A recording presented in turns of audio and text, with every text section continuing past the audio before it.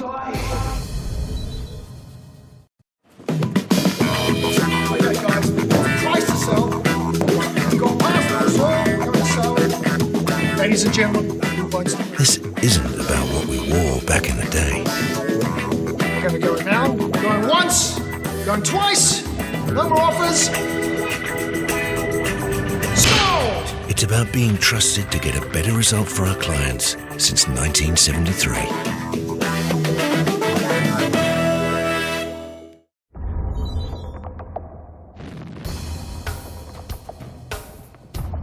Unintended accidents have major consequences.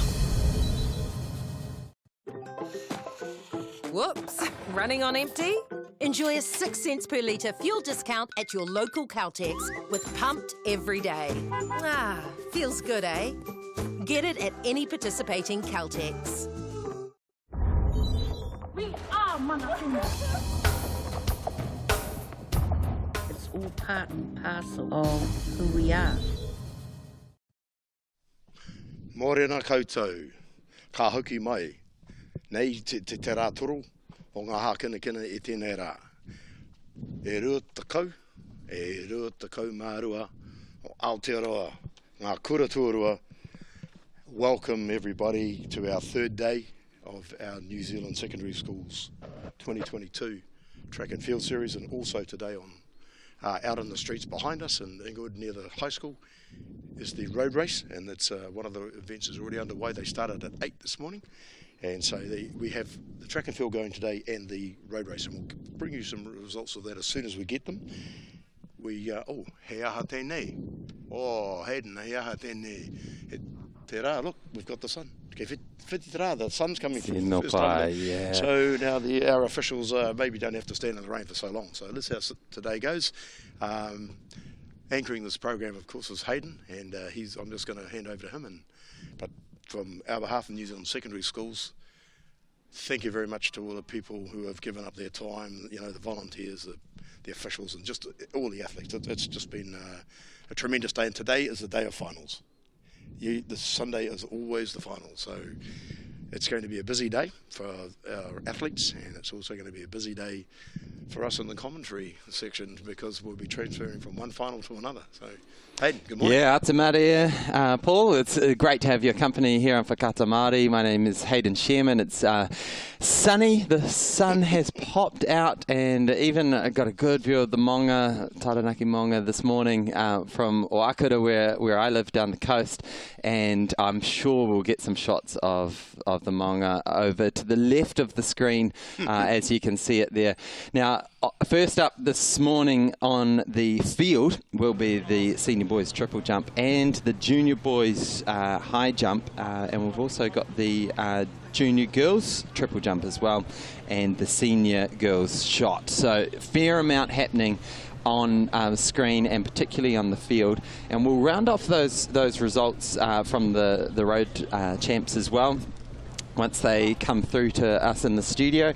And also last night in the pouring rain, our amazing volunteers stuck around and our amazing hammer throw athletes survived the torrential rain once more. Friday night was the same with the hammer throw, and once again we got some absolutely brutal weather conditions. So in the junior boys last night, it was Canon Puriri taking that out with a 63-36 heave of the hammer to win by 10 metres ahead of Heath Abbott, and then another 9 metres back was Xavier Sola. Now in the senior boys, we had Levi Pupuale'i win in 63-13, and pretty close behind him with a 61-12 was Alex Hewitt, and then Hanor Nell bumped his way up into the medals with the hammer in a 53-50 to take the bronze in the senior boys hammer. So that was last night, but the action here is all on this senior girls shot put here in the sunshine. What beautiful conditions, Paul. Yes, a transition. I'm still wary of those clouds, but we just saw there an athlete. We allowed athletes from overseas to come. The Cook Island girls just competed in the shot put. They've done their warm-up rounds, and we're into the first round of throws, and I think we're up to competitors at Ella Hogan now from Dannybeck High School. We had problems here with just the rain. Here we go. So Nadia, yes, she's off to a good start with 13.82 there. That's a good throw. Yeah, so we've got 14 athletes lining up in the shot put. We've had 9 results come through so far. So Ella Hogan was on screen just earlier from Dannyburg High School with a 9.79. Always good when you get up close to that magic 10 metre mark, but as you can see on screen, Nadia Kumaric just with that early lead in round 1. And Nadia has already featured this weekend, taking second in the hammer throw in that pouring rain on Friday night. So she'll be looking to add some more medals to that here with the shot put.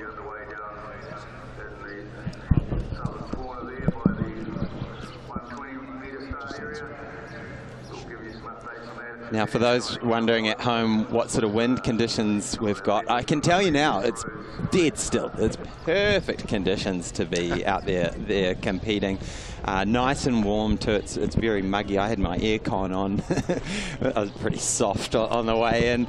Trying to warm down after my run this morning. So whenever you got your aircon on at 8 a.m, it's pretty toasty by Taranaki standards. So it's nice and muggy. And these girls are getting underway. You can see Susie Kennelly there getting the shot put out. Nice technique, really powerful across the circle. And she is the under-18 champ from back in March. So she'll be one to watch and has featured in other throws events this weekend already. Yes, we just got a no throw there. She stepped out over the front of the circle. Again, just explaining that they're using tape measures because the technology with the automatic reading device is still not up and running, so they've gone back to the good old school tape measure. So now we're focusing in on this one here is a triple jump. Yeah. Peki Toru, and they are, yes, they've started underway, so they're measuring that one too. So we'll just try and keep you updated as we flick from one event to the other. I did mention earlier, right at the start, that we're going to be going from one final to the other. And here he is, my man, Kalen Paraniki from Pukekohe High School. He's got out there to 13.22, so that's a good leap from him.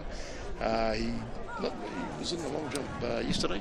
This is his favourite event, and that's a good starting jump at 13.22. So we'll see how that competition goes through too.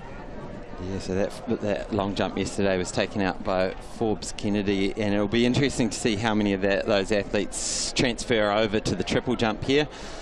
So this is Matt Keys from Kuranui College. Not sure where Kuranui is. The Wairarapa.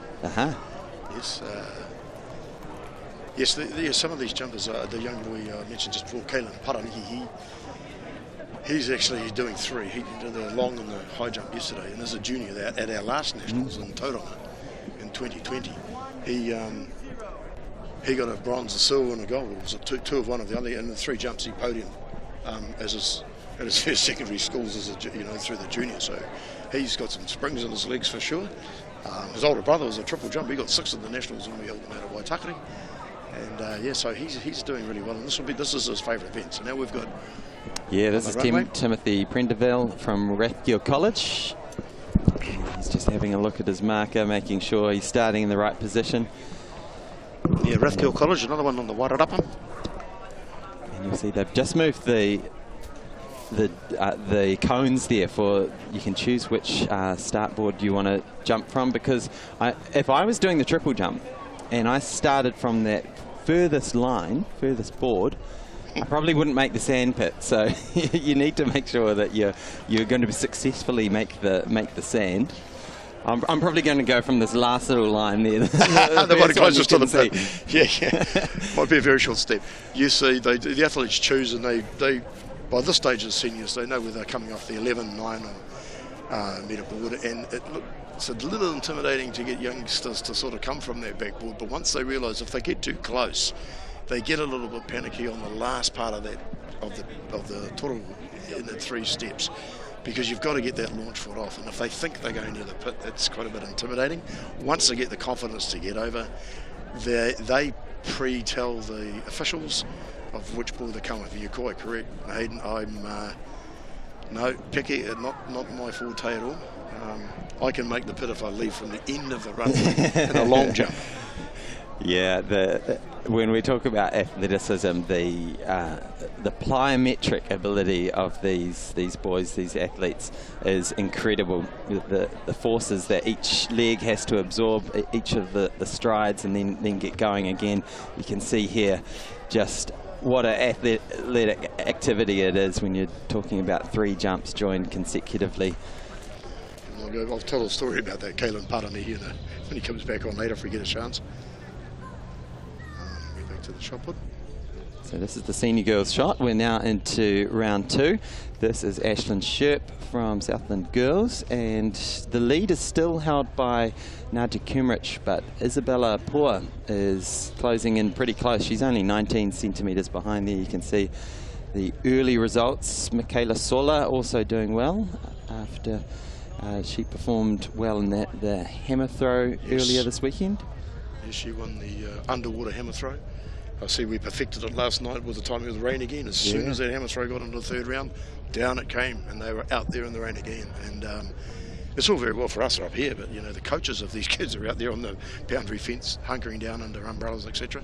And here is the second place getter in that hammer throw, and the current leader in the shot put for a round 2 throw, Nadia Kumrich, and that had a bit of distance, but as you can see, went outside the sector. Yes, she'll be going over. You see them walk back across the track, and for the coaches and managers can't come out into the compound, if you like, into the stadium, so they walk over the coaches and managers and friends, and they usually stand right behind those advertising boards. Ashley Devine, Hamilton Girls. Yes, good. Yes, you'll see athletes go over and talk to their coaches or managers, and they'll be giving them little pointers from there, which they're allowed to do. And as I'm saying that, you can see an athlete right in the background there now talking to, obviously, her throw coach. Yes, that's the throw coach.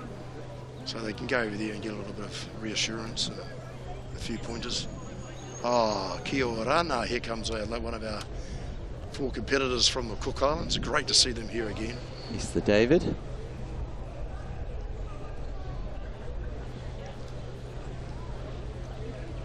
So you will see this in the junior ranks quite a lot. It's basically the sort of stand and deliver method is the last component of the rotation.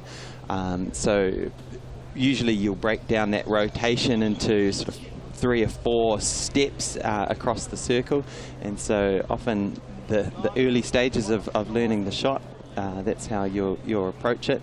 And you can still actually generate quite a bit of force. I know the difference, I've a very amateur shot putter, but the difference for me between a stand and deliver and a rotation is very, very small, because I haven't really developed that efficient technique across the circle. So yes, that power and balance combination, Danny Verkleif School. Here's Ella Hogan. Here we go back. You'll see that they lean outside the circle with the upper body, then shuffle across.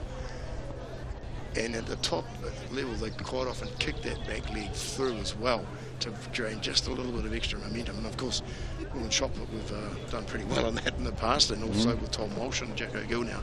But this is the system they came through. Jacko Gill came through our secondary school system. The O'Brien method, it used to be called, as a stand and go from low to high, just front on. And it changed to that spin technique as people figured out. And Jacko Gill's one was he actually ran around inside the circle, like did a little semi-circuit there. Wow.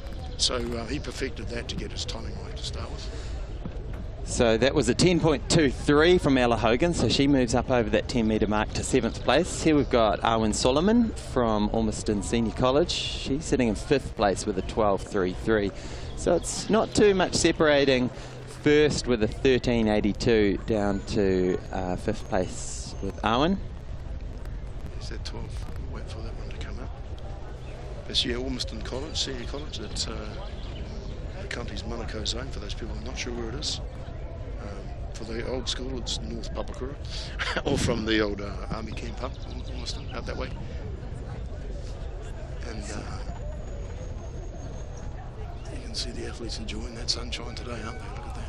So here is Susie Kennelly. She has the gold medal in the discus. She's got a foul in round 1, and that looked pretty good. Stays inside the sector.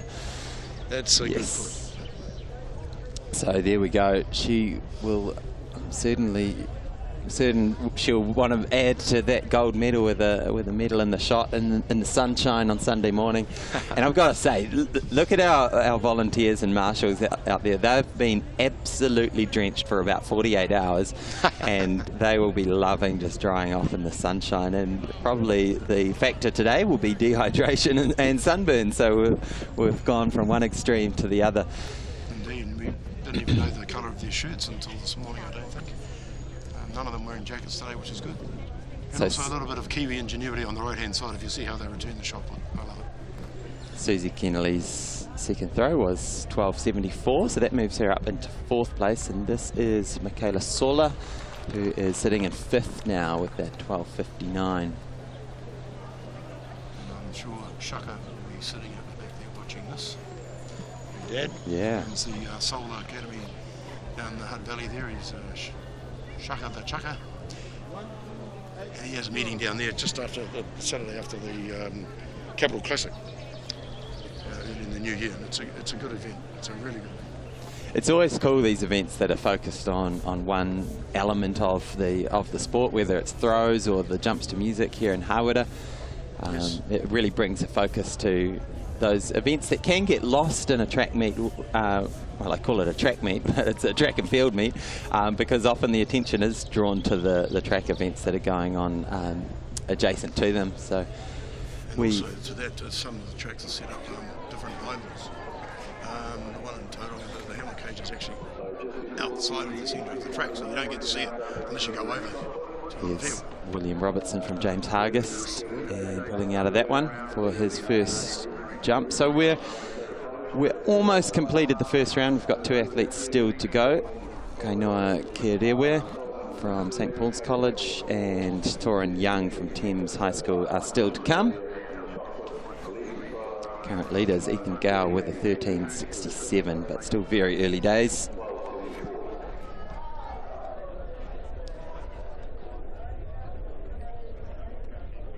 Just rechecking himself here.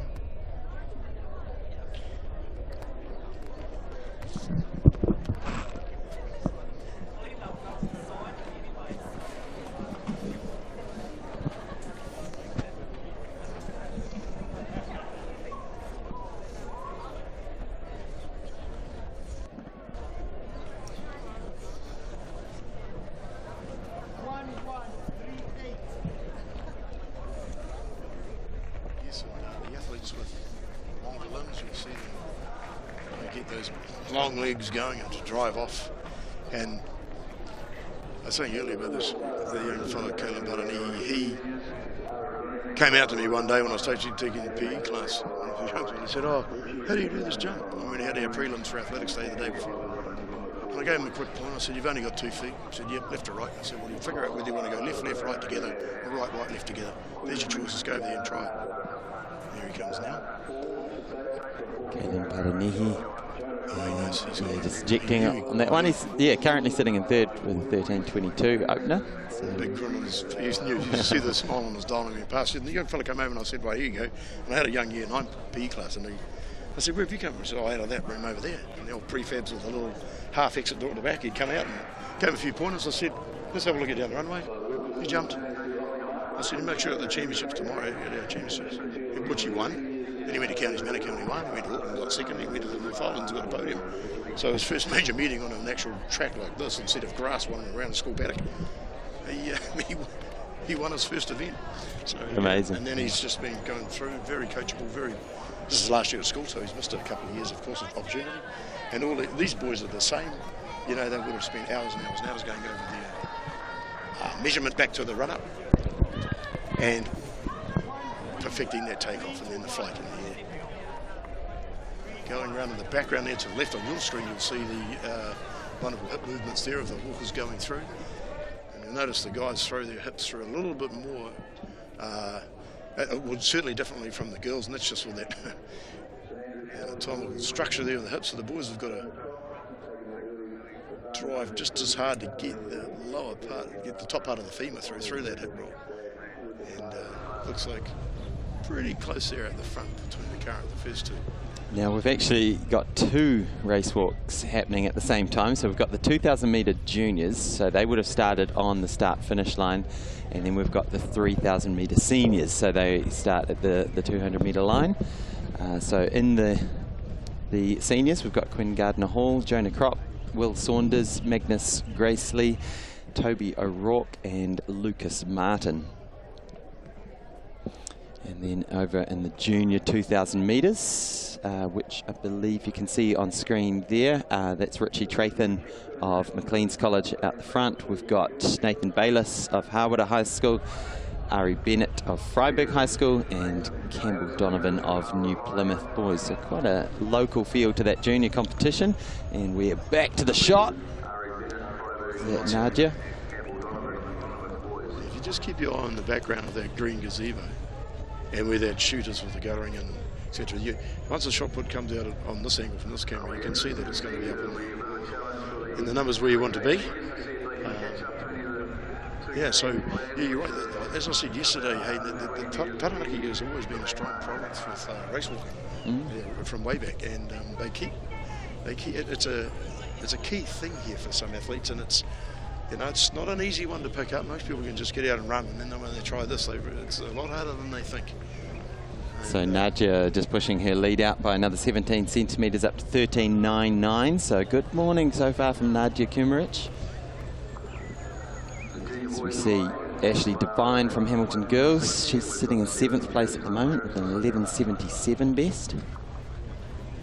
11.77, 11.66. See what she comes up. Oh, that's a no throw. So. And we're back to Isabella. Who is it? Yeah, Francis. Oh, sorry? Oh, no, you could be right. We're just chopping and changing a bit with our... Yes, no, this is a girl from... I've got 3 or 4 athletes here. And if these athletes podium, if they get a first, second or third, they get a medal, but they actually don't supersede a New Zealand athlete. So if she, let's for example, she gets third, she would get a medal, a bronze medal, and then the next following Kiwi athlete would get a bronze as well. Yeah, and that's what we do with all the international things. It's become a pretty standard move. You just got to remember that some of the ones here from Niue actually count as New Zealanders. So that's an interesting thing. Here we go. I did not know that. There we go. 19.9. Learn something new every day. Thanks, Paul. Yeah. Yeah, 14 metres. That's a good effort. All right, this is Ella Hogan from Dannevirke. Imagine we don't have too many athletes coming out of Dannevirke, but Ella Hogan representing the school very well here this morning. And I'll look up if she is the only competitor out of Dannevirke High School. So if you're from Dannevirke High School, jump in those comment sections and send your athlete Ella some support. And hit that share button, share it with your classmates, let them know that your girl is on screen and throwing really well in the sunshine here in Taranaki. Here is Arwen Solomon from Ormiston Senior College. She is sitting in 3rd place at the moment with a 12.85. Let's see what she's got in round 3.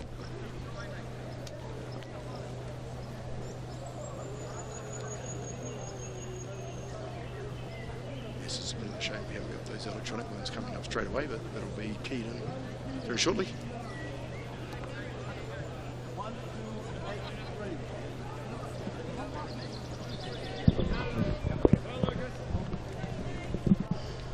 Well, she's just waiting there at the outside circle because you've got to leave from the rear half of the circle, and this is the one that comes in. She gets the call. And again, another one going to this other side of the circle, just to get that balance right first, so you get the drive right up through her legs. As a reminder, this is round 3, so these are crucial throws here. Susie Kennelly sitting in 5th place with a 12.74. Looks like she's probably going to be safe on that cusp of making the top 8. As we've just got 2 athletes still to throw in this round. Yes, this is the basics of the PE program when you start doing that as a subject. Height of release, angle of release, and speed of release. It all comes down to minute little, if you like, degrees, particularly with the angle of release. And 1280 that came up on the board, so that's good. So we'll see if you throw it up too high, put it up too high, it's going to come down rather quickly, and if you go too low, it's going to not go as far as you want. So Michaela Sola, Hutt Valley High, home to Nick Willis back in the day, and also to my wife Charlotte. So here we go. So hey, good things come out of Hutt Valley High. Yes, I noticed most of them have left. Young Solly is still there, of course, this is high school, but yes, a little bit of a difference between Nick Willis's forte and this one, for sure. Yeah, I'd like to see how Nick goes in the shot. We've often talked about having a distance runners shot put competition, which would be great entertainment for the throwers. Indeed. So there we go. That's rounding off our top 8. So Nadia Kumrich, Isabel Pua, Arwen Solomon, Susie Kennelly, Michaela Sola, Kirsty McCarthy-Dempsey, Ashley Devine, Scarlett Kirby. They will be carrying on into the top 8. They will get 3 more throws in the shot put circle this morning, and we'll find out who the medals are going to go to in the senior girls shot put. We've also got on the track the junior boys and the senior boys, 2,000 metre and 3,000 metre race walk respectively. And I can tell you, it's looking pretty toasty out there. Humidity is right up there, and the sun baking down on them now will be making things feel pretty warm for our race walkers. As we skip back to the triple jump, the Peke Toro. Right.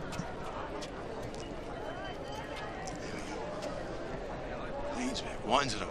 Ethan Gow, our competition leader. Here we go. Yes, nice fluidity through there, wasn't there? He just had those steps right. It's always nice when you get that good rhythm across each of the 3 phases. Yes. He's hitting it like a drummer, getting that metronome going. So with a 13.67 in round 1, that was his round 2 jump. Those cones on that furthest board, they look pretty solid on that jump, and the results come through 13.82, so continuing to push things out. That is a good jump.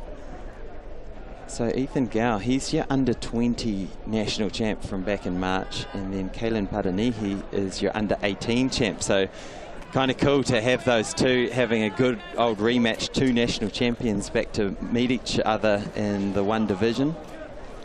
And just going through who's got the best, season's best. Ethan Gow is a 14.44 PB to Kaylin's 13.86. So has about half a metre on him. So that battle is going to be really interesting. We've got... So that half a metre is hard to get. So yes, it's good when they go through the age group ones, which were in Hastings earlier in the year, because of the meeting components. They spread it out over 4 days, and in some cases the athletes want to compete up in age group. They weren't allowed to this time. It was the 18-year-olds on one day and the 20s, and they weren't allowed to go one or the other. And some of the throwers and the jumpers wanted to compete against the seniors because it just gives them a better, well, let's say mentally a tougher competition. Yeah. Here's Hamish Thompson from Rathgill.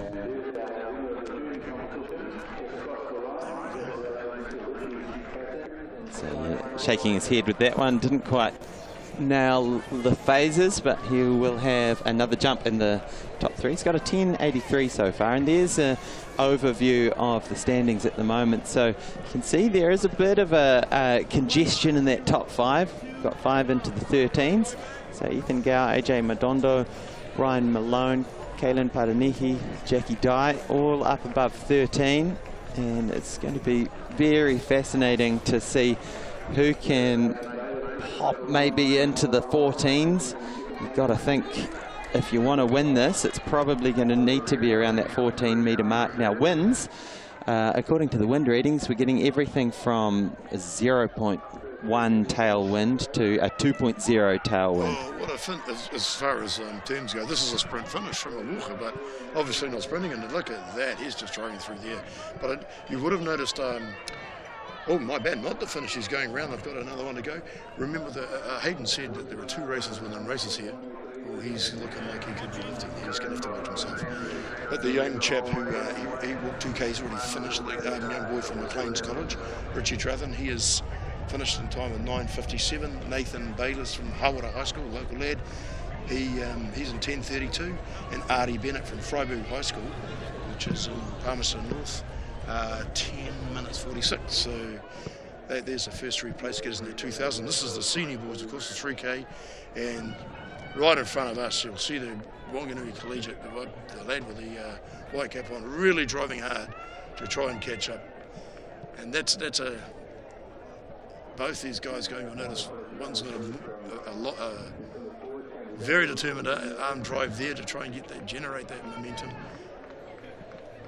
So I believe is that Jonah Crop out the front, or is it Lucas Martin? Oh, I think that's Lucas Martin in second from Whanganui Collegiate. Yes. And then Jonah Crop, who's your under 20 and under 18 champ from March. So those two, you can see that determination from Lucas. He's got his eyes on. He's even come out to the second lane.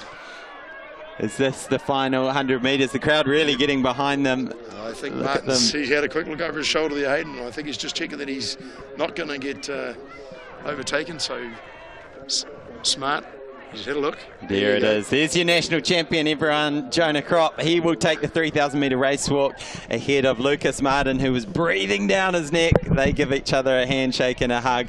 They share the pain with each other. They know how brutal this race is, and that is a fantastic race from those boys. Did we get a time on that? we don't have a they said they'll give the running. results as soon as it finishes. Oh, there's a spin.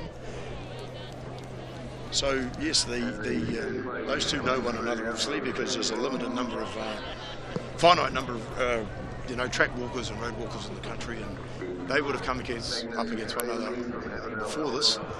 But you notice from about that's, I'd say, 500 to 600 metres out, the young Wanganui Collegiate guy, he decided to go hard there, and he did pull on some distance, but the experience of the under 20 champion, just enough to sort of keep that momentum going. Look over his shoulder, knew he had it within, the home straight, and just made sure of it. So good competition. Yeah, incredible. And I've got a time here of 12:23 come through for that. So 12:34 for Jonah, and then 12:37 for Lucas Martin. So that's quick, and I'm sort of rustling through my pages because I'm trying to find what the records are. I don't know if you've got that on hand. I'm trying to scan through our program, which has got lots of very useful information.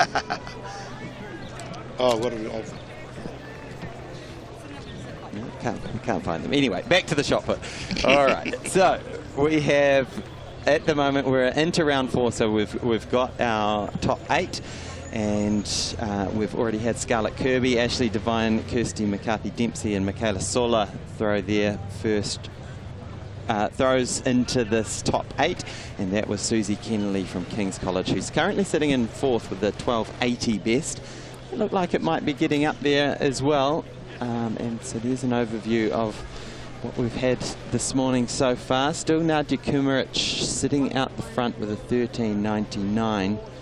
So at the moment it is the... Just going back to that walk, I looked last year we had in total was Wait Du Toit. And this time was similar to that one, but the record is actually held by Daniel Lord from Timaru Boys High School. And so that's very close. In 2009 it was 12:33, so wow. And 77, so 1 second out. 1 second. Oh, brutal. So that shows the quality of, when you think how much this race has been walked over the years. Pretty incredible to get within 1 second of it, and to have two athletes breathing down the neck of that record is incredible. So talking about the running, you're trying to get these youngsters of this age to get into that 3-minute K. And when you figure out they're walking just over 4-minute Ks here, so they're probably walking as fast as I can run. Yeah. But yes, and they were definitely faster than my run this morning. So there we go. Timaru Boys High School, more known for the famous Jack Lovelock, of course. The Lovelock classic meeting will be down there in the first week of January, about the 6th or 7th. So we've had some big movement here in this shot put. Susie Kennelly's moved up into 3rd place with a 13:47. Now just been nudged out of that range is Isabel Pur, and so she wants to, she's in silver position on screen with a 13.63 actually. So Susie Kennelly has bumped her way up into third. Arwen Solomon is now in fourth place, but she has also improved with a 13.10. So a lot of movement near the front of this senior girls shot put competition. The Pangamata.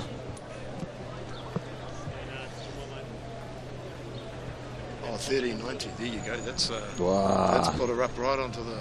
Is that second best? Yeah, only 9 centimetres behind the woman on screen, Nadia Kumaric, and here she goes again.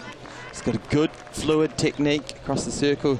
Got the silver medal in the hammer throw on Friday night in the driving rain, and was only 22 centimetres off the win, which was taken out by Michaela Sola.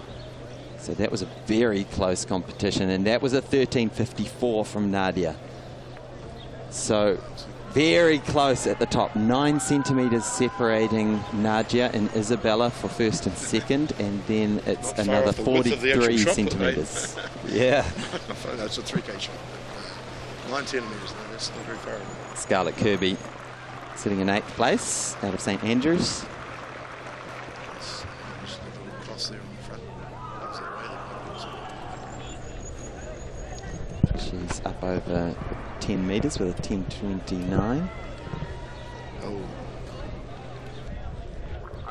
Now we've got the final in the junior girls 800 metres that we'll cross to very soon. In lane 1, I'll talk through the start list as we cross over to it. So we've got Sarah Hallier on the inside, Kate McRae from Napier Girls. We've got Hayley Cornwall from Palmerston North Girls, Lisa Hallier from Onehunga, Amy Sheenan from Diocesan School for Girls, Poppy Healy from Wellington Girls College, Jessie McKenzie from Hutt Valley High, and Holly Fawcett from Aquinas. So it looks like it's that Sarah Hallier from Onehunga who's gone straight to the front, and I believe this is what she did in the heats as well. Get out, set a nice strong early pace, and she's doing a good job of that at the moment, just really stretching out that bungee cord back to the pack. Yes, and this is where the tactics will start to come into play with that. You know, they'll start getting into position for the final lap. So that was about 60 seconds for that first lap. That was That's pretty speedy. quick. She's got her skates on this morning. Certainly Does has. Sarah Hallier, and behind her, who is doing the chasing? It looks like the other Onehunga girl. So, well, we've got Lisa and Sarah Hallier. So apologies, because it could be one of the two. And unfortunately, we don't have bib numbers with us in studio, so we'll try and do something about that. Here go the moves now. This is what's going to go. The 600 metres out coming up. And so yes, the sisters are there, and like I say, if you can pick them from here, good luck. I can't. So it is Sarah Hallier and Lisa Hallier, 1 and 2. We're not sure which way they go. We'll need to find out once they cross the finish line. But with 100 metres to run, here it is. Onehunga High School, 1 and 2 in the junior girls, 800 metres. Big storming finish coming through for second and third. But look at this wonderful front running display from our runner from Onehunga. Can she hold on? Can she hold it together? The piano is on the back. The legs are full of lead. She holds on. What a finish. What drama on the track in the junior girls 800 metres. What a wonderful display of front running. Yes, and that tactic from the girl that came in second place, she started winding up here, as I said, out here, 600 to 700 metres out. Sorry, 300 metres out. She came along the back straight and was winding them in. She came from about 5th. And then when that last 120 came home really, really strong, and just didn't quite get there. But the pressure was on. Good finish for these youngsters. Pressure on, but like I said, one of them led from start to finish. So if one of our production team is able to help us track down some start lists, we'd love a hand in getting some bib numbers so that we can call who is where. But we've got confirmation of the results. It was Lisa Hallier out the front, holding on for that dramatic win, only by 0.0. What was it? 1/2 of a second ahead of Poppy Healy from Wellington Girls, and Holly Fawcett, good finish from her to come through and pick up the bronze from Aquinas College. Sarah Hellier just being pipped out of the medals at the end after that valiant run from her. Amy Sheenan in 5th, Kate McRae in 6th, and Jessie McKenzie in 7th place, with Hayley Cornwall coming through for 8th. So well done to those girls, kicking off our middle distance action on the track. Results on screen here, and you can see with those throws there over 13.50 are the ones up there putting them in the front, aren't they? Look at that. Susie Kennelly there is featuring. She's lying in 3rd place, and Arwen Solomon just seen in the orange top put the shot out there, and so she's sort of the one who's got to was looking for to improve on her 13 metres and 10. And now we go back to another competitor to the circle. She's winding up. Got that spin, and out it comes. So clean throw there. Nice white flag coming in. That's what we like to see.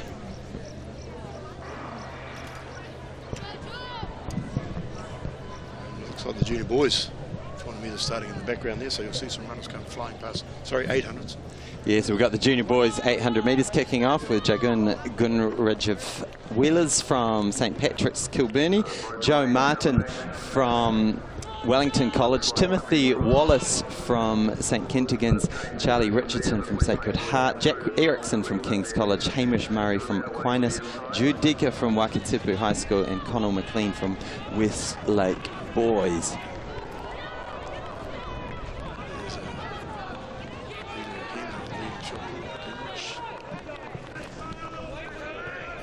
Yes, we'll see how much the boys, these guys look like they're running a little bit more tactically. No one's really taken it out to the lead.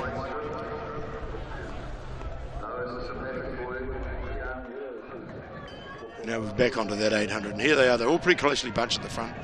The stripe, the diagonal stripes here, that's the Sacred Heart runner. Westlake boys in the white. They are still pretty well placed as they come around now behind. It's 300 metres to go from here. Yeah, and so 59 seconds for that first lap. I believe, is that Jude Decker out the front trying to pick up singlets and all this? Apologies, we still don't have our bib numbers at the moment, but they went through 59 seconds through the first 400, about 130 for the first 600, and then really this pack is all bunched together as they come onto the home straight. Who's got the wheels? It's been a fast pace right from the start. Who's got the wheels over the last 100 metres? A lot of elbows going everywhere. It looks like the King's College athlete Jarek Erickson is coming through for the finish. Here he goes. Big finish from Westlake boys as well. What a finish. Oh, Connell McLean on the line. There it is. There's your national champion out-dipping Jack Erickson. What a finish. Beautiful running there from Connell McLean. It came down to who had the legs, Paul. Yes, and he actually had to check his stride about the 90 metres out. He got a bit of a shove, and you'll see he came around a runner. Same with the Westlake lad. That's, you know, they ran that tactically. I think the coach will probably, I might say Perry Cunning, will be pleased with his lad's tactics there. He didn't want to lead from the front, but he knew he had to get into position with that 600 metres to go, which he did on the back straight, came around, and as you called it, from behind that chopped circle there, the 5 of them in the hunt, and a little bit of shoving, trying to get into those lanes and round, and the eventual winner came right out of that, checked his stride, came past, and had the wheels right at the end when it counts, crossed the line. So again, a great finish in the 800s, which is what we like to see in actual fact. Sometimes you get somebody that's a bolter that's way out there, like a Nick Willis, and other times you get them hit the line within a second or two. So Connell McLean takes the win with a 158.83. Jack Erickson for second, 159. Hamish Murray third. And here we are in round 6 of the senior girls shot. We have Ashley Devine throwing just before with a 12.32, and Kirsty McCarthy Dempsey is next up. So Scarlett Kirby will finish in 8th, Ashley Devine will finish in 7th, and the top 6 still remain to be seen. So Kirsty McCarthy Dempsey from Darfield throwing her final throw of the day. She's still leaning on her first round throw of it, 12.41, to have her in 6th. Can this bump her up potentially ahead of Michaela Sola's 1280. It does! Yes. 13.06, clutch throwing, so she moves up into 5th, but Michaela Sola still has a throw to come. Yes, she's coming out into the circle now. So that makes 5 young Wahine up into the 13-metre range, but Michaela Sola from Hutt Valley High, she's got one more throw and one more chance to dent this leaderboard. Here she goes, heaving it out. Will it be enough to change the picture? Gives a little clap to her competitors, and we are moving back to the track where we have the junior girls 800 metres.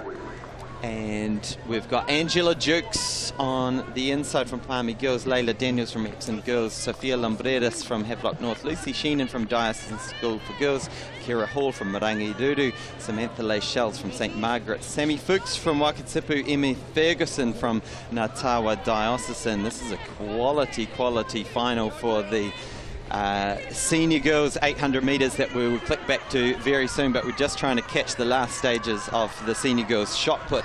This is Susie Kennelly on screen doing her final throw. It looks like a bit of a separation in this 800 metres with them going through in about 1:02, so really kicking into gear. So I believe that is Kira Hall at the front, closely followed by Lucy Sheenan. Yes, it's interesting. The junior girls went through in at about 50, just on 60 seconds, and the boys went through in 60, and these girls are just off that. So the last lap is going to be rather quick. And as you can see, Hayden, they're now on the back straight, and the league stride's going. Sophia Lumbreras is driving hard there. Her compatriot from Havelock North High School, we'll see him later on today with Kasi Vesti, the winner of the 3,000 metres. He's going to be looking at the 1,500, I guess. So those two at the front. Then the third and fourth is going to be tricky, and just see who's got the power in the home straight. But this looks like it might be a start to finish. We'll see what they've got on the. Here they come. 90 metres to go. Yeah, so here they come onto the 100 metres, and apologies we don't have names for this, but a great finish here. She's going to take the title. And Sophia Lumbreras is coming in second place. She's held on. She's rolling the head, shoulders going. She's still driving to the line. Another one of our young cross-country runners that came to Australia in August. And you see the ones on third. So that field has been the most spread out so far in those 800 metres. And again, we'll flip back to the shot put, getting through these last round throws. Just you'll be able to see, if you're lucky, on screen the lady in the green shirt. She's got the number board there, and normally they spin it around, so hopefully the viewers at home can see this when it comes around and be able to see the. Oh, she's showing it to the crowd first. Here we go. Isabella Pillis, Susie Kennelly, Nadia Goodrich. Wow, she's got a throw to come. She's a very confident, very quick with a launch competitor. So there, Kira Hall did win the 800 metres. We're just hearing it over the speakers. So it was Kira Hall followed by Sophia Lumbreras.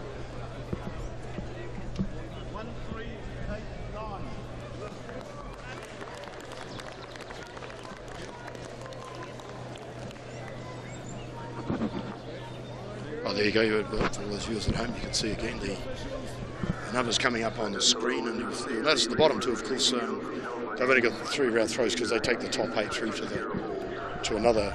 You know, they get extra throws, and normally the throw order goes in reverse. So 8th place goes first, then 7th, then 6th, and so on. So the last competitors, unless they maintain the order results will come up officially. That looks like our national champion will be Isabella.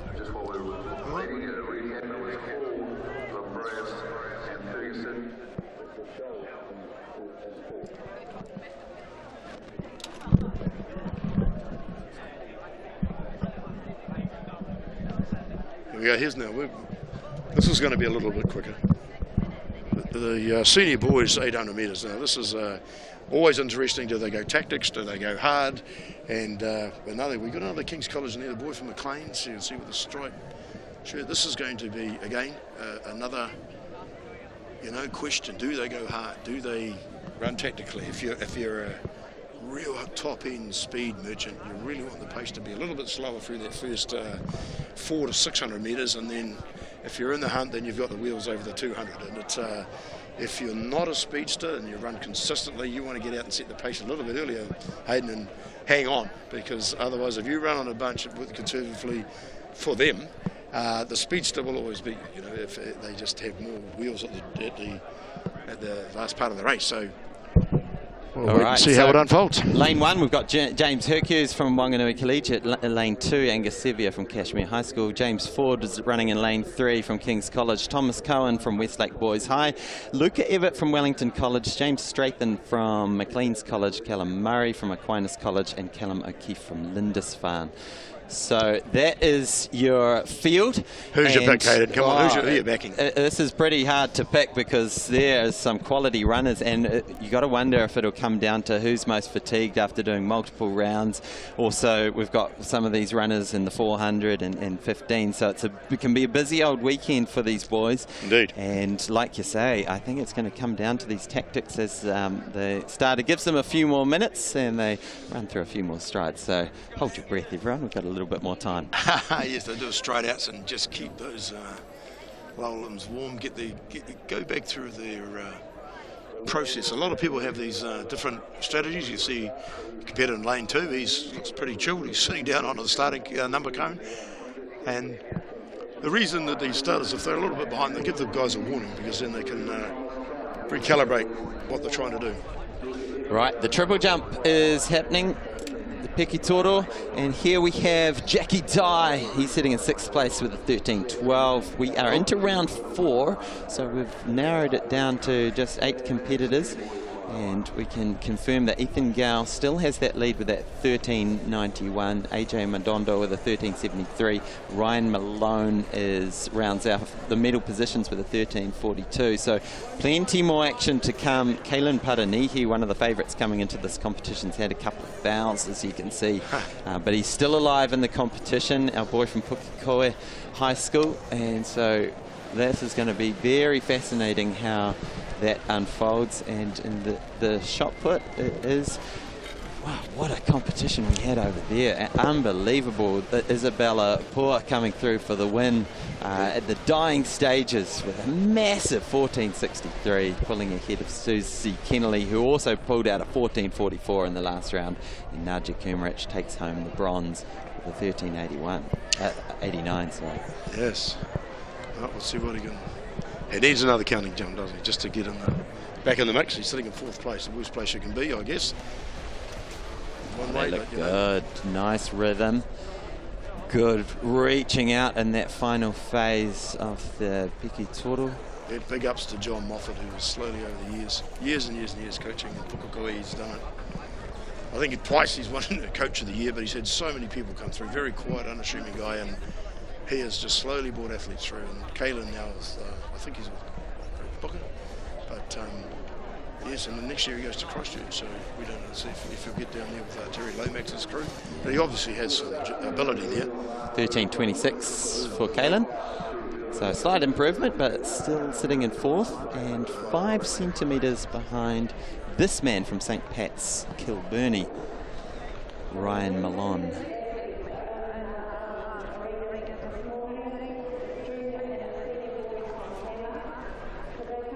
There goes Ryan. Determined look. And a lot of power in that jump. Because we're looking from E9, you actually don't realise how far that board is back. And if it's, I think there's a 7, a 9, 11, and a 13. So he's coming off the backboard. So let's say it's 11 metres. So it gives you just an idea of how far. If that's 11 metres to the pit, then he's jumping 2 or 3 metres in, and it's a little bit. It doesn't look 11 metres when you look at this angle. But when you go side on, it's think about the length of your lounge, and you're going to go 11 metres away from or 9 metres away even before you. Try taking 3 steps down the length of a pretty decent sized lounge. So yes. Ryan Mellon coming through with a 12.86. It won't change the picture. So we've got our 2 leading triple jumpers. There's an exercise we used to Tori. mark out on the floor where the world record is with the paint. Here, this is the start, and that's where he finishes over there. And young kids come to the gym, oh, what are you for? So, well, that's the world record triple jump. Oh, and this is our school record. And they just go, whoa. Particularly the year 9s, they come in because they haven't, a lot of them don't do triple jump. Unless they're a club athlete, they just don't do it. And so that's one of the great thing to teach young kids, because they have, you never know who's got that real ability of spring and timing. AJ Madondo sitting in second place. He's got that 13.73 from the previous round. Tweaked something there in A little, still a smile on his face. Notice the sand's not as dark today, hey? Yeah. It must be because it's drying out a bit. Look, there's even grey bits behind where the tape is. Absolutely. Perhaps it's dry. Yes, it is a rare occasion this weekend to not have any precipitation. The sun has popped out as well. I've seen the monga for this morning already. And coming through, that was a 13.10, so that won't change the picture for AJ. No. Hopefully his body's still all in one piece and can carry on for the final 2 rounds. But this is the competition leader, Ethan Gao. He has all of his 3 jumps would have him in the lead in this competition. Well, actually, no. Yeah, the thing is, he's hitting that 14-metre mark for this age. So that's, that's the 14-metre mark is something that they need to aspire to. And I'm not being that harsh, saying if you can't get it, get out of the game. It's just that we had another young athlete from Croydon came through, and we were looking at taking kids to Australia to their age group championships, and I said, well, look, let's have a look. And the top 10 jumps for the same age group were all over 14 metres. And I said, you're not even, if you go over, you're going to get 3 jumps, and you're not even going to get in the top 8. That's a lot of money to go there. I said, if you hit 14.20, then yes, we'll look at it. But he sat just around that 14-metre mark, but he couldn't break it. So this Ethan guy, I think he's still got more there. I'm sure his coaches will say so. It was a 13.91. Is that the best so far? It's a 13.91. Yeah, 13.91. Getting up towards his best, which is a 14.44. Set back in October. Wow. And yeah, as a gauge for how New Zealand triple jumping is looking, we've got the Olivier brothers, who I believe are based in South Africa. Oh, okay. Potentially, yeah. So Ethan Olivier at the World Under-20s did a 16.04 PB. That's right out there. Yeah, really incredible. That's big time. And then we've got 2 in the 15s, and this is across seniors and juniors. And yes. We've got 4 in the 14s. And Ethan Gowell's in there, isn't he? He's in the... Yeah, Ethan's in the 14s. So AJ Madondo.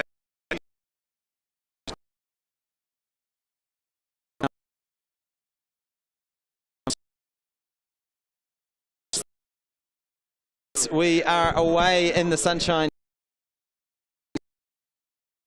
Have James Hercus on lane 2, James 4, Everett in lane 5, James Trathan lane 6, then Callum O'Keefe, 2 Callums on the outside. They all merge together in 200 metres in, tick under 30 seconds, so pace not electric, but certainly not mucking around either. We'll see how these tactics play out. At the moment, it's Thomas Cowan at the front, just leading things out. And it's going to be really interesting, because a lot of these boys know that they can run mid-150s, even faster. And so this pace isn't really going to bother them. So it's looking like it might come down to a kicker's race. Well, 57 at the bell, that's still reasonably honest. So maybe the pace is more hot than it looks.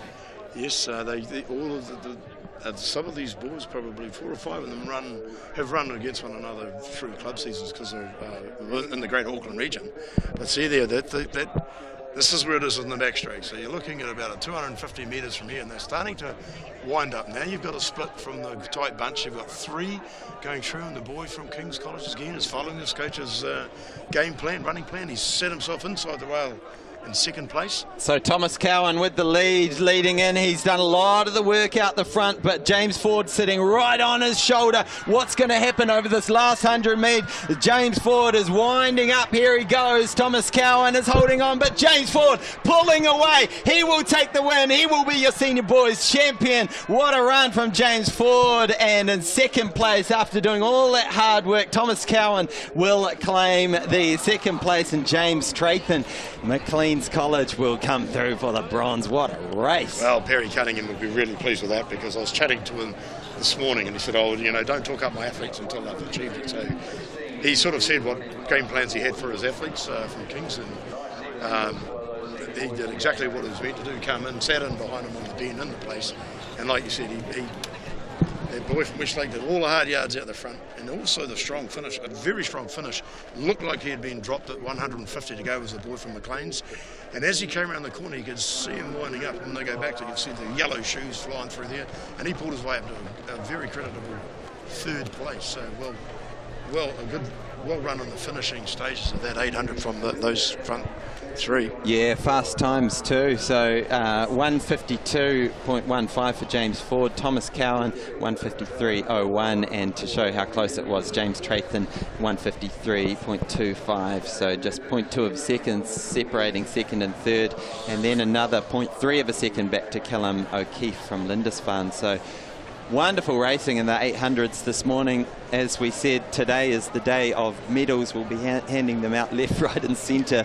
Yes. And we're already off to we've had a wonderful finish in the senior boys 3,000 metre race walk. We've had 4 spectacular 800s, and we're getting down to this business end of the men's Piki Toru. Also, in the background there is a group of people working, selecting.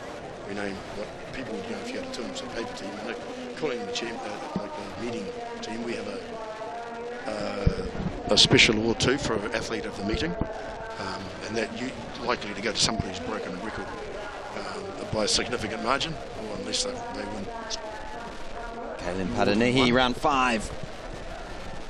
See if he's improved up on this. He needs to make a move. He's got to jump another 20, 30 centimetres further than he's doing at the moment, just to break into those top 3, doesn't he? Sitting in 4th, I think, is at the moment. See what it comes Yeah, 5th place at the moment. 5th. Okay. Luke Moffat just bumped ahead of him in round 5, his previous jump. So, yeah, Kalen responds with a 13.35, so puts 1 centimetre ahead of Luke Moffat. So, great little battle for those minor places with 4th and 5th. But then it's another 50 centimetres up to Ryan Mellon in 3rd. There's our shot put. Look at him looking at parent and the coach in the background. They've just said, oh, smile, she wants to get down. Look, she doesn't feel comfortable up there. There's our gold medal winners. Winner. Yeah. get the shot. Isabella Pua, one of our homeschooled athletes. What a day she's had. Massive comeback right in the last round with a 14.63. Added almost a metre to her best of the morning before that. That's a great effort. It's interesting you were saying the boy Moffat from Otago Boys High School. His older brother came through as a great athlete as well, and he would be a great decathlete because he can run, jump and throw. And we took young Cameron overseas. He could hurdle and sprint and got jumps. This is a young boy through, and I saw him yesterday. I didn't quite believe it, because 9 months ago he was about my height, and now he's about 30 centimetres way up. They tend to do that, eh, these young kids? He's just bolted, and his dad's going, man, you wouldn't want to be sitting around the kitchen table. You know, there'd be a lot of food going down in those boys' heads. They just shut up. So the minor placings in here, the kids are always, sorry, I shouldn't call the kids out. I don't think they look at personal best, they look at overall averages, they analyse what they're doing, and it's not I did well, I didn't do well. They're coaches, and they're getting a lot more scientific about it, about each part of the component of the techniques. And this is our para 800s, and yeah, we've got Louis Douglas, our sole competitor in the seniors, and then we've got 2 competitors in the junior boys both from Papanui, Toby Patterson and Josh Ray. And then we've also got the para senior girls, and they are both wheelchair athletes, Sarah James and Gabrielle Wright. So multiple races within the race for this 800. And people often ask us, say, why do you have these athletes go around all by themselves? And again, we explained yesterday about the different classifications they have, but it does save the fact if we've got one senior athlete and you run him by himself, he's got to run it all by himself, no one else out there, and so you mix the age groups up. And I think we noticed yesterday, we were commenting about the people in the chairs having to steer. So let's see if the camera just picks this up as they go around the corner. Yeah, you can see them just flicking a little controller on the arm of the. Yeah, that athlete just buttoned off on the inside wheel. So the wheels are actually going to be with more momentum. Will actually. Yesterday was in the 400s, so you couldn't keep up with the people on the feet, and they're certainly doing well here. They're coming down the back straight. Great little tactics here. These two locked in. Sarah James, Gabrielle Wright, riding wheel to wheel, and you got to think our athlete at the back is just benefiting from a little bit of that drafting that you'd get in a cycle race as they click through into another bend, final bend. There's that touch on the front. That's a great shot. Thanks, you good cameraman, because she adjusted that steering wheel at the front, and there she goes again. So as she makes the adjustment, she's lost a little bit of momentum and speed because she's not driving down through the arms. Now the athlete, look at them coming around the outside. There's that adjustment again. She's straightening it up. The other one's relying. Yep, she just made her little flick. The different technology within the race, and she came around the outside, timed it well, waited for the other girl competitor to make her adjustment, and made a move. Just kept it going. So here we go. There's another surge though. So that's great. Right on the line together. That's competitive. And you'll see they'll be sucking in that oxygen. That. Taranaki Mountaineer, they'll be trying to get as much of that into the as much as they can, because that's hard work. That's hard work. Brilliant from our para-athletes. Great racing. So Gabrielle Wright takes the win with a 2:38.54, and then less than half a second behind was Sarah James in 2:39. So very close. Now here's the standings on this triple jump, and we're entering the 6th round. Timothy Prendeville has thrown his 6th and final. He will bow out of the competition in 8th place with a 12:07. And then on to Jonty Tripe with his final jump. And athlete from Whanganui Collegiate, can he move up this leaderboard? He will need to get over 13 metres, probably add another metre to what he's done so far this morning. But that one looked good. Yes, it did. Good momentum across the phases. Again, just from this end on, it's very hard to tell how far that tape measure is from the end of from the indentation in the sand to the edge of the runway, because then you can sort of do a calculation back to the 9-metre cone of how far he's jumping. So that looks like it will be in the 12s. Wait and see.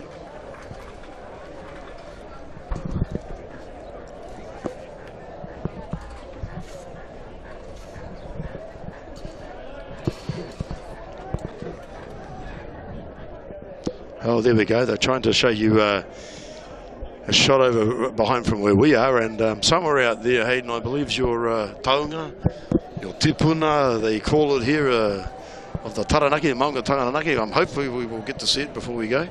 I'm sure he'll show us head at some point today. The weather is supposed to clear throughout the day, so good. No more rain. Fingers crossed. No more rain for the rest of the weekend. We're going to enjoy sunshine. The forecast for this afternoon is just for a bit of a nor'wester to pick up, which would mean a little bit of a wind on the into the home straight, which would be a tailwind for these boys. And we've been seeing just very light tailwinds for Kai Pekitoru. Hey, and again, look at these guys. Just making sure that it's absolutely, perfect for the next competitor. So it's a little bit time consuming with these events, but they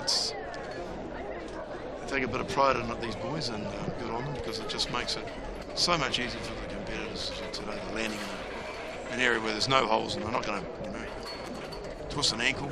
Jackie Dye, his final jump in the triple jump. Looks like he's put his body on the line for that one.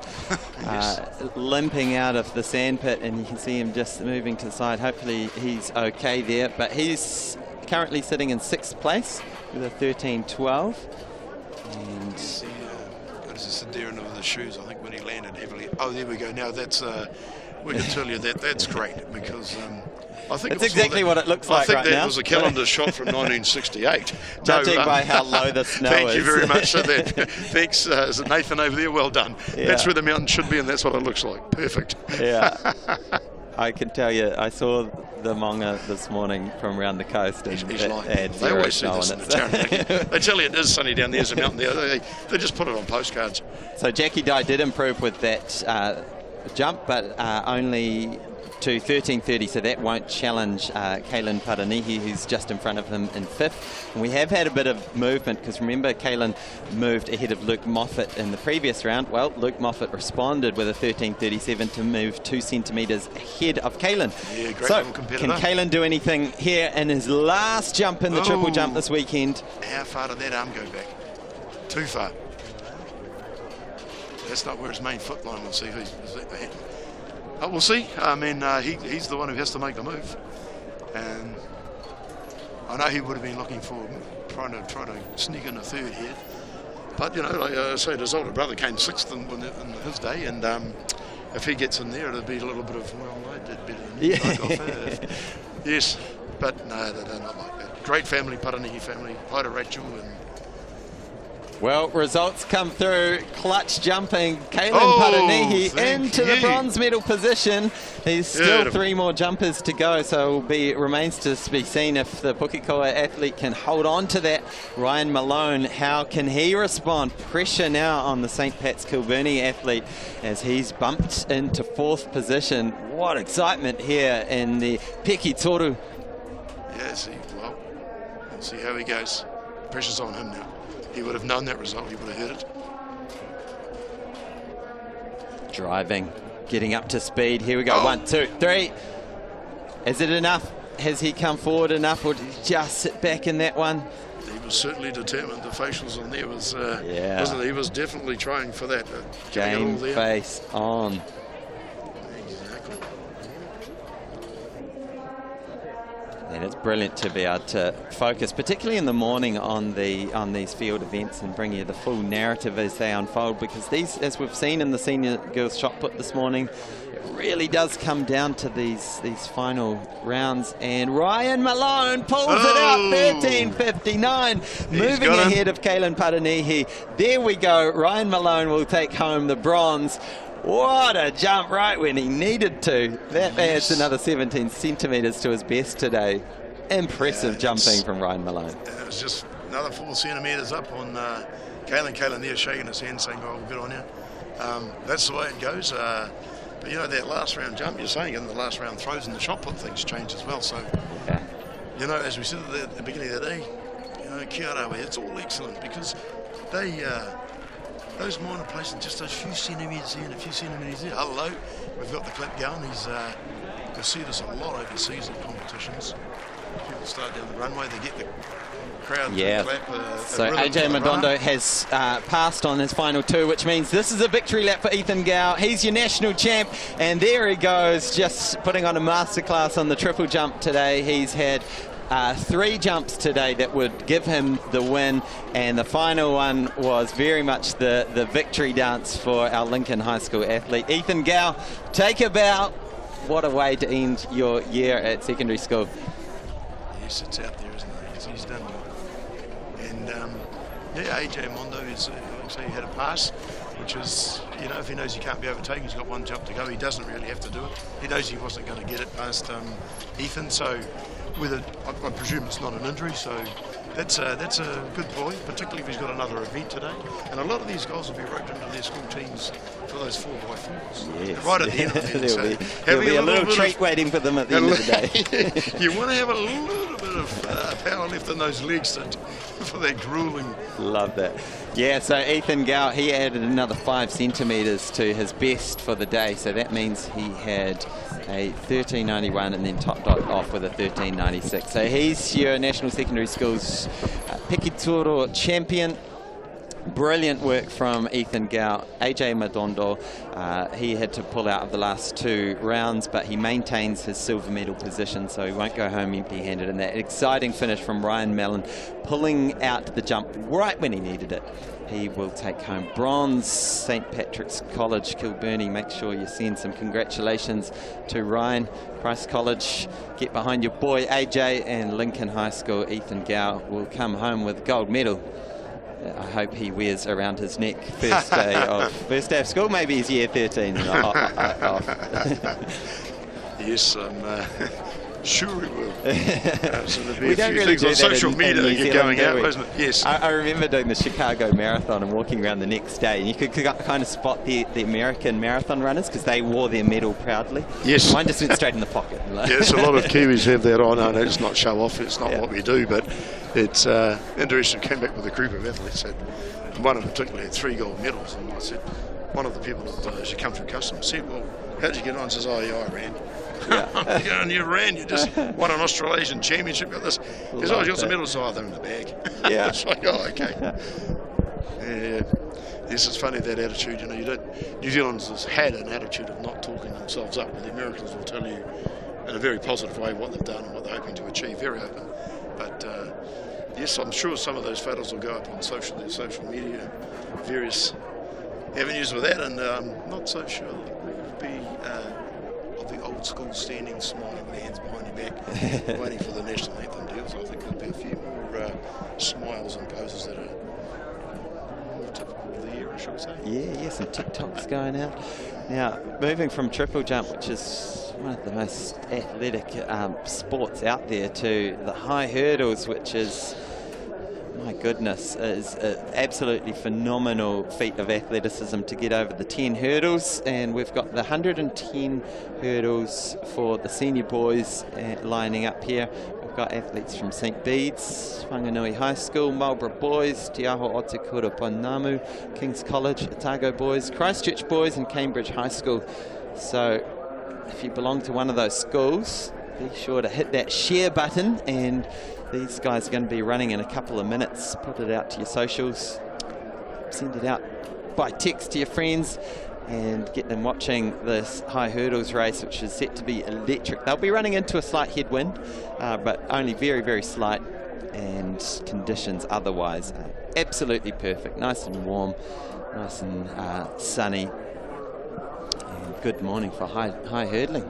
Yes, and these boys will be, this is the first of the short sprint, shall we say, and the hurdle. Just put that little bit of technical challenge in there, and yet the timing is everything in this. And obviously it would have been a fault of yours if you can run marathons. You would have been able to jump over a few barriers. But they were a lot lower, the ones that I was going for. But yeah, it's one of the incredible races, and the temptation is to think that these guys jump over them, but in reality they barely break a stride. They're so refined with their movements, and you really want to be striding over them rather than yes, and you've got to get leaping. that. It's the number of steps between the hurdles that they're trying to perfect, and then it's that lift and the follow-through leg. If you just get it slightly wrong, it's going to clip a hurdle, and that will affect your next stride when you hit the ground. So just having a look there, we've got the athlete who actually made our New Zealand Classics Tour team last year from Whanganui High School, and I'm looking there and noticed yesterday in the hurdles he's got that knee strap, so let's hope that can hold together. Have a look there in lane 2, that strapping on his knee, so it'll be interesting to see how that holds up.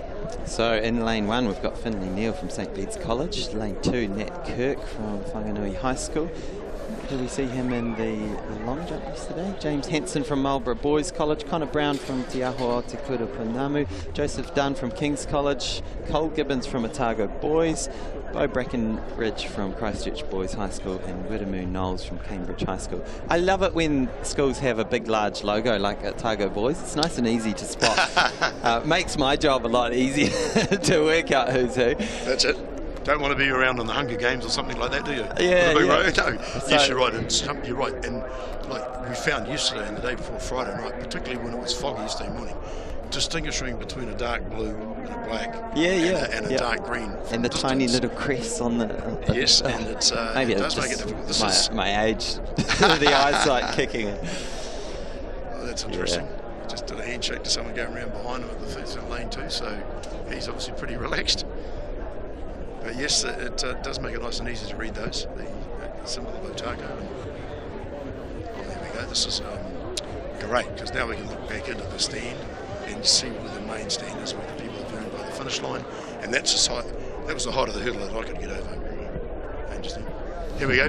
The man from Whanganui High School, he's enjoying himself. The boys are a bit more focused there, Te Kura. That's King's College, yes, the boy from King's College in Auckland.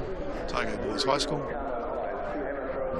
Christchurch Boys High School out there. Cambridge High School in lane 8. So thank you guys, you zoomed in for us.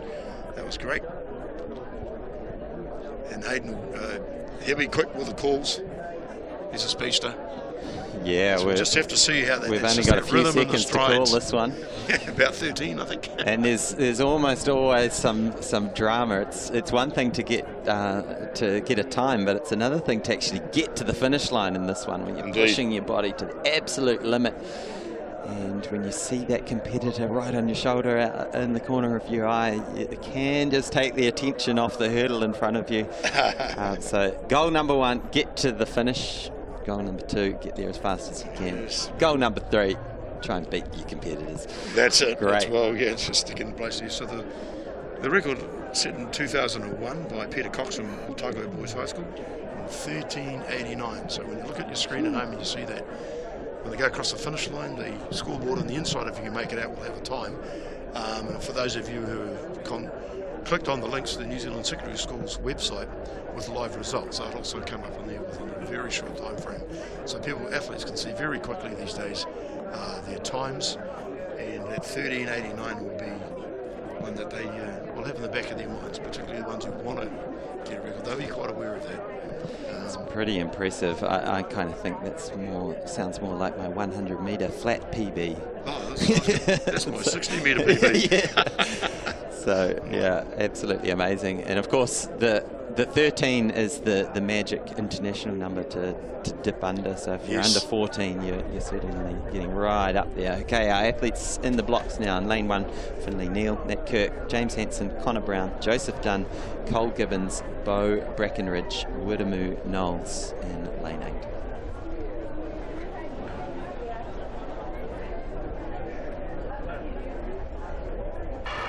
And we're away in the senior boys, 110 hurdles over the go. Nice and clean for that first set of hurdles. In the middle, Joseph Dunn looking pretty good from Kings, but he's got a good amount of company. Cole Gibbons is right there. Who's got it over this last 20 metres? Is it Joseph Dunn? Is he going to hang on? Diving at the line. I think Cole Gibbons just got it. What a race. 4 athletes blanket over them.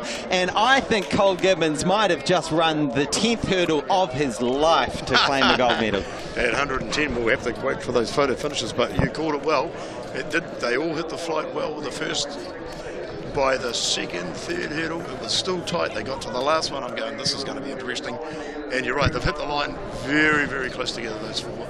So that's a great finish. And if you have a look at where these athletes are from, we've got one from Hokanui, we've got one from Aotearoa, we've got one from the Upuko Maui, if you like, in the middle of the North Island near Cambridge. So the talent's spread right throughout the country, and quite often when you're training, you're the only hurdler around of that speed. So this is great competition, and to get them from all over the Motu to come in there, it's great. And I'm sure their families are proud, but the coaches are also looking at one another and going, well, yeah, this is great to see. Great competition. So many good hurdlers. So, Cole Gibbons takes it out just by a whisker, by 0.02 of a second. Otago boys, stand up, jump in that comment section, send some love to your boy. Joseph Dunn is in second place. They had to split it by hairs on the line. Joseph Dunn from King's College picks up second place. So that's your under-18 champion from back in March, but it was the under-20 champion from the national champs who comes back to double up in the national secondaries to take the win. Third place, who'd that go to? James Hanson from Marlborough boys, and Connor Brown was just edged out of the medals with a 14.72. So 0.02 separating each of the places from first, second, third, fourth. My goodness, that was a good race. I'm getting a bit excited. I think I need to go for a run around the block. No, that's good. It's good. It is exciting, and it's great when you see no one tripping up, and it's great when you see 4 people hitting the line like that. And maybe we're doing a discredit to the other guys. We're just in behind, but the 4 were there. I'm not. You've got the numbers there in front of you. What was it? Maybe less than a second and a half between first and eighth. Yeah, it was pretty close. Half a second, so 0.6 of a second separating the entire field. Yeah, that's great. That's 8 athletes deserve to be in the final hit there. Half a second. Yeah. At that speed. Well. Wind reading, they had a slight headwind of 0.4 metres per second, so it's really ideal. Yes, indeed. Now we've a little bit of adjustment to the hurdle height and the distance. So we go to 100 metres. So we take 10 metres off it now. They still do 10 hurdles in this one off the top of your head. We've got. Sorry, threw you under the bus with that question. Yeah, that's okay. Should have given you a bit of a lead in. So I'm used to catching buses. Oh no, there aren't any in Auckland anymore. That's oh, AT won't be happy. Mr. Brown won't be happy with that comment, but you know. Right, so let me run through the start list for this 100-metre junior boys hurdles. We've got Daniel Mullins from Maclean College in lane 1. We've got Oliver Tane Knowles from Cambridge High School in lane 2. Connor Gilliland from Central Southland College. Benjamin Langley from One Tree College. Paul Stain from Bethlehem College. Harry Williamson from Christchurch Boys High. Harry Williamson, Noah Redford from Botany Downs, and Ethan Price from Shirley Boys. Here we go, scanning Cambridge through. High School again in there. Yeah, that was Connor So they've got Gilliland. 2 of the sprinters here, and I noticed the ones from that McLean's area. We've got a man who's moved into the zone and is a hurdles coach. And it has made a difference. He brought youngsters through. Started a couple of years ago, and then with COVID, he brought, I think, half a dozen athletes to the North Islands, different schools. But I think he's in Mission Heights now as a sports guy, and he is bringing athletes through and encouraging them to do hurdling, and all of a sudden it's become, he's got a good training group together, so they get to train and practice over the hurdles with other competitors right next to them, which is not always the case for some of these athletes, as I mentioned earlier. And we had a look at an athlete yesterday from Wakatipu, and for her to get to a track meeting, she's got to go to Invercargill or Otago, to get a competition. So you do a lot of training by yourself. Absolutely. And a bit different for the distance runners. They can get out there and like you do and pound away for a while, and it's okay. It takes a bit of work to go and set out the hurdles, get them in the right markings. Yes, and also the advantage of course, a lot of the early training is all done on grass if they get into it. And another event that primary schools in the under year 7 and 8s don't do unless they're at a club. And then if your club needs to be near a major centre, so for a long time in New Zealand we didn't have a lot of tracks, and like this Mondo track here was the first Mondo track built in New Zealand, and it was the bee's knees back in the day in 2020, way before these kids were on the planet. And it made a difference in where they are now around the country. Most people got an access, and then I was talking access to a track, and the guys that are in the know, bit of a legend around the place for running events. John Phillips, he's here today. He was telling me that I think there are currently 3 tracks up for replacement. They're ripping them up. And the company that does them in terms of laying down, they're trying to get these hurdle distances sorted out because they just had a big think tank on it. Athletics New Zealand have consulted all the hurdles coaches because some age groups do 70 metres, some do an 80. It's at 7.5 metres between the hurdles. So they've had a think tank. The paper's coming out. That's coordinated by a lady, Fiona at Athletics New Zealand, and that report's going to be available. And it makes a big difference because when you go looking for the markings on the track to set the hurdles out, they've got to be pre-marked or painted. If they paint on afterwards, it makes it a little bit awkward because they fade. So the new tracks will they'll be holding off on those markings, but they're going to be done over the summer. But to have 3 tracks out in the regions is quite high, and they're up what do we call we lift them up and put them down. I remember when they did the one at Waitakere in time for our nationals a few years ago. So this one here, don't know what the plans are for, but we'll use it. It's here. And okay, here we go. We're lining up for the hurdles.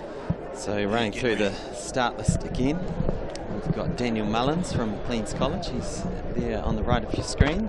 Next to him is Oliver Tane Knowles from Cambridge, Connor Gilliland from Central Southland, Benjamin Langley from One Tree College, Paul Stain from Bethlehem College. He's potentially the man to watch, but you never know, as we saw in that previous race. It will come down to the wire.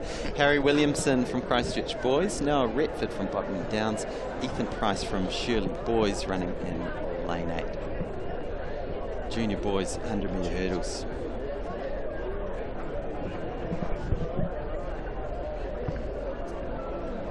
So nervous time.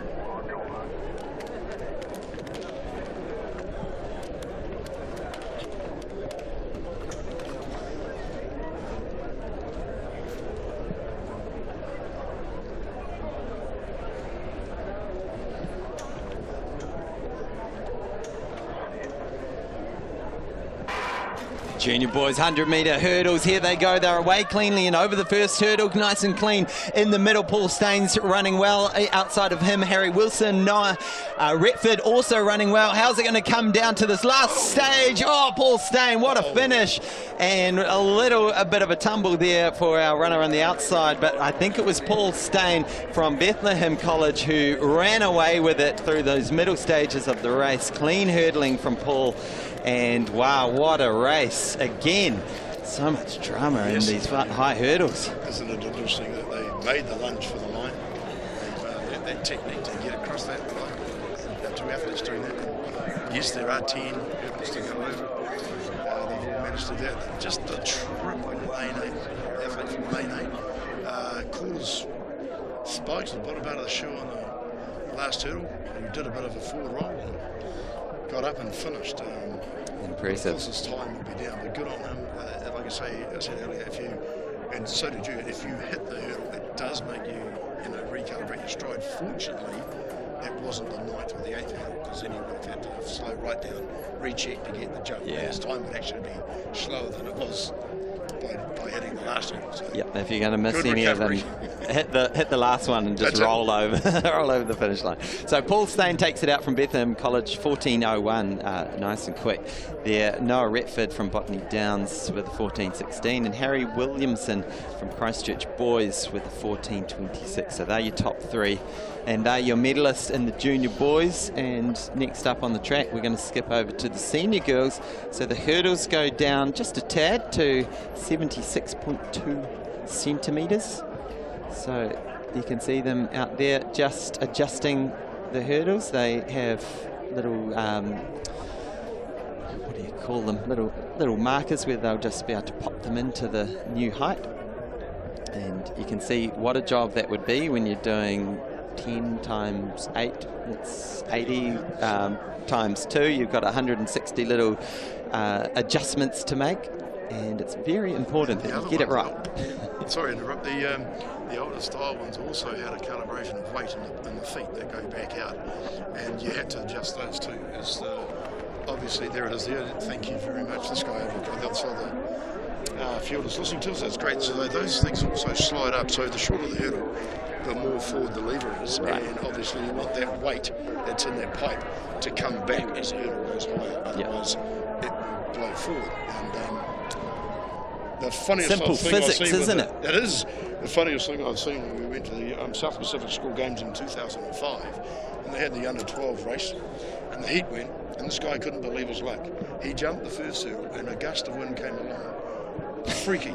It blew down all the other hurdles in lane 3, only one other lane. So he ran straight through to the finish, cracked the record, and you could just see the state managers, because everybody gets from the state, the school, running towards that, room where you got to hand in the protest, and they had to reschedule the race for later on in the afternoon. But the young lad couldn't believe his luck. Here we go, I'm going to jump over 8 hurdles, and 7 of them are flat on the ground. So he just ran straight through a lot of them. Absolutely brilliant. And those were the older memories. That Remember sounds the like English my guy kind who of won the hurdling. 400 metre hurdles here in Commonwealth Games in 1974. He went to do the valedictory jump, reversing back over them. He got up to the finish line, and he went to jump one, and he tripped, and he knocked it down. He got up, they'll do it again, but the lactic acid built up, and he landed fair in the hurdle and bent it. Oh, you don't jump the other right way in front of over the the main hurdles. stand, and everybody just went. He took it, he just threw his hands up and laughed. But Yeah. 1974 in Amazing. Christchurch. All Here right, we so go. on screen, Sarah Jameson from Waitaki Girls, Kilio Loda from Rangatoto, Jean Murray Reichert from Birkenhead, Maggie Jones from Whanganui High School, Holly Gray from Avonside Girls High School, Caitlin Key Chin from St Kentigans, Gracie Pratton from Cashmere High, Sarah Hewlett from Te Awamutu. Good to see these girls back from a lot of other events earlier today. On screen is the senior girls 100 metre hurdles, and here we go. Away nice and clean, jumping well as Caitlin Key Chin over that first hurdle, but in lane 4 Maggie Jones from Whanganui High School really pulling away. Look at that clean hurdling right out the front. Off she goes, one more hurdle to go. She will claim the national title. Very close on the line. I think it's Holly Gray and Caitlin Kui Chin. Wow, what a race, Maggie Jones. Yes, once she got that first hurdle out of the way and those leg stride just drove over, she had the distance on by the third hurdle, and that leg stride speed just kept going. Interesting that the girl from St Kentigans there looked like was going to get second, and right on the line again you've got that dip, the inside running, so it'll be very close between second and third, those splits of seconds again. 14.13 for Maggie Jones, Holly Gray 14.75, and Caitlin Kui Chin after that great start 14.77. She will hold on to the bronze medal. 2 thousandths of a second, as I said. It was very close between that second and third, but that's their clearest win as far as distance between the other competitors. That was, as far as the distance goes over there, that was a clear one. Yeah. And, that's an impressive run. Great work from Maggie Jones, and when we think the junior boys' time, although it's very slightly higher hurdles, was pretty close winning time, really shows the speed that Maggie Jones was chewing up the hurdles here at the TET Stadium. Now the distance shortens again, and we keep with the same height, which is probably quite useful for these athletes to get used to the same height hurdles throughout their secondary school career. So the height of those hurdles, 76.2, if you want to get out the tape measure and work out. It's probably what the height of a dining room chair, something like that. 72. Something like that. Yes. Yeah. I'm looking around the chairs that we've got here I'd say in the Barstool, studio. sorry, I think your Barstool's like up to about 700. Yeah. But and I was saying, this is debate between, do you do 70 metre hurdles, do you do 80? Some coaches swear this one around the world, and what they've done, I think they've got an input from South Africa, England, one other country, I'm sorry, Fiona, that I can't remember that now, but collating it to see, because when we did this years and years and years ago, the debate comes up, why do clubs do 80, why do North Islands do 70, why does somebody else? And they're right across the secondary school sector and the age groups, they are actually different distances and different heights, but it's also the distance between the hurdles. And the hurdle coaches of old said it's so many steps, then go. And at the younger age, the leg stride is shorter, so you should have a shorter distance between the hurdles, so they get that 1, 2, 3 bang, 1, 2, 3 bang, and they don't have to change. The modern kids coming through this age, they'll run the 80 metre hurdles for club, and then they'll come to the New Zealand secondary schools, like the North Island secondary schools, and run 70 metre hurdles. Yeah. And prior to those, they would have run 70 metre hurdles at their regional event, like the Taranaki Championship with the junior girls at 70 metres. They'll go to North Islands, run 70 metres, come here and they'll run 70. The club will be 80. So it's been that debate, and that's what we're trying to ascertain now, which is actually the best deal for the athletes. And I think that focus now has got to be exactly where we're going. We've calibrated over the years different heights for the steeple, different weights for the mass for the hammers, etc. to get them. Here we go, we're going to get on the starting line. We'll get Hayden. Yeah, we've got Ava Silla on the inside from Howard College, Riley Gale from Marlborough Girls, Molly McManus from Waimea, Ella Waldron from Geraldine, Zara Rattray from Hamilton Girls, Zara Way, Jodie McCarthy, Dempsey and Angela Carney, Lauren Barrett Hamilton, and running really well on the inside, Ava Silla in the middle in lane 4. We've got Ella Waldron running really well. It's going to be very close on the line. I think Ella gets it. Ava Silla in second, and was it Jodie McCarthy Dempsey potentially getting up for third, but Ella Waldron, she is your winner from Geraldine High School. In second place was Ava Silla from Howick College, and it was Jodie McCarthy Dempsey from Darfield High School with a 12:40. Very close racing, Paul. Yes, and Ava got out to a good start on the inside, and from here, the angle we looked, I thought, yes, she's in there. And again, like I was saying, around the country, look at it. One's in Howick, so it's East Auckland, Geraldine High School, South Island, right across the Motu, we've got hurdlers now coming through. And for a number of years we didn't have, you didn't have to have any more than a couple of races to get to your final. And it's good to see these young women coming through. And that was again, we had a winner and a second and a third all across with those splits. And that's great. That's great. Great work from our Kaipeke Taiapa, our hurdlers. And we leave the hurdles now after those 4 exciting races. I've got to say, it makes me want to get out there and give the hurdles a go. I definitely don't want to do it on camera for the first time, but I've made a commitment to myself that I am going to try all of the events, and hurdles is one thing that I haven't done since I was back in high school. Well, so I'd love to give it another shot. Bring out my old mum's box brownie and get a photo of that. Yeah. I think that'll be a challenge for you, Hayden. I've got a PB on the pole vault just here. I won't say how high it is because it's only a smidge higher than myself. Are we allowed to ask if there was a digit in the ones column? Let's just say I'm a 2-something high jumper. We won't go into the centimetres. That's all right. There you go. Well, you've got a digit in the ones column, so that's a start. Yeah, so we got over 2 metres successfully. The challenge early on with the pole vault, I found, was remembering to kick the pole backwards. You clear the bar, and then you bring the pole over with you and knock the bar off. So that was one of the early learnings. But that's a fun sport. So once you had a pole vault coach and talking to him, he said, "Let it go, you stingy bugger." Because you're right, you get to the top of the pole and it's like, and they're so focused up when you get tense, your hands tense up. Yeah, clench, and so it's a moment too late and the pole's coming with you. And it's like, you just let it go. Yeah. But yes, it's definitely again, you've got to have the knowledge, you've got to have the infrastructure, you've got to have a whole lot of people around you to support you with that pole vault. And you can see with just no one, I don't know, there's only probably a handful of schools in New Zealand that have access to a pole vault. Yeah. You know, I've never seen one in a primary school. Secondary schools, some have got them, but it's another, one of those small things. But didn't Eliza McCartney and now the actual Imogen coming through, they have just said, there's young girls all over this country going, wow, I want to do that. Yeah, they and have. the one with that gymnastics background, they're going, I've got an advantage here. Yeah. And some of the, the easiest kids to teach and coach coming through for a triple jump were my top gymnasts. Gymnasts because I just awesome, said to them, you've come off a beat board, so don't look down, get the rhythm and go. And because they're used to doing their vault at speed, they hit the board so hard and they just transferred into that 1, 2, 3 quite easily. Yeah, it's great stuff. So in the field at the moment, we've had the junior girls triple jump taking place, and I can confirm the results for that.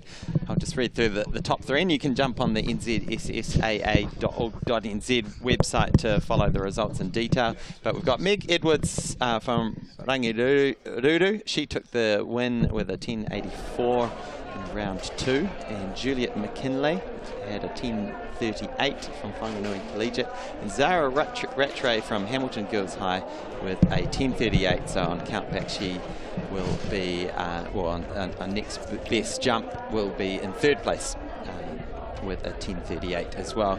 So that was the junior girls triple jump. We've also got live right now the junior boys high jump, and we've got 3 competitors left in that particular competition. Yes, it's just having a look at those at the left-hand side where all the events have been going. I've been watching them all right, but the Benjamin Langley from One Tree Hill is up there at 183. Regan Wilson, Tauranga Boys College is there, and we've got Ben Blundell from Botany down secondary school. He's had two, no, he's over 183 as well, but he's had 2 attempts, so the bar will go up to 186, goes up in 3 centimetre increments, and focused on that. They've been competing all morning, and we're getting down to the final now. These are the medal jumps, if you like, just to sort out those final placements. Now, still to come on the track, we are getting the hurdles off the track and putting the barriers on the track next. So we're going from the hurdles that fall over to the ones that definitely don't budge if you hit them. So we're going to the steeplechase. So we'll kick off with the junior boys steeplechase. It's a 2,000 metre race, and same again for the junior boys, junior girls, and then we'll click over to the senior girls and senior boys 2,000 metres, and then we move into the speedsters. We've got from 11:10, we've got the 100 metre finals, juniors and seniors, and then we finish out the morning on the track with the 300 metre hurdle finals. So loads more action to come here in sunny, tropical, never rains Taranaki. Yes, we're finishing this weekend on a high in terms of weather and on a high in terms of the action on the track. Basically every race, I think every race today will be a final. So yes, you'll be seeing a 3 medalist crown in every single time these athletes hit the track. Yeah, that's correct, Hayden. I've just had a quick look through, searching through the results, trying to pick up the road race ones. We will bring those to you as soon as we get them confirmed. They should be pretty well, finishing up now. But I make a mention that we've got Whātakau Marima, the largest number of competitors from any one school, from Westlake Boys and Tamaki Makaurau. And most of them, I mean, we've seen a couple of them running around here in the shorter distance on the track, but there's a good number of those Westlake boys out at the road race, and they've come down here to target that. So there's a 3K race for the Year 9 boys, 4 for the juniors, and 6K for the senior boys. So they'll probably have teams in those, and they'll be looking for team medals, because you get a 3-person and a 6-person medal in the teams races there. So I expect Westlake boys to dominate those teams. To dominate the road race, and like I say, we'll bring those results to you when we get them. And at the moment, the cameras are focusing down here right in front by the pits, and people are warming up there for, I guess, the next. Oh, here we go. Now we've seen this is the amount of rain we had just last night. We only put the plug in at about 25 past 5. We put the plug in the water jump pit, and it was full.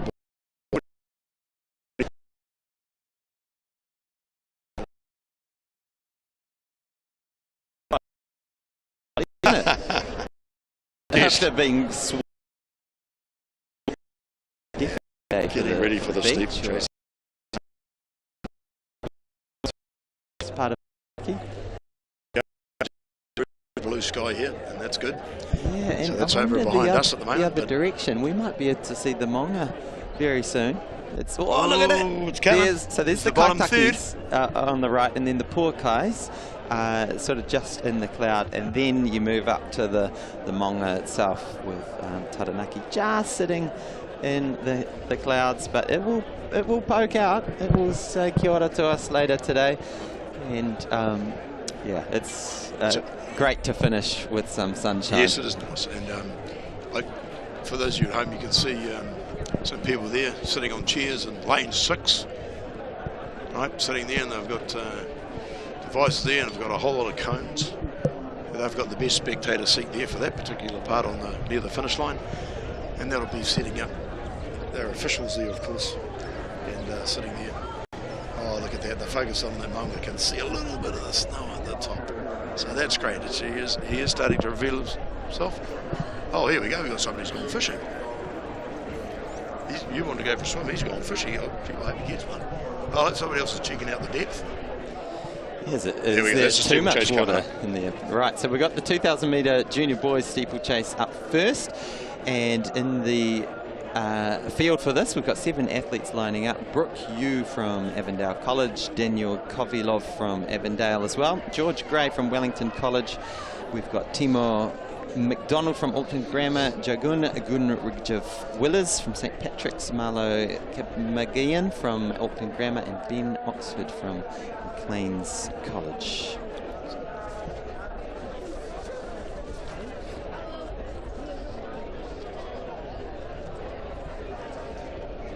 So a few of these athletes have competed in other events today and even this morning. Jagun, was he in the 800 metres earlier? Let's go back and double check. My memory is terrible until I actually have it. Yeah, he finished 6th in the 800 metres. Ran a 2:02 this morning, so sucker for punishment, straight back into a steeples. Impressive. Yeah, that's Jagun. Yes. So he's representing St Pat's Kilbirnie. Yes, back in the day in Wellington it was known as St Pat's Town and St Pat's Silverstream, and St Pat's Town was below the current War Memorial Museum. And the old athletic track in Wellington was out at exactly where they are, Kilbirnie. And it was the first rubberised track that I ran on, and of course it was cutting up, so if you ran around, everybody knew at about the 120 to 150 metre mark you got out of the way and got into lane 3. Because the rubber had gone, and it was underneath was like a cindery stuff that they used to have, and the spikes would catch it and flick up. So you get that, particularly in the rain, you get these little bits of rubber flying around. Yeah. So they ripped the track up. St Pat's Town moved out to Kilbirnie. That's the location it is now. But that was the location as you're coming through Evans Bay Head from the airport. That's exactly where the Wellington track was before that Newtown Park. Wow, possibly the windiest spot in the planet. Right there. Anyone who's landed at Wellington Airport will know what a roller coaster ride that is when you're coming in on a crazy southerly or northerly. Kiss the ground, eh? Yeah. Shake the pilot's hand. Or go in and take his blindfold off. Yeah, when it's a northerly, you sort of come in off the ocean and you're like, yes. There's no land. Why are we so close to the water? There's no land. And then, sure enough, the runway comes in sight and you fly into Lyle Bay there. But all eyes on this steeplechase. We've got 2,000 metres and we've got the water pit on the outside on this track. Yes. So it'll be slightly less than 5 laps. I never really know how they work out the calculations for these laps, but you sort of just run until you're told to stop. No, there's so many hurdles they've got to have, and they've got to have so much. It is all measured, of course, and they sort it all up. But so quite often starting points are confusing for people. And so how do you get it? And where the water jumps used to be on the inside of the track, they have to calibrate where the start line is, because obviously the finish line's got to stay pretty much the same. And these boards are here where they are now. They are at about the 300 metre mark. We've seen people throw the hammer cages in. That's where the start will be. And yes. Yes, at the moment, just joining us here, we've just Kira's just joined us as a national champion. Yeah, so we'll shall we hand out just here over the mic come over, get mic here, to Kira, and she can help guide us through a steeplechase as well. But yeah, you've done a few steeplechases, haven't you, Kira? So Kira Hall is our senior girls 800 metre champion. Fantastic run from Kira. We were sort of running blind up here. We were like, is that Kira? Is that Kira at the front? I think it is. But it was a fantastic run from you to claim the national title. You've got the medal there in your hand. Can I have a little look at it? Course. Wow, they're pretty fancy. It's going to look pretty good on the mantelpiece for there you go, for Christmas. Maybe hang it on the Christmas tree as a little extra good decoration. Idea. So tell us about how your year has been and how stoked you are to finish like this. My year has been pretty rough. I had a navicular stress reaction at Club Nationals. Didn't realise at the time. It was quite painful to run on. And then I qualified for Oceanias and Worlds, which was very exciting, but unfortunately wasn't able to race at Oceanias or World Juniors, not Worlds, World Juniors. Yeah. And then basically, I've done 3 back-to-run programs, a lot of aqua jogging in the pool, which not very enjoyable. Oh, that's hard yakka, A lot of bike sessions, and then lots of like, I used the Alter G for a while, which was very helpful. That sped up the process definitely. So that's the thing where you strap something like around your anti-gravity. It's like this torso and it big lifts you blow-up up. thing. Yeah, it's quite fun, but it's kind of like a torture device because I didn't get to like choose how fast I was going. Like my physio would just like control it for me, which was very boring, but it was like worth it to get that quicker. Yeah. And then I've kind of had like 6 weeks-ish of track training mixed in with cross training, and really only the last like 3 weeks I've been able to fully train and fully run. Really, is that right? Wow, you did really well. And Thank you. and were you pleased with your race today? So happy. It unfolded how you anticipated? Yeah, well, my race plan worked perfectly. I could feel that girl behind me the whole way. So it was so good having her there, like, to push me. Like, she definitely gave me like another second or two. And it was like such a good field of girls. Like, it was a very good race. Yeah, it was fantastic racing actually. So you finished Conditions were first in perfect. Didn't even know my time. 2:09.06. Yeah, That's there only we go. half a second off my PB, so very happy. Yeah, with that's amazing. Off 3 weeks of proper running. Yeah. I'd be pretty happy with that. Very happy. Well done. And then didn't even think I'd be able to run at this like a couple months ago, so Yeah. happy to be here. Very cool. Sophia Lambertis coming in She for had second. an insane race. She ran like a 6-second PB, which Wow. she had like the best race out of all of us. Yeah. So good. Yeah, and this is what I love to see at New Zealand secondary schools. It's a chance for people to pop out of the woodwork and you know, just rise to the challenge. Yeah. Now, you're year 13? You've done and dusted with school? Yes, finally. And so what's next for you? What are you going to do with yourself next year? Well, next year I'm going to Providence Awesome. in the US, in Rhode Island, which is very exciting. But Sounds I'm cool. still here till August, so I'll do like all the classics and club nationals and stuff. Great, so we're not going to lose you quite yet. No, not yet. Now, the 2,000 metre junior boys steeples has kicked off. Have you ever done a steeplechase yourself? Definitely not. I actually just tried jumping over a steeple like a second ago. I don't think it's for me. Just for I think kicks. I face plant. I did like cross country, you have to jump over the steeples, and I would like climb over them. I don't know if I'm very coordinated to jump over it, but it's very difficult. It's a dark I art, reckon that's that for sure. splash of water would be quite nice though. Yeah, it's quite warm, and I'd probably face one and drown in it. and let's talk about the conditions, because you Perfect. did yesterday. It was kind of the opposite, wasn't Yesterday was horrible, so rainy. Like there was fog. Like people like worried if they're going to be able to see their hurdles. Like, but I'm not too fussy as long as there's no wind. I hate the wind, which I'm very used to at the Punawai. Like so much wind every single race. Like always windy. it? So Rhode Island and Providence. Have you looked at the weather? I haven't. I over think there? No, I actually have. I think the weather is kind of similar Oh, to no. New Zealand. Maybe a little bit colder. Yeah. But I was like, hopefully, or you not. it might get a little bit of snow in the winter. Maybe not. Yeah. But hopefully it's not as windy over there, because that's my main issue. Yeah, very cool. Well, exciting adventure ahead, heading over to the States into the college system, and we'll be keeping an eye on those Thank you. NCAA I'll be results. back for like Christmas. Maybe I could do like 9 to 5s or something when I come back. Yeah, now there's been some other Kiwis gone to Providence, Yeah. don't they? Do you know Julian any of your... Oakley, Yeah. Laura Nagel, Kimberly May is over there now, Tessa Hunt. Nice. And yeah, it's very like... So it's basically a Kiwi university. Yeah, and they've all, and Irish as well. There's quite a lot of Irish there. That's true. It's very like confidence boosting, because like Julian Oakley and Laura Nagel have both raved about it, and I've only heard good things about it, which I think is very positive. Really Because cool. I feel like going to America can be a bit of a hit or miss. Yeah. Like you hear like some like horror stories, and then some like... Yeah, and it really comes down to choosing that college wisely. Maybe talking to people who are over there, lots it of really research, helps. Yeah, and you definitely hear about. You just become a number in the system over there. Yeah, whereas a lot of coaches kind of like burn them out, like just like they're there to like run college, whereas I think Providence sounds like they want you to go for like the long run, not just like college. Yeah, and always good to see people like Laura and Julie Oakley who have gone on to bigger and better things since then. Definitely. Yeah. So, well done, Kira, for a successful weekend. you You're very all much. done, or are you going to end up in a 4x4? Oh, yeah. Very exciting. I get a bit confused about the 4x4, like where to change over and stuff, but... Yeah, what leg are you going to be doing? Fourth? Yeah, through the short edge straw. I don't like fourth because I'm just scared like someone will pass me, but hopefully I'll run fast enough. How's your team looking? My team is looking pretty good, yeah. Yeah. Well, we'll keep an eye out for you and Thank see how you go. But well done for the gold medal in the 800, and can't wait to see more of you over the season, leading internationals in March. Yes, in Wellington this year, which Wellington, windy. should be windy. Yeah, Oh, wow. there we go. Okay. No idea. Well, thanks for coming in, Kira, and we will click over to this 2,000 metre steeplechase. So. Thank you. Awesome.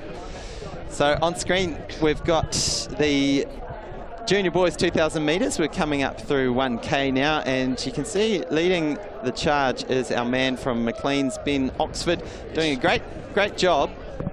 Yes, she's got out there at the front, and we want to thank Kira for her time here, and we wish her all the best in Providence when you finally get there. There's also a couple of flyers up there, Liam Back and a boy from King's College over there, gone there. Yes, and one of the greatest female runners went there years ago, Kimberly Smith. So and she is a young mum up there. She's still living there, and she's over there in Providence. But I was saying, similar weather to here. No, it snows. It's freezing cold over there. That's why they have an indoor season. But here we go. Ben, he's starting to roll there, rock and roll, but he's got quite a handy lead. Yeah, that's Brooke Yu in second place. Probably what, 80 metres, 60. Yes, I think. Well, and I mean, they're both running well. Just. You want to get that, it's that last lap you do on that hurdle through the water. Once you get out of there, you know, it's like, okay. So here he goes, he's through there. He's nice and clean too. It's always good to see when they're just getting 1 foot wet in the water each time. It means that they're not losing too much momentum with a 2-footed landing. It can be quite scary when you're just diving in there with 1 foot, not really knowing where the bottom of the water trough is. But yeah, looking really good so far, Ben Oxford. Obviously putting in the work there in training. Yes, he's and last lap. Seen him run at the Auckland Road Champs and in the secondary school sector and at the cross country, and you see that a clean hurdle of the. And we were talking about before about changing sizes, weights, and distances, and they've calibrated now the steeplechase. We used to have it was an open event. So if you're a youngster coming through, you had to compete against, senior boys as a year 9 or year 10, and that was pretty harsh. So we've managed to get it separate over the years. The distances, the heights of the hurdles have changed, and I'll talk about that later if I can with the senior boys, because one of the oldest standing and can't be broken records was set by a man who's here today. It was set in 1975, so there you go. So Ben Oxford ticking along at just a little over 3 minutes per K, so good speed from this boy, and this is the last time over the water jump. There we go. Nice and clean, and a bit of a smile on his face, because over that he's got 1 barrier to go, and then the national title will be his. Swings past one of our other athletes, Marlo Kepamagian, and here he goes, last barrier, and there will be the finish line, and waiting for him will be the national junior title in the 2,000 metre steeples. Great running there from Ben Oxford, and look at that time, 6:22, 6:23. Great running, Ben Oxford, national title holder. Yeah, it's a good clean one. He's out there. He put the effort in, and like you say, that smile on the face came up as soon as he came over that water jump. He knew that's the psychologically the big hurdle to get over, and as well as the physical one. So he's run well, and he's looking good. So Maclean's College doing very well with their distance runners over the last few years. Brooke Yu finishing up now. He'll claim the silver medal from Avondale College. We've got 2 Avondale College athletes in this one. Exhausted, as you would be after a steeples, but no doubt very happy to be walking home with a silver medal. And yeah, maybe just the realization kicking in that he's claimed a medal. And why is this race so painful? And in third place, I want to say that's Jagun, back from the 800. And what a run from him. He was featured in the final for the boys 800 metres, and he will take home a bronze in the steeples. Yes, that's a good effort to run that 8 and then come in and do the 2K of the steeples. Like I say, it's a very grueling race. You have to be quite strong. And that abdominal muscular group is all there when you go to drive up and get over those hurdles and get onto the water hurdle with the water jump. So well done to them, and we've having a look at on your screen in the back there, you can just see the girls jogging down the track and going over the hurdle and turning around and coming back, because they will jog back this is part of their warm-up prep. They'll be starting shortly in the 2,000 metre steeplechase. The current record was set by Charlie Miller. And Charlie went to school at St Peter's School in Cambridge. And I know that Ange Russick there coaching has had a number of runners come through there now. We had Tori Peters here for the last couple of days talking. She's now working there, helping out with their team. And they've got a reasonable sized contingent here too from St Peter's School. But that time of 6:57 is the record, and that was set in 2016. So here we go. Here's the times up on the screen for you now. Ben Oxford from Maclean's College, 6:23. Brooke Yu, 6:50. So that's a bit of a gap, isn't it? 27 seconds. Then you're going. Look at that, 7:06. We'd probably be pretty happy with that, actually. That was just over that 3.5 minute clicks per K. And George Gray, another 7 seconds behind him. Timmer McDonald, Daniel Kovilov, is it? Yes, and Marlowe came in there to round out the times at 8:14. So very shortly we'll get underway with the girls. Yeah, so in the girls we have Madison Sturgeon from Harwood High, Hannah Beam from Whanganui Collegiate, Georgia Lynch from Strathallan College, Courtney Fitzgibbon from Waiapeho College, Emmy Hercombe from Rangatoto, Mia Kane Townley from Waimea, Greta Dark from Whanganui, Casey Shaw Strengths from St Peter's, Kirsty Donovan from St Peter's School, Faith Coffin from Craighead Dio, Bea Christie from James Hargis. So 2,000 metres, the barriers are set at 76 centimetres high, and of course we've got one water jump each lap. Yes, and as I mentioned, St Peter's, we've got 3 St Peter's, haven't we? We've got a St Peter's in Auckland as a St Peter's College, we've got a St Peter's College down south, and so this one is St Peter's School. I believe that's in Palmerston North. There's a St Peter's in maybe St Peter's High School potentially. Yes. I should know this because I live just around the corner from St Peter's. Here they go. They've Half a bit of a my spread already. upbringing. So it's Palmerston North. Yes, but we've got a bit of a bunch established already. Just a little group of 3 to the front, but this is only still on the first lap, so we've got a long way to go, and we'll just see how the pace goes through. So Greta Drake is right up the front, Georgia Lynch and Courtney Fitzgibbon. So those 3 setting the early pace as they come up to another barrier, and it is tricky when it's nice and close quarters like this, just being able to sight the barrier. Not get your feet tangled up. Yeah. In case somebody is one of these people that often runners, at this age particularly, they'll put their foot on the barrier and go over. They're all encouraged to hurdle, of course. But I noticed the young lass from Strathallan deciding to move up and get on the inside of the barrier from a fellow competitor there. She just moved in. And so now they're running stride for stride along the back straight. And they're looking reasonably comfortable coming up to the barrier. So Strathallan College and Waiapeho leading the way with Georgia Lynch and Courtney Fitzgibbon. So once again, if you're from those schools, jump in the comments section, send some love to your girls who are doing the pacemaking here in the 2,000 metre junior steeples.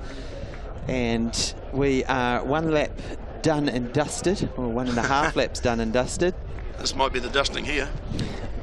There we go, splash. Oh, that's a 2-foot land. That's it's interesting. I was talking to a guy we'll talk about on that in senior boys. There was a great Auckland Renner, and he used to always come with hell and land 2 feet. Yeah, Peter Renner, the New Zealand record holder still. And one of them used to land 2 feet. And his daytime job, he used to do a lot of manual work and cutting down trees, and so there's landed leg strength. I'll have to get that story. But oh, there's a bit of a break now. Yeah, Courtney Fitzgibbon's really pulled away after that water jump. She's put in a little bit of a surge. You can see there, just looking over her shoulder to see what's happened with Georgia Lynch, who is right with her for so long, and Mia Kane Townley is also making her presence felt, moving up into 3rd position. Yeah, from Waimea, the girl from Waimea. She's maybe she's got the benefit now of little Fitzgibbon down there with her husband coaching. She recently moved to Nelson, and of course the great Rod Dixon. He's back down living there where he came from. There is his brother John, who was also a very good runner, but of course not quite as good as his bro. But Waimea and the athletes in that region are going to benefit from having those experienced runners down there and helping them along. So yes, I think once she came through that water jump and landed sort of down and put her hands down, she decided to pick up a stride and just make sure that she's clear, which she's done now. So she gets a clear run of the. Yep, there we go there. So there's a double foot land and putting her hands down just to get that balance, and then she'll mentally make a check to get a stride going again.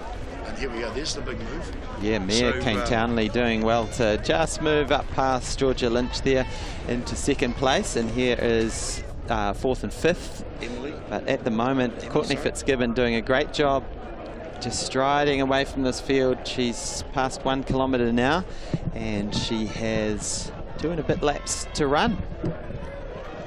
Which is just maintaining that rhythm. And the important thing is when you go over the certain sets, then you've got to get back into that, you know, your rhythm of running. It's easy to maintain the pace when you're running without going over obstacles.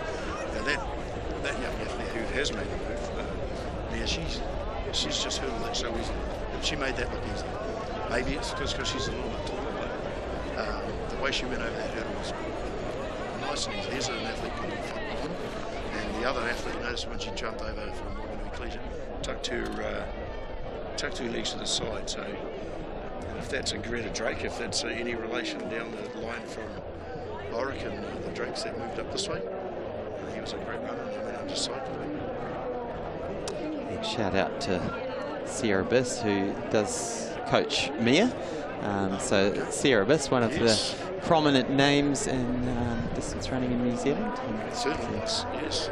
Sarah, many years success. There we go. That's probably not the most desirable technique to go with, but it's working for her. Yeah, there we go. See what happens. No, that's okay. So she's learned 2 feet as well. So yeah, that's Mia there, who's really come into the race nicely, just pushed up through the ranks, started that first lap conservatively and really held her pace well, and so she's got herself into a second position. And Courtney Fitzgibbon doing really well. She's going to collect the bell here and have one last lap to go. There we are. This is the junior girls 2,000 metre steeples in the sunshine in Inglewood, Taranaki.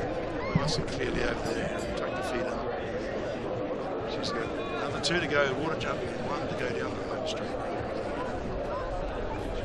The pain will end. So here we go. She's running. She's about to come up with another tuck foot underneath the jump. Yeah, so it's about 40 metres the lead back to Mia Kane Townley from Waimea.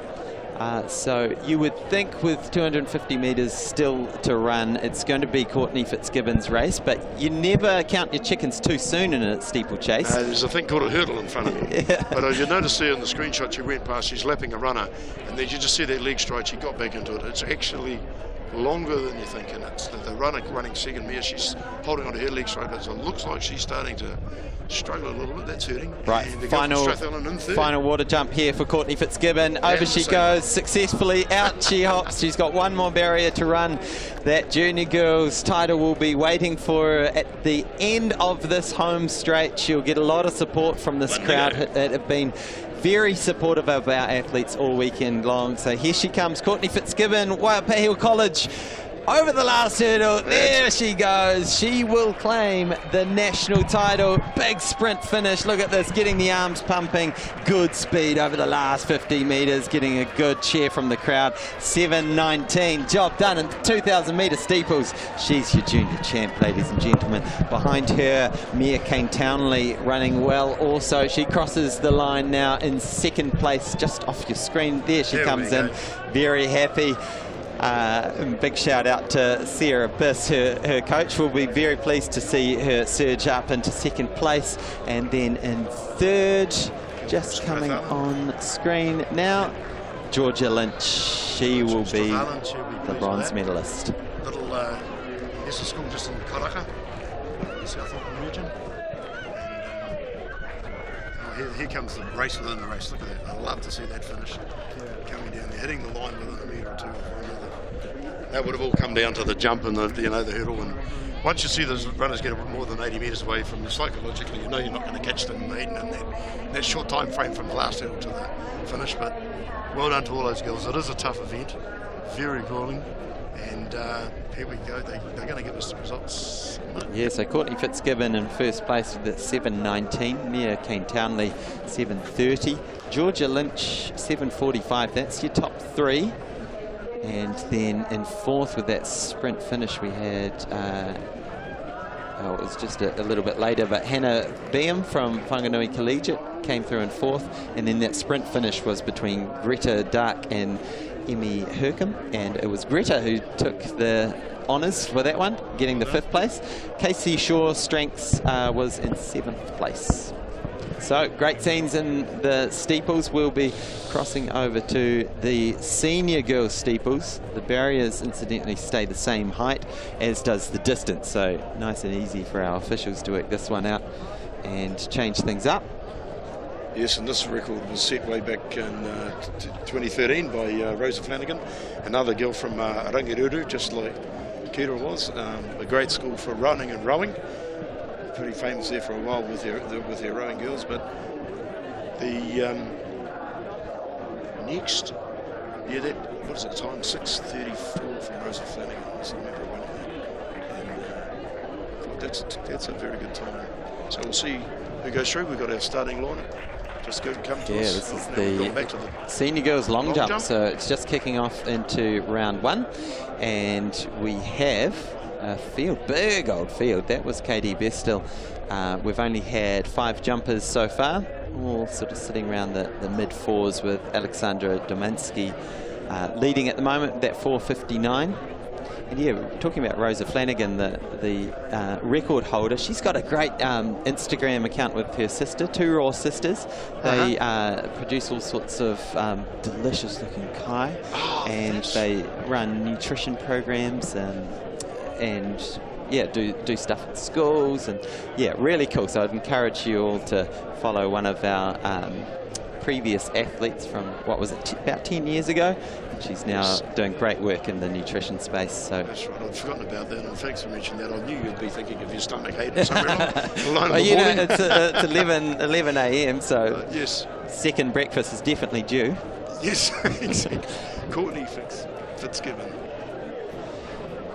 Yes, well, those times are, yeah, 7:19, 7:30, 7:45, quite a split there.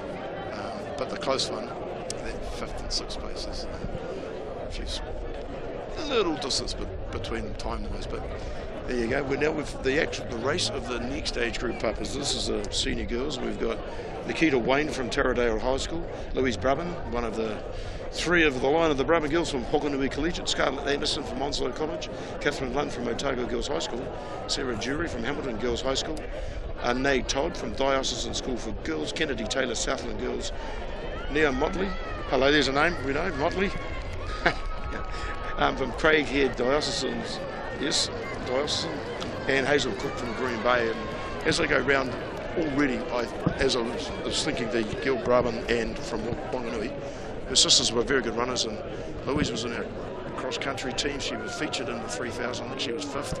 I expected her to go to the front, so get out there and just get her leg going and get into a rhythm, and take those clear lead-ins to the hurdles, which actually a good idea. So you get a clear view of the hurdle before you go, because you're not worrying about a runner behind you, in front of you, sorry, changing the style. She hurdled, the other ones put their feet on it. So we'll see as they come around. Yeah, so we've got the runners out the front. I think it's Louise Brabham out the front, and then we've got Sarah Jury, who we had on the show yesterday. She picked up the Caltex Good Sport Award for having a fall in the 3,000 metres and then getting back to her feet and completing a wonderful race. So good to see her up in 3rd place, and I think we've got Anae Todd there in just being bumped into 3rd as Sarah Jury comes around her. Yeah, no, that's good. They want to caught off and they'll make a burst, just to get around that curve, to go to the outside of the track, to go to the lead into the water jump, and that's exactly what she's done. So now you've got a distance between the 1st, the 2nd, and the 3rd place getter. So Louise Brabham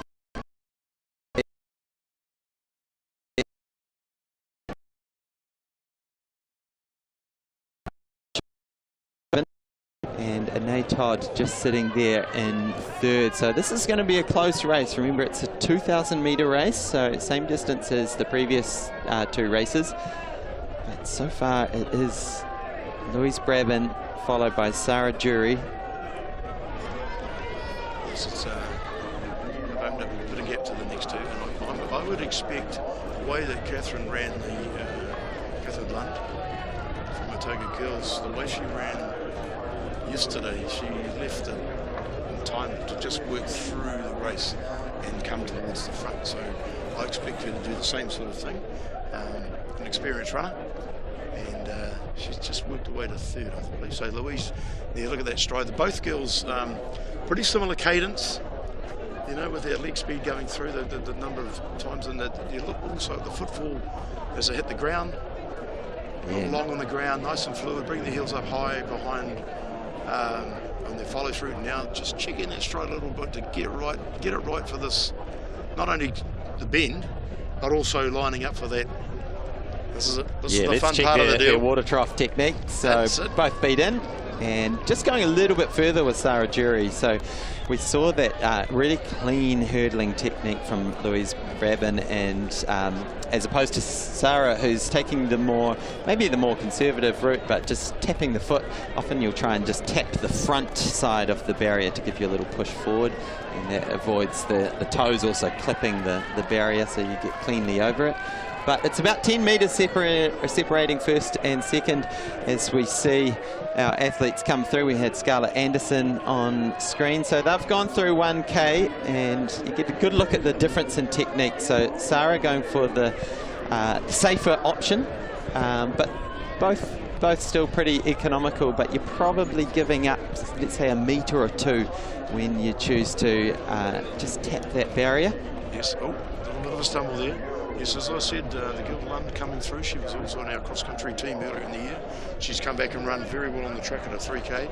She's now working her way through. I think she's in third. We'll pick that up later on. But Louise is just, look at these 2 front runners are pretty even with their pace.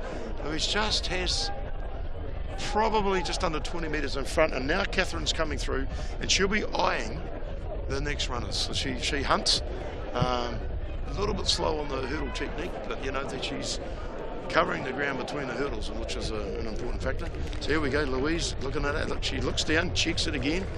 Smart, she's thinking about it all the time. Pretty good on these water jumps. Great to see. Sarah is looking pretty happy to be at home, but she just does a little bit of a look over her shoulder because, like you say, Paul, Catherine Lund is moving up through the field. We've had lots of changes for that third position, that bronze medal position. Yes. But so far, so good for Catherine Lund as she starts to inch her way ever closer to second place, but she's got a bit of work to do.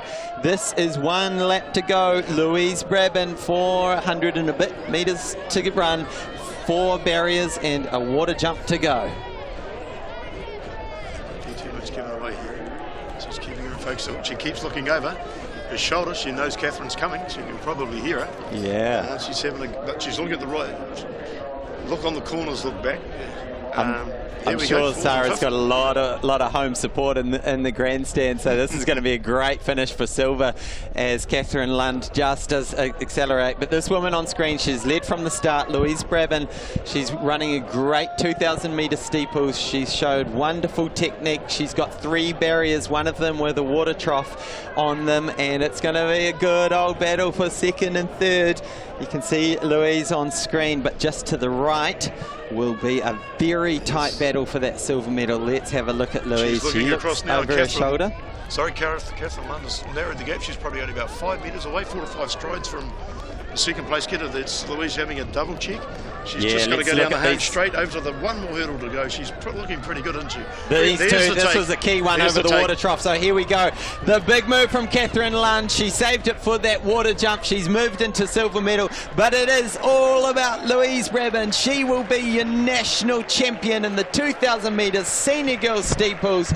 Over the line she goes with a great time with 6:56. Well done, Louise Brabin, and a fast finishing Catherine Lund will storm back from way back in the field for a second place, and our hometown hero, here she comes, Sarah Jury, she picked up the Caltex Good Sport Awards and she'll go home with a medal. What a weekend for Sarah, and these girls are very happy to congratulate each other. Look at that. And well done mentioning on that Caltex Fair Play Award. It's quite often, you get tripped up, you can get psyched out of it and give up, but she didn't, and today it's proved a point. She's hung in there. She was hurting, and like I said earlier, that Catherine Lund was hunting her. She pulled her in those last few metres, obviously realised she couldn't get to Louise, but yeah, well done to those girls. Absolutely tremendous effort out there from them, and they will now be happy. Some of them will get run a bit in a team relay if they have to, but it's pretty cool. Yeah, potentially more to come. Yes.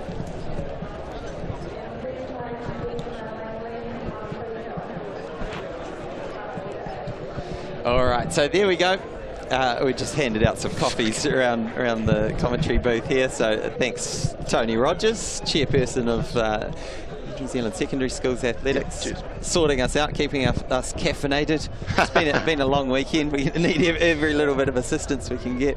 So cheers to the team. And the action continues. The boys are going through their warm-ups for the senior boys 2,000 metres. The berries will go up another 14 centimetres. Got a guy hovering in the background here because he knows he wants to be mentioned. He's just been hovering here, and on the top of the sheet you'll see. Well, anybody looks up the records. There was a young man in 1975 set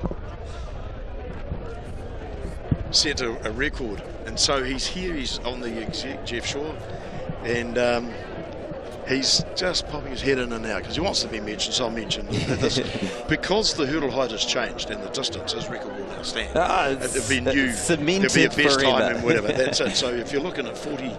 Oh, he's running and he's just jumped over the chair. He's reenacting the. All right, here's Kira McNeil from Otago Girl. Oh no, from Whakatane. I have the wrong athlete. It's just being updated. Eva Sexton with her first jump in the senior girls long jump. Got a big field with this long jump, so we'll try and keep you up to date with how it unfolds. But Charlotte Goldsmith from St Cuths currently leads with her first jump of 5:40. Georgia Gibbons from Queens High has a 5:02, and Bernice Cullen is currently sitting in third with a 4:97. Yes, and just mentioned Jeff Shaw before. He actually held the New Zealand Secondary School's 1,500 metre record for quite a long time. That only went in the last, say, 10 years or so, but, you know, for two competitions, you've got to do it on the day here. And, yes, so his record is 75. That's a long time, and now it really can't be beaten, so. That's impressive. Well, so our attention turns to this long jump competition, and here's a update of the 2,000 metre steeples results. So Louise Brabin taking it out ahead of our fast finishing Catherine Lund, Sarah Jury, and then Neve Motley had a good run coming through fourth, Kennedy Taylor in fifth, and I Todd in sixth, Hazel Cook seventh, Nikita Wayne in eighth, and Scarlett Anderson ninth. So good running from all of those women. I'm sure it's not the first time they've had a race this weekend, so legs will starting to fatigue. If they're not fatigued, they will certainly be fatigued after that steeples. And we've got the boys here, so we've got Louis Andre from Hillcrest High, we've got Maxis Mulverfs from Green Bay, William Larkin from Wairarapa, Daniel Sinclair from Whanganui Collegiate, Lorcan Rabit from Havelock North, Avishat Kothinson from Green Bay, Oliver Jones from Whanganui, Lucas Huya from James Hargest, Archie Jones from Roncalli, Nick Davies from Westlake Boys, Toby Taskett from King's College, and Max Holland from St Pat's Silverstream in the blue, waving his hands on the outside there. It's a good field for this 2,000 metre steeples. Record, incidentally, is that 5:52. Man, that's that one set by Jeff Shaw at 1975, and like I say, the hurdle height has now changed, so it's easier to get over. And we had a couple of athletes years ago try to break that record here at a North Islands and qualify for the World Juniors and get into that time, and they couldn't do it. Murdoch McIntyre tried in Dunedin. They couldn't get there. So, but there are three or four boys in there that have come away with cross countries. We know they've got power and distance. Some of them choose to do the steeple over the 1500 because they may not have that top end speed. Some of these boys have. Louis Andres, Toby Tasker, they were all in that 3,000 metre final. Daniel Sinclair, he's another one who was in the the speedsters for that 3,000 and 1500s, and he's chosen to do the steeple. So it's a good field, it's a strong field, and I'm expecting there's Louis Andres on the inside. He's just trying to get that easy run, and the tall figure of Toby Tasker in that maroon shirt from King's College, he's going to sit in there, and he'll want to be close to the front. He's a big long leg stride, and he's going to just try and sit there and go around in the tactics. So they'll come up to the water jump. Louis has just checked his stride, but he's done that well. All the boys safely over, and you'll notice they take up a lot more space when there's not so much room in that water.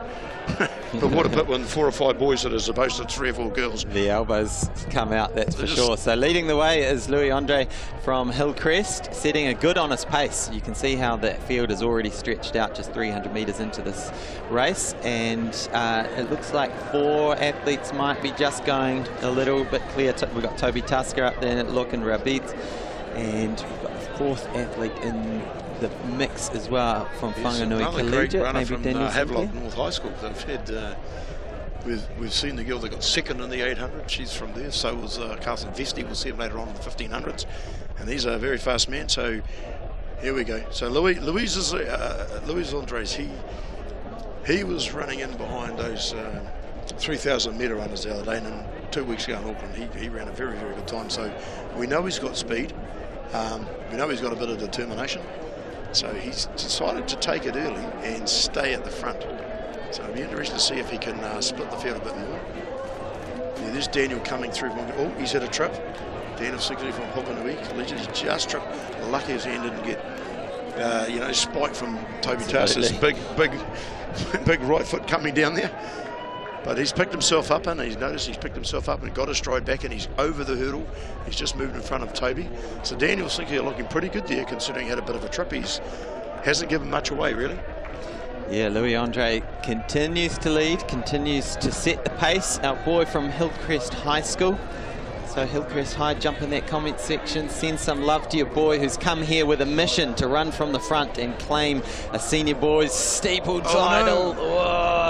It's so easy to happen, this one, because you've got to be prepared to jump off both, hurdle off both feet in this steeples, and sometimes you can just second guess yourself, and then you find that barrier arise very, very quickly when you're moving along at faster than 20 k's an hour. So Lucas Hui there with the unfortunate miscalculation. I think it was Lucas from James Hargis College down in Invercargill. But that's can be rather painful if you get the timing wrong on that, Hayden. As you'll know, Louis Andres, he's got that determined look when he comes out of the water. There's another trip. So Daniel Sinclair's pulled something there. Now he was definitely a medal contention. That's really unfortunate for Daniel. It looks like maybe lower back, maybe a glute. Yeah, yes. Something's been pulled. He wasn't happy with that landing, was he? He just pulled it up and automatically took himself out into the inside of the track, which is not like him. So it takes a lot for a runner to pull out of the race. They are used to pain. They do it at least once a week. They'll put themselves in a pretty dark place on the training pitch. So for an athlete to pull the pin means that there must be something going on that will need to be seen by a physio.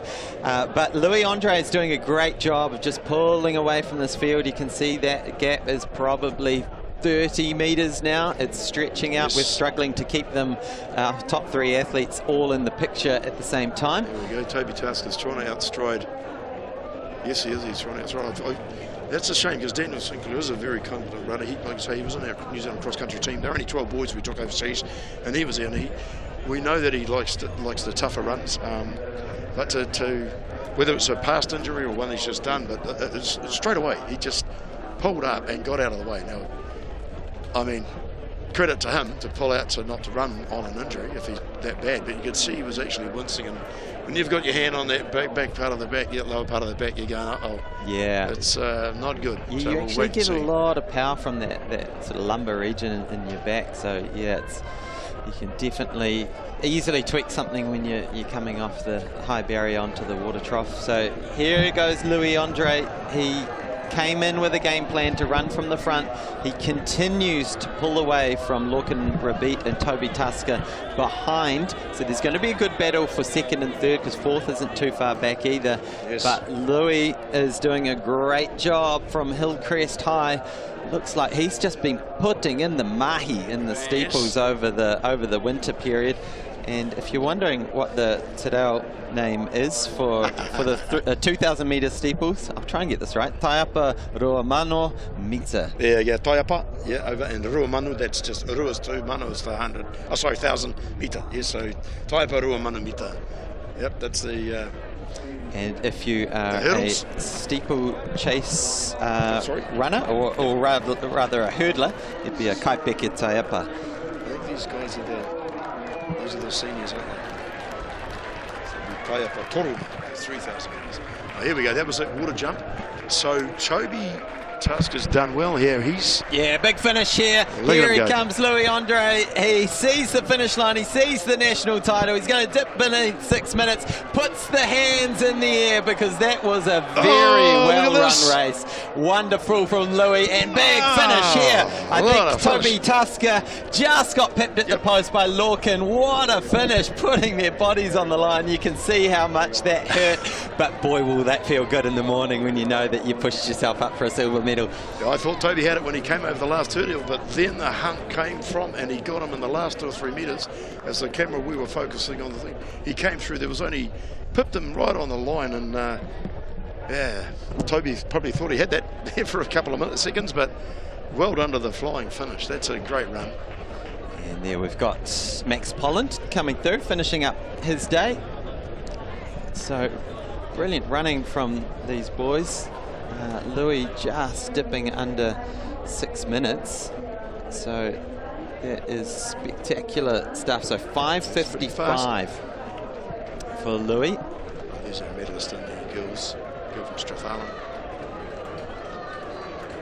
Yes, that's a medal being given by Karen Gilliam Green there, a great name in this region.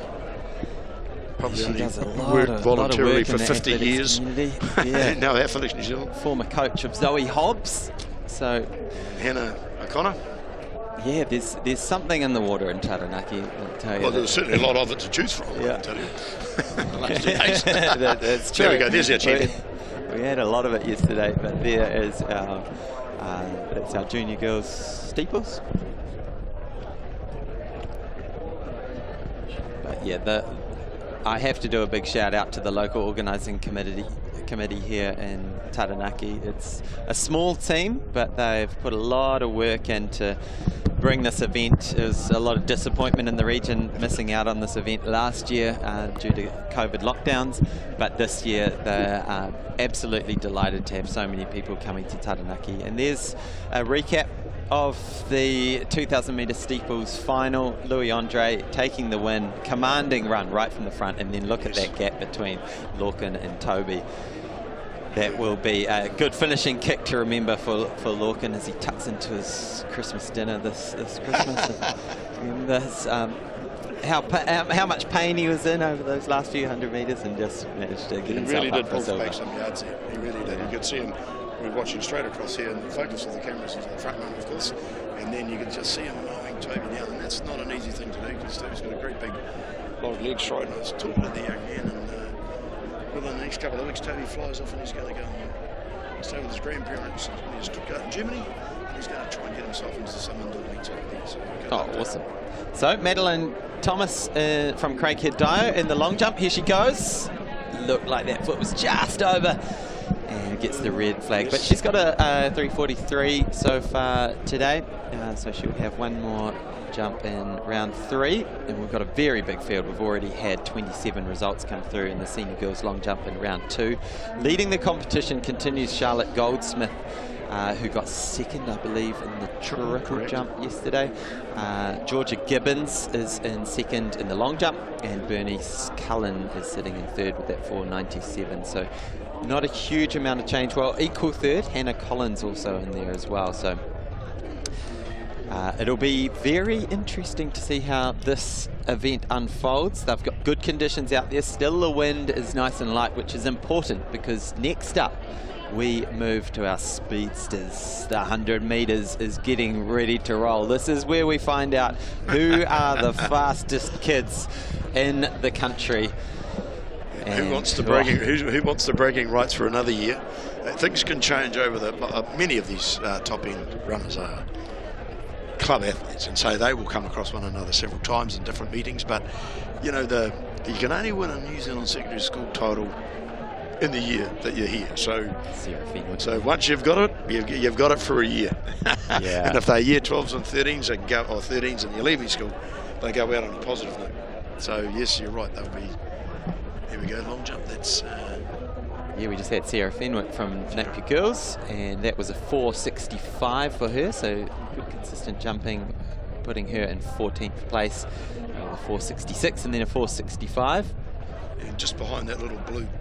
All right, so here we have the first of our 100-metre heats. This is the junior girls. We have Mia Bentley, Caitlin Black, Brooke Harper, Annabelle Batchelor, Aponza Tabi Aponza, Emilia Goldsmith, Indy Gibson, and Ava Rattray. They are away. It's looking very even in the early stages. Lane 6, Emilia Goldsmith pulling away with this. Here she goes, pulling away with this junior girls 100 metres all the way to the line. It's going to be very close because lane 5, Aponza, was coming in very strong at the finish. So I think it was Amelia Goldsmith from St Cuthbert's. She will take the win with a 12.62. Aponza Tabi Aponza from Havelock North with a 12.95, and Annabelle Batchelor 12.99. Wind readings on that was a headwind of 1.2, but fantastic running. Boy, I thought Amelia was well clear by the middle stages of that race, but Aponza and Annabelle did great work to just close that gap and use that speed endurance.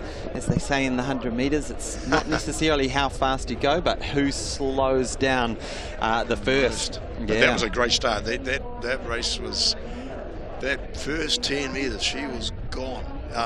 You know, the great start on lane 6, and you're right, you've got to work really hard to run somebody down when they get that, you know, almost perfect start. So you're right, top end speed does count, and it's as we go through from the girls to the boys, it'll get faster. Absolutely. So that was the junior girls. We're just getting started with these 100s. So once again, like I've been saying all weekend long, this is, if there's ever a time to send out the text and get eyeballs on screen, you want to hit that share button on the Whakata Māori YouTube channel. Get the word out, because today is the day of finals. Today is the day of a lot of action, and it's the 100-metre finals now. And on screen also is the senior girls long jump. I wonder if any of these wahine will be doing the long jump and the 100. Have to have a little look at that. Yes, I noticed there were a couple missing from the jump schedule. I missed at least one round.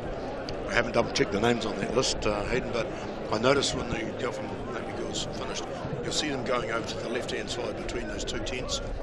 And to the left of the blue one, you can see a guy with a cap, another guy with a leather hat. These guys are all the jump coaches. And so they're down there, and they're going and talking. Oh, here we go. All right, so we're away in the 100 metres. Junior boys final. It looks like lane 5 is running really well. Leofo Osofoni, who is pulling away, but there's a few boys lining up for this. Oh. Chuck a blanket over them. How close was that? Oh my goodness. Wow, what a finish. He's pretty confident he's got it. Had it. He put his hands in the air, and we might need to see a replay on that one. Well, it's Owen Lamb who has been given the time. This is all unconfirmed at this stage. Owen Lamb is given the time in first place with 11.48, but then, like I said, throw a blanket over these times, because Manaya Lesser looks like he's got second in 11.51, yes. And Leofe, is at 11.54. Henry Smith, 11.57. Dylan Henderson, 11.66. Francis Gale, 11.67. there's only 0.3 of a second separating first to 8th. Unbelievable. And we're rolling through these races lightning fast. We've no, they're not in their blocks. They're just going through their strides. And the two St Kitts boys, we thought the one on the in lane 5 had it, but as the camera swings down, we're coming from behind with that angle. Now the two boys coming through in lane 3 and lane 4, Owen Lamb and Manaya, they just came through and hit that line and what, 0.3 of a 0.3 of a, what, 0.003 of a second between them. But we expect close finishes in 100 metres, but just goes to show if you're not sitting right opposite that line, you can't really tell. And I remember when studying at athletics, all were handheld times and done by visuals. Yeah. And that, I mean, if your target is to get third person or lane 6, do you click it?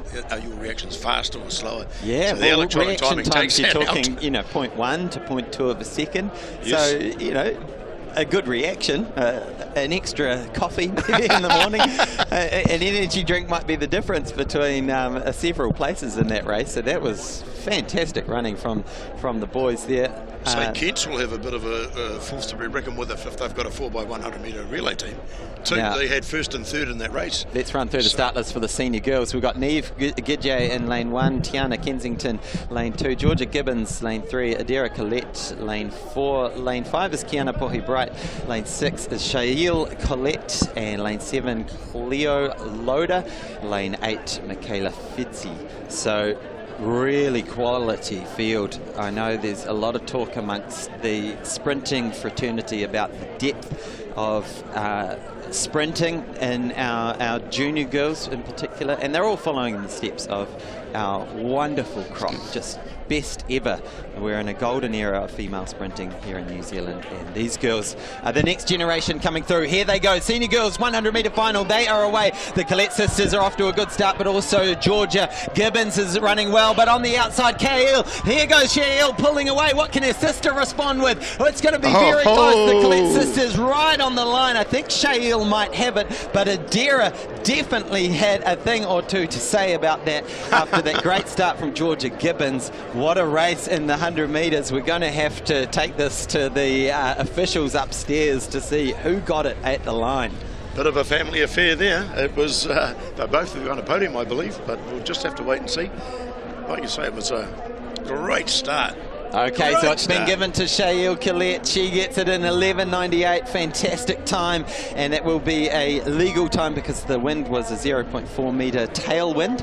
And Adira, her sister, picks up second, and then it was Georgia Gibbons in third with 12.44. Rounding out the places, we had Michaela Fitzy in fourth, Kiana Pohi Bright in fifth, Cleo Loader sixth, Neve Gidjay in seventh, and Tiani Kensington in eighth. Great running from these ladies as we welcome in Tony Rogers, the chair of the team at New Zealand Secondary Schools. What a morning we're having, Tony.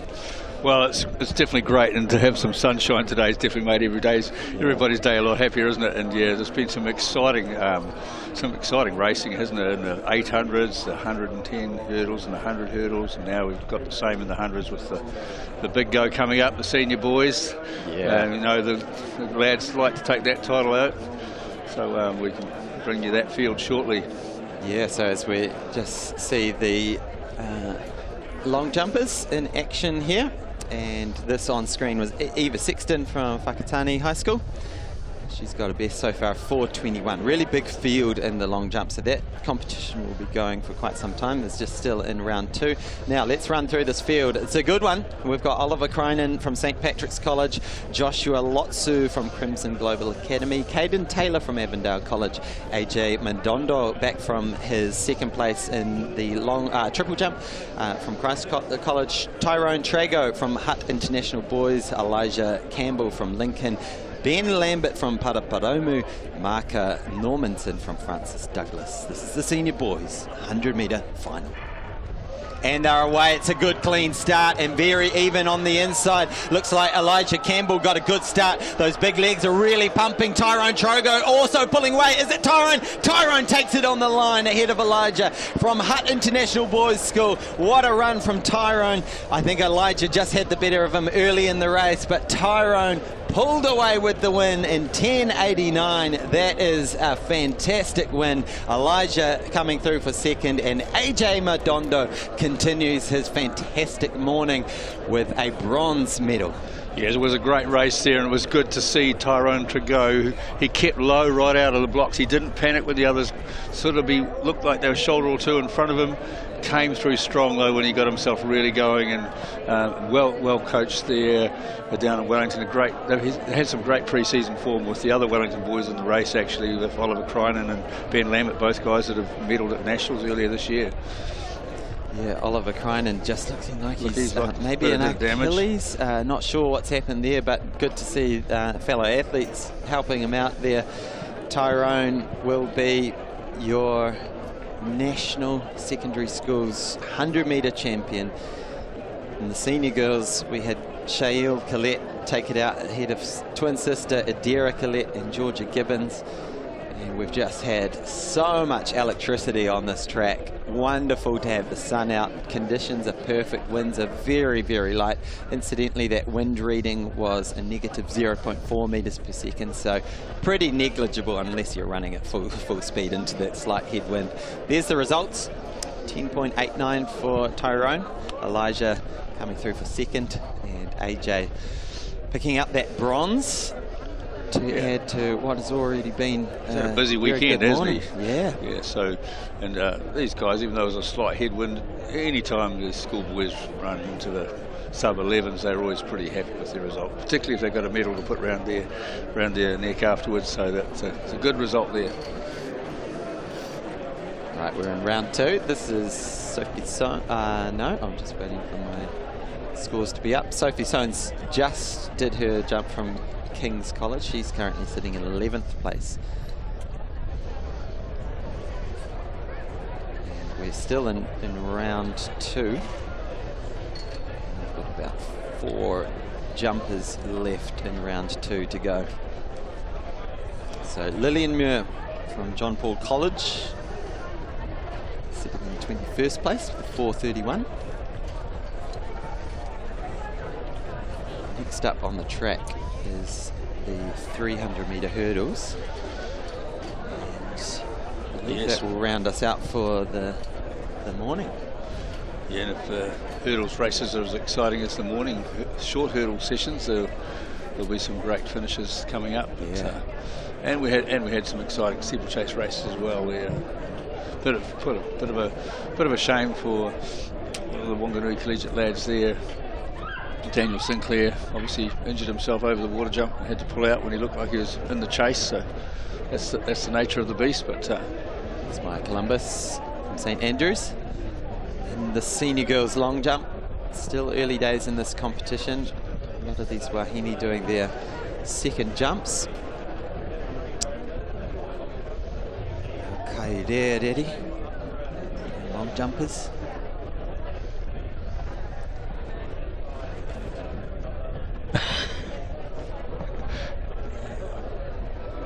Yeah, and it's just been such an amazing morning with close finishes in the field, lots of last-minute lead changes, and then of course very close finishes on the track as well.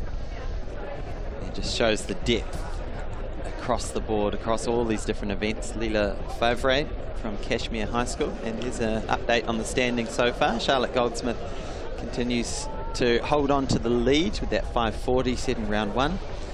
Then we're looking at needing to get over 5 meters today to make an attempt on those medals. Wind readings are all pretty good, mostly a headwind for these women, but somewhere between 0.2 of a headwind down to about 2.0 headwind, so not too bad, definitely not gusting or anything like that. Good on the board, and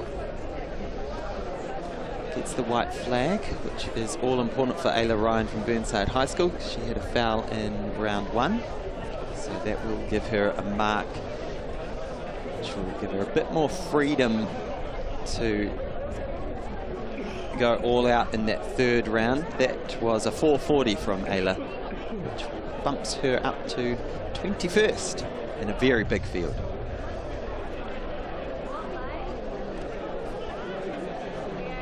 Next up is the senior boys 300 metre hurdles, so we will run through the start list for that shortly. I can see them outside my window going through their strides, going through their hurdle drills. On screen we have another of our long jumpers just getting ready. And by the lack of movement of that little tent there on the left, you can see how still conditions are. If anything, winds are just starting to make themselves known. The forecast is for winds to be picking up through the day, but it is going to be warm and sunny for the rest of the New Zealand Secondary Schools champs. So this looks like Holly Gray.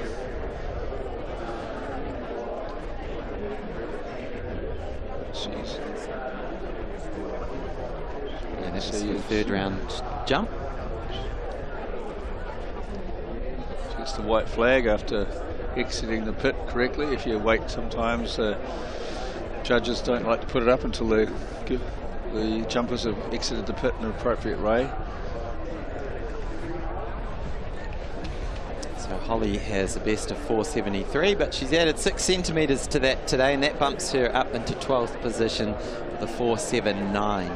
And looking at the wind readings for Holly, they've gone from a negative 0.7 headwind to a 1.1 headwind to a 1.4 headwind.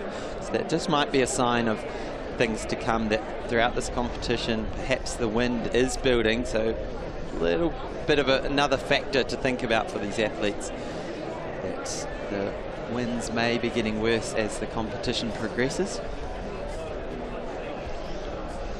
Yeah, it's definitely the good thing about the breeze is it's clearing this quite humid weather we've got here this morning. Hayden, outside there it's pretty warm and sticky with all the moisture that's been around for the last 48 hours, but a little bit of slight breeze is probably going to help the athletes with cooling, but maybe not be the best for what they want in the track arena, if you like. Sophie Hancock sitting in 5th place. She's up to 495 from round 1. 490 in round 2, and that's one's a 474, but looking like she should be heading through to the next round at 495 as a gauge. The bubble at the moment is sitting there with Natalia Gineblaza with a 489, so that's the mark. We're looking at 490 or better to push your way up into that top 8 to progress in this competition, as we scale it down from about at 30 athletes entered in this competition. Here is Gracie Pratton. Good projection, getting the feet up nice and high, reaching up with the hands, getting her body mass over her feet in order to not sit back in the sand.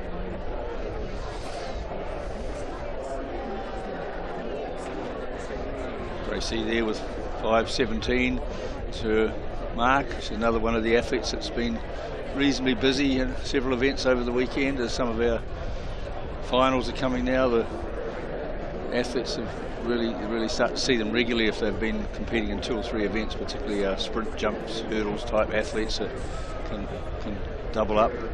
Right, 300 metre hurdles, here we go. This is the final, and the heats, lane draws are Ben Ward from Selwyn College, Cullen Milne from Maclean's, Nathan Brown from Cambridge, Bo Brackenridge from Christchurch Boys, James Hanson from Marlborough, Widdamoo Knowles from Cambridge, Nat Kirk from Wanganui, Dylan Butler from St Bede's, and they're all jumping reasonably evenly in the early stages. Potentially lane 4 looking nice and strong. Bo Brackenridge, a bit of drama. Tell you what, these boys are really pushing themselves to the limit, but lane 5, James Hanson, he's coming onto the home straight in the lead. He'll have one more hurdle to go, pulling away from the field. Make sure he clears it. James Hanson, he's going to pull away for the win. It's going to be a big battle for 2nd and 3rd, but James Hanson, he is your senior 300 metre champion in the hurdles. What a final 150 from James Hanson after we had all sorts of cluttering and drama. A lot of drama there, wasn't it? A lot of hurdles going down. Wow. So we had, I think it was Nat Kirk out there in lane 7 early on, must have pulled a hamstring around around the bottom bend, and then a real crash in the final stages there by one of the athletes. I'm not sure if he picked himself up and finished across the line, but yeah, a good run there by James Hansen, and he went into the race as the top-ranked athlete with the best time of 38.51, so he's come out of that with a new PB of 37.98, so he'll be really happy, and he definitely had a big gap on the field there, Hayden. Yeah, if you're going to run your PB, you do it right here, right now, don't you, at the New Zealand Secondary Schools Champs. So 37.98 for James Hansen, Bo Brackenridge in second place. It was very close for those minor medals with a 39.58. Nathan Brown just nudged ahead of Whittamoo Knowles to claim the bronze with a 39.77, and there we see the results. You can see how close it was for second and third. Great battle to the line. James Hansen is your champion, and you can see there Dylan Butler doing a wonderful job to pick himself up off the track and get to the finish in 1:02. And so well done to our athletes. There's some tired legs, because I'm pretty sure all of these names I've seen in other events across the weekend, so they've stayed busy. Yeah, and absolutely, and you know, some of the toll of the sort of wet weather on the first few days is taking its toll on the athletes. I've talked to a few of the coaches and even a couple of parents saying the athletes are really stiff from some of the early rounds, and that'll be the cold wet on their muscles in those last couple of days where the athletes have got cold after competing or waiting around for the start. So, and that can contribute to some of these pulled muscles we're seeing. That's right. Senior girls long jump. We are in round 3. This is Sienna Watson.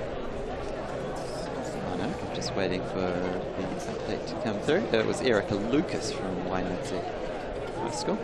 She's currently got a best of 4:44 today. And we've got our Sacred Heart Girls College athletes lining up next. So there's the standings. We saw that big jump from Gracie Pratton, that 5:17 in round 3, pushing her up into second place.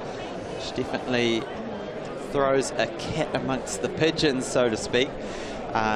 Really mixing up that medal standings. And here is our Sacred Heart athlete.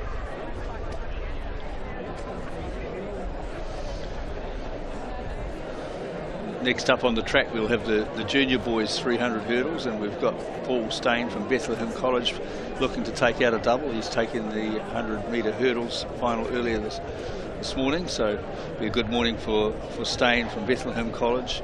I think he's doing a bit of work with Kerry Hill up there in the Bay of Plenty now, so he'll get some good tuition with the speed and his hurdle drills. So Sean Newlands, well, I'll just capture this long jump before we head back to the start list of the junior boys.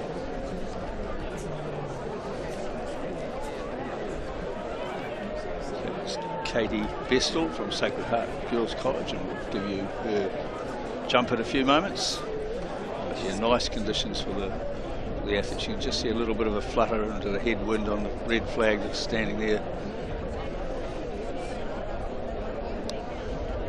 So Katie Bestel is sitting in 17th place with a 4:65. And a reminder, this is round 3 of the senior girls long jump, so all important to try and nab a spot in that top 8, which is sitting around 4:90 is the bubble. And the St Andrews girl just been through. Right, so the start list for this 300-metre junior boys hurdles. The hurdles are set at 76 centimetres. And they have 300 metres to run. On the inside, it's Sean Newlands from Ron Carley, Charles Howlett outside of him from Auckland Grammar, Paul Stain, as Tony Rogers mentioned, from Bethlehem College, coming back from the 100 hurdles, Benjamin Langley from One Tree College, Harry Williamson from Christchurch Boys, Benji Fairclough from Mount Albert Grammar, Joshua Ingham from St Patrick's, Noah Retford from Botany Downs. Early stages, we can see everyone over cleanly. Paul Stain's definitely making up a fair bit of that stagger already steady on that back straight. Coming into the curve now, this is where we saw the senior boys hit a bit of strife, but it looks like everyone's over nice and clean. Paul Stain, has he got tired legs from that 100 hurdles? He just clips that one, but he's in the lead still. Out on the outside, Noah Retford running really well. Paul Stain, can he hold on? Noah Retford is coming. It could come down to this final hurdle. It's going to be very close on the line. Paul Stain might just hang on. It's going to be close. Wow. Benjamin Langley was right there. I think he took the silver. Noah Retford for the bronze. But Paul Stain completes that magic hurdles double with the 100 win and the 300 hurdles win. They are some tired bodies out there, Tony Rogers. Yeah, and it'll be good. Langley will be pleased, I think it was, because he was fourth in the hurdles this morning, whereas Retford was the silver medalist. So a bit of a change around there, but Stain, obviously the dominant junior hurdle, they're here this weekend, so that's good to see. So Paul Stain takes it with a time of 40.23, just ahead of Benjamin Langley, 40.45, and then not too far back to Noah Retford. So those three really pushing so hard right to the line, and great to see this sort of action in the hurdles, as we've seen just all morning long. It's just been riveting stuff. So we've got two more races left on the track. Personal best there to Langley and Retford for sure, and probably also for Stain. I just don't have his previous best, but definitely personal best to those two lads.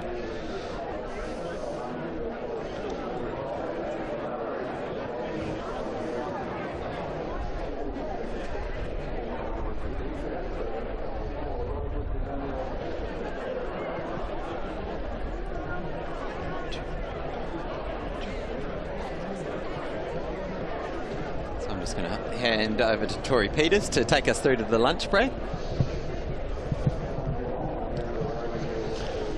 Welcome back, Tori. We thought we'd get you in because the girls are getting underway with the hurdles in a few moments, but we've also got that senior girls long jump happening in halfway through.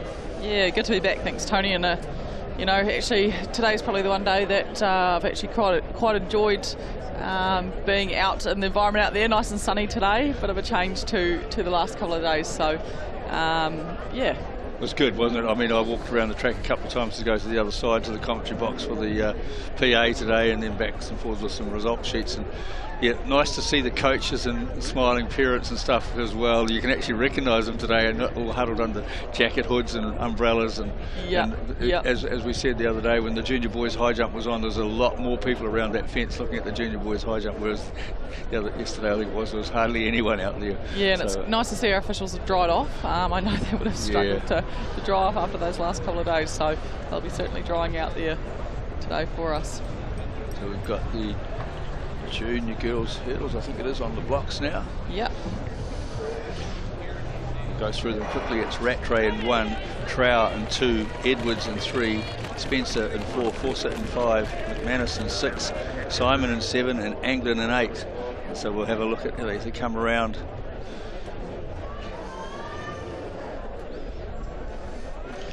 So we've got some clear hurdling. Some people are, it looks like on the inside there, it's possibly lane 3, which is Meg Edwards from Rangiuru. And she's ahead there. So it's Edwards from Rangiuru coming through in lane 5 is Holly Fawcett from Aquinas. And in the inside in 2 is Taylor Trower from Palmerston North. But it looks like it's a clear win there for Meg Edwards out of Rangiuru and Christchurch, taking the junior girls 300 hurdles. Not as much carnage as in the boys, so these girls, maybe are they a little bit more cautious, do you think, Tori? Yeah, potentially a little bit more cautious. That's what I think it is, yeah, Tony. But look at them, they've spent, aren't they? They are. They've been, and like I said, you know, that heat out there, it's actually quite warm out there for the competitors today. So they will be, yeah. Look at them all on the end of the finish line, just really sucking in the big ones, trying to recover from that race. So it just shows how much energy they've put themselves through there, and yeah, it's good to see everyone gives it their all right to that finish line. So just trying to get our live final result there. Just popped up there with our results, so as you can see. That looks like the senior girls race, so isn't it?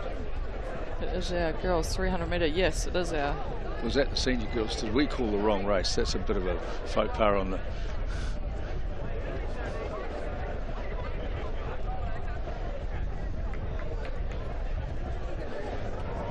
Yeah, looks like we did. So our big apologies there of the order of that event. It was Maggie Jones from Whanganui High that took that out from Sophie Hancock. And yeah, we missed it. There was a scratching there as well, so we should have picked that up. So that was Maggie Jones from Whanganui High taking it from Sophie Hancock from Rototuna and Maddie Kelso Heap from Dyson School for Girls. So our apologies there. The wrong information was popping up on our live results there. So on your screens now should be. Now's the junior girls, so we'll get it right. It's the juniors, so here we are. We're potentially repeating ourselves here. Over to home, yeah, huge apologies there. Yeah, absolutely. And we do have lane 3 taking an early lead over the first couple of hurdles.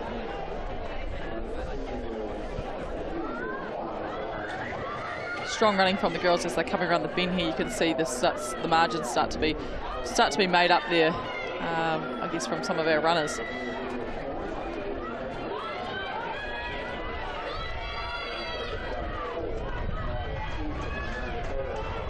we've got. So it's pretty tight with 3 and 5 as they're coming over the last hurdle, coming up. Very close between Nick Edwards and Holly Fawcett. So it looks like tight. Fawcett's going to get it. So in the recall, Fawcett takes first ahead of Edwards. So. Oh, goodness me. Again, apologies at home, folks, for that little bit of confusion. It is Sunday. We've been on the mics for the last 3 days, haven't we, Tony? So yeah, we can't blame the rain for our vision no, today. No, we can't, unfortunately. It's more the glare on the screen, isn't it? So yeah, we'll go through that result again, actually, for the other girls, just in case you were looking at that previous heat, and we did call the wrong. We called this the junior girls instead of the seniors. So it was Maggie Jones, Whanganui High, winning in 43.36, and for Maggie, that probably a personal best, I would think, from what I see on the ranking list. So it was a good result for her, ahead of Sophie Hancock out of Hamilton Rototuna High, 44.09. Maddie Kelso Heap from Dyson School for Girls, 44.15 and third. So they were the medalists in the senior girls 300 hurdles.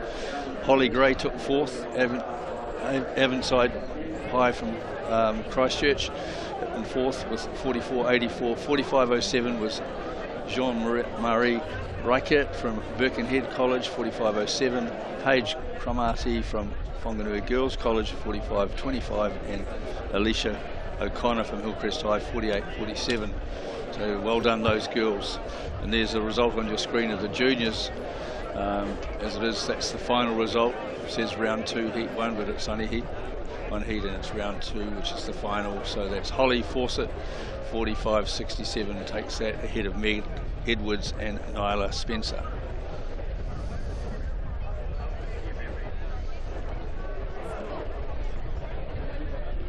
So that's the end of our track session.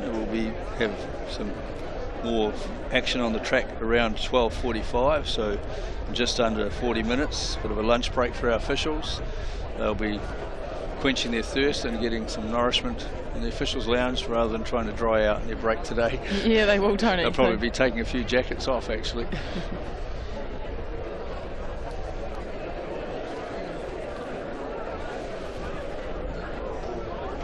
So we've just got our current standings there on screen for our girls long jump event happening on the back straight from where we are sitting, which is actually really the home straight, isn't it, for the 100 metres. So Charlotte Goldsmith currently in first place with Gracie Pradden second, Bernice Cullen third. So yeah, as you can see there, Hannah Collins just did a 4.71, so that'll plug the third round jump for her, so she's lying in fifth at the moment, and we're looking for the top 8, so we've almost got that sorted out. If there's any more jumpers to come through, looks like there's a couple to come yet, so it won't quite be final yet, but that's starting to sort itself out. So anyone coming after Hannah Collins is going to have to jump further than 4.90, which is Sarah Hewlett from Te Amutu College in 8th place at the moment, for them to qualify for the final 3 jumps. Yeah, and Tony, we see a lot of these athletes, in these field events, and when there's a lot of athletes in the field events, it's hard to find that sort of happy medium in between what to do, between your jumps. Sometimes it can be a long time between your first and second jump, and it's quite interesting to watch what everyone sort of does, and you'll see some of the girls will take a seat, might have a little snack, they might get back up and have a chat to their coach and jump around, and that's all a very important part of being able to perform to your best out there in these events. Yeah, that's right, and of course today at least they're not having to try and shelter somewhere. So that was Sophie Soanes from King's College out of Auckland, and we'll see what her mark is shortly. She's currently in 12th, so she'll be, as I said, looking to get a jump up there to get up above 8th, which is what is currently needing a 490. So Sophie's done 476, so keeps her in 12th place, I think. So that's no change for her.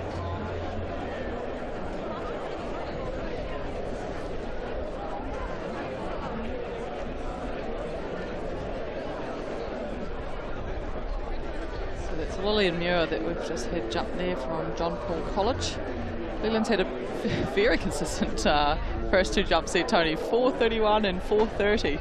Oh geez, yes. I don't know if you could get that close if you tried. That's right. She's currently lying in 22nd out of quite a large field in the senior girls jump. I think there's a field of around 30 athletes. I'm sure if they all started, looks like maybe only 28 started, so it's a big field. Yeah. So as Tori, you're saying, it's really a long competition for these girls, for everyone to get in. We're getting through 60 odd jumps, or actually it's more than that, isn't it? We're talking about nearly 80 jumps, or 80 odd jumps. So this is next athlete up there.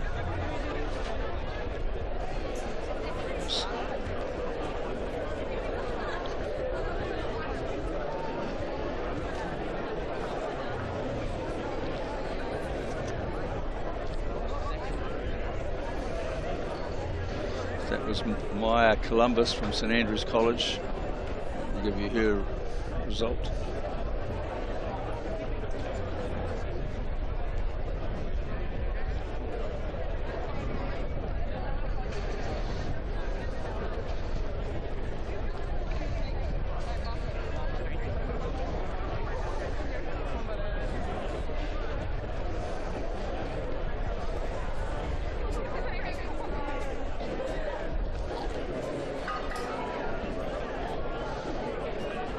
These officials are working really hard, aren't they, out there with the rakes and getting a lovely smooth surface for them.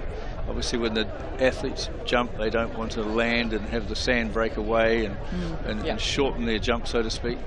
So they're once again the leaderboard, a couple of jumpers left in this competition. So the last girl there was Lillian Farver from Kashmir High. She did 476, so that's going to go close to getting up there, but not quite enough. She needed a 490 to get into the top 8, so it's possibly pushed her up in the ranking. So next in is Ayla Ryan from Burnside. Yeah, and it's particularly tricky sometimes as well in these competitions, when such a big field like this, Tony, and you've really got to get those first 3 jumps on the board, don't you? If you don't quite get those 3 on the line, you put yourself in a pretty tricky position to be able to get into that top 8 for those next three jumps. Yeah, that's right. If you get a good jump in early, it's much the same for yourself. If you get a good throw in with your javelin on the first one, you can relax and then work away there if you feel like you've got your top 8 secure. If you're striving to get the top 8 on jump 2 and 3, it just adds to the pressure. Yep. The mind games start working. I'm sure Tori do that. And then I know then you can sort of reset for your energies for the final 3 jumps, or final 3 throws in your case. So yeah, I always find it's a little bit tricky too, Tony, that first throw or that first jump. Sometimes you're dealing with all your nerves, and sometimes you just want to get it out of the way, but it's also one that you actually really want to get that one in, because that's when you got your most adrenaline. It's the first jump of the competition or first throw of the competition, and you really want to be able to use that adrenaline to your advantage and put it into your performance. So it can be a bit of a tricky one to find that happy medium there. I'm sure these girls will be all adrenaline pumped throughout all of their attempts. You know, having put in all the mahi leading up to this New Zealand Secondary Schools, which, as we've mentioned before, you know, we haven't had it in a couple of years. So yeah, and you do see that, and I think in one of the hammers late last night in that horrible rain, I think the first throw was the one that went. So if it's not the first throw, it's probably usually the last one or two, isn't it? And we had that this morning in the senior girls shot put. The lead changed numerous times in the last 2 rounds, but nothing much changed in the first 3 rounds. They pretty well sorted themselves out, but then there was a big change happening over the last round or two, and I think there was actually five changes in the final round of that senior girls shot put in the last round. So in terms of place changes, which is what happens, you get down here. So these girls have been out there since just before 11 o'clock, or probably about 20 to 11 or more, so they've been out there for an hour and a half nearly. Some of these girls, they would have been in the call room for 45 minutes before that, so their comp's been going a long time, and they've had a jump about every half an hour roughly, and now of course the top 8 have got to, as we say, reset, because they've now got to probably have a jump about every 5 to 10 minutes depending on how quickly they go through. So the last stage of the competition goes quite quickly, but it's a really important stage, isn't it? And you've probably gone through that situation before. Yeah, it really is, and that's a really good time. You know, these athletes need to tune in and really focus, and I think that's probably what a few of them will be having that conversation on the fence with their coaches. But yeah, it is. It's always those, you know, it can be, you know, we all know you've got 6 events in these field, 6 rounds in these field events, and every round counts, but it's not over until the last person's competed on their last round, and that's something we've seen actually a couple of times, Tony, in the World Championships and some of the big events, especially in the women's javelin, where Cassidy Barber's come out and won the championship on the last round, you know, and so it's, you've got to be able to maintain that performance and that focus and concentration right until that last round. Absolutely, yeah, and last round winners, they've got that special mental ability, I guess, isn't it? If you can do that, it's like you know, what we call the championship performer. So it's good to see that, and as I said, that was I think what happened in our senior girls shot this morning. It was a last round winner that came through in the 4. Promising young lady she was, actually. Yeah. I saw her when she arrived into the stadium. Annabelle Poir, I think her name was. She's a homeschooled athlete. She came in with her mum on Friday, and I looked up at her above me, and the last young senior athlete I remember looking to in terms of the female throwers that I did that to was one Valerie Adams. So I don't think I'd seen a senior girl at high school for some time. So yeah, so we'll keep an eye on her in the future. Yeah, all those shot put girls, they will be certainly looking up to Dame Val and her performances over the many years that she has been in the game, and I'm sure many of them would have been to the movies, Tony, and seen the movie. I haven't yet. I've got it's on my things to do. Yeah, likewise. I was going to go and try and do one of the special ones they had in Wellington a few weeks back now, but I had something else on. But and I've had a couple of people actually talk to me about that over the weekend about the movie. So it must be a great movie. Yeah, the story of Dame Val. Yeah, I think really inspiring as well for our junior wahine out there, especially within the athletics sort of scene, and just really inspiring and motivating for our young girls coming up the ranks.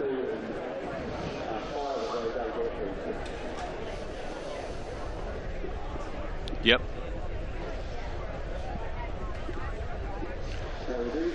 So we're down to the last event during the lunch break, so that's what we're focusing on, the senior girls long jump. It's the last of our morning session, and you can see the officials are busy sorting out and rearranging the order for the top 8. So it looks like it could be Sarah Hewlett, I think, there. She was 8th place before, so she'll be the first jumper because they do reverse order, so that the best ranked athlete after the first 3 rounds has the final jump of each round as they go through the final top 8. Now, Tony, just on that there, what are your thoughts on that? Do you think that's, you know, for that athlete, do you think, oh, that's an advantage, they get that last round jump, or do you think, oh, a bit of a disadvantage, you know, got all that pressure? You know, there's 2 ways to sort of look at it, isn't it? And it's quite interesting to see how each athlete sort of takes that on board and uses that, I suppose. Yeah, I mean, not having been a field exponent at that level, but it is an interesting thing. So I think I guess it's a bonus to the leading athlete, isn't it? It's a bonus to make those first 3 rounds count, is that you have that advantage of seeing how everyone else is going, so you can get the last bite of the cherry, so to speak. So I think it's good, and I know World Athletics and some of the Diamond League meets have played around with a few other scenarios in the final round 6 of the competition, haven't they? And I don't know what your thoughts are on that, but we're maybe just as the top 3 of the after 5 rounds have the finals throw. And that's the throw that counts, I think, was the Diamond League like that. There was a few strange rules coming in. I'm not too sure that actually many of the throwers were fond of that particular rule. I think it was something they brought in to make it a little bit more entertaining for the spectators, Tony. But so I'm not actually 100% sure that still is in play for our Diamond Leagues, but definitely something they experimented with for a brief few competitions. So that was Sarah Hewlett, the first to take the 4th round jump in 8th place. She hasn't improved on her 490. Next on the runway is Sophie Hancock, who has a best so far in round 1 of 495, but we know she's been away and run the hurdles. She'll be well warmed up, so Tony. She's definitely warm after, as we're talking about, having a longer break. So Sophie Hancock next up. She'll be really looking to sort of hit that 5 metre mark. She's hit a 495, a 490 and a 474, so let's see if she can crack into that 5 metres.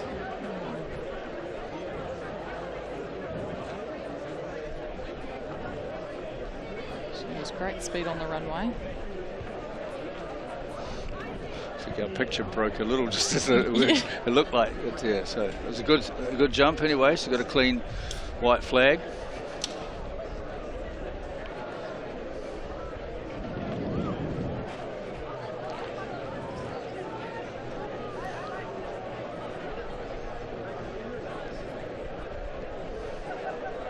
Waiting for that result to come in for Sophie, and we have 4.59, so she's been super consistent with her jumps throughout her 4 series so far, so she'll have another two to come. Next we have Kira McNeil from Otago Girls High School on the runway. She'll also be looking to target that 5 metre mark. Previous is 4.96 metres a previous jump, so she's posted 3 jumps around that 490 mark, so really nice and consistent, which is great to see throughout all these performances. Shows the girls are really, I guess, they're fit, they're maintaining those energy levels to be able to keep those performances consistent throughout those 6 jumps, and especially, as we mentioned, Tony, with the competition dragging out, for that long period of time with all the athletes, it's good that these girls are still able to perform well after being out there for so long. Yeah, that's right, and you can see that all of their jumps are just a fraction down on this 4th round because they've had that bit of an extra break as well if they sorted out the reverse a little bit. Here we've got now Hannah Collins. She was one of the last to jump in the 3rd round, so she probably hasn't had to wait around for as long, so it'll be interesting to see what she's looking for. The current best is at 497, so another one looking to edge into 5 metres if we get that. Seems to be the magic number, doesn't it?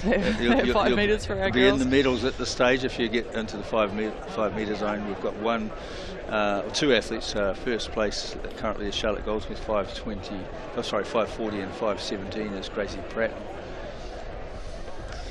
So next up we have Georgia Gibbons for Queen's High School down in Dunedin, and she'll be looking to add another 5 metre jump to her attempts here.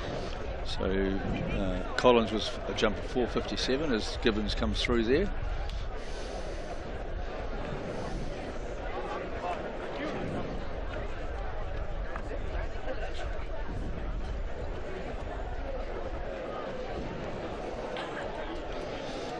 .489 for Gibbons, so she has a best of 502, and Cullen has got 505. So that's the very close. That's the magic mark there, isn't it? So as we look, and this is now Bernice Cullen on the runway. Her best so far in this comp is 505.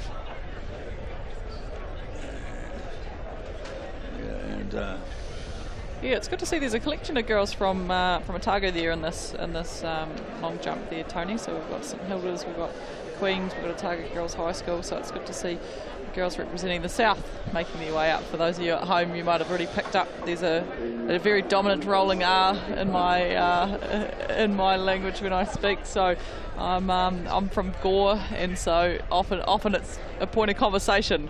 People can't help to point out that I've come somewhere from the south. A strong southern accent, we strong say. Southern. That's rolling of the R like the cheese rolls, Tony. So it's a bit of a shame for these girls because of the earlier competition. So that was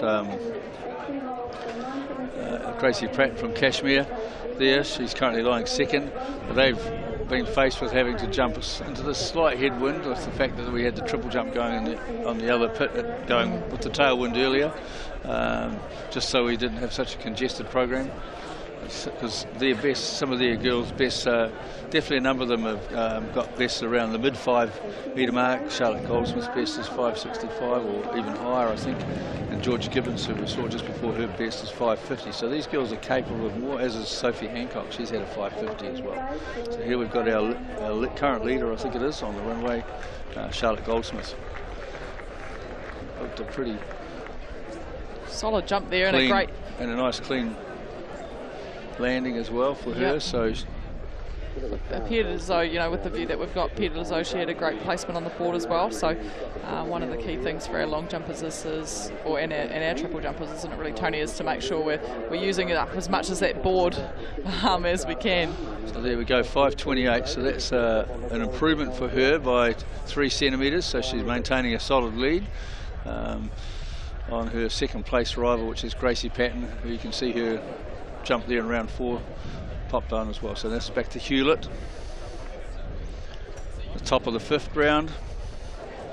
Looks like Sarah had a bit more speed on the runway that time.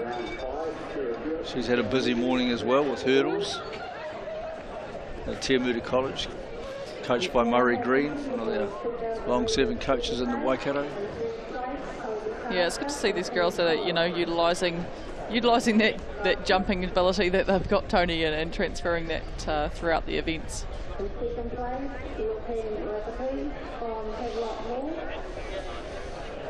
So have you got a favourite field event outside the javelin that you like to sit and watch, Tori? Or? Oh, to be honest, yeah, I'm a sucker for the throws. I think that's just, you know, with having what I've been involved with, but it's always pretty impressive, I think, to you know, watch the pole vaulters as well. What they do is, I think, absolutely phenomenal.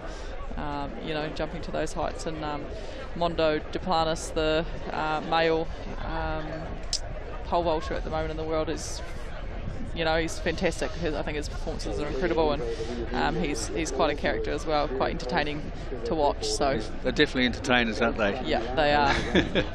They are. Yeah. Good. So we've got, I think we're now up to Kira McNeil. So Sophie Hancock recorded 5.84 in the previous jump.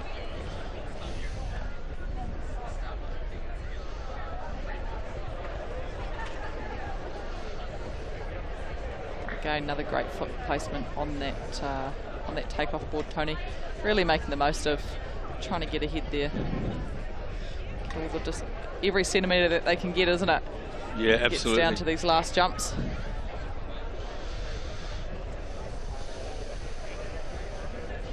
Change the result.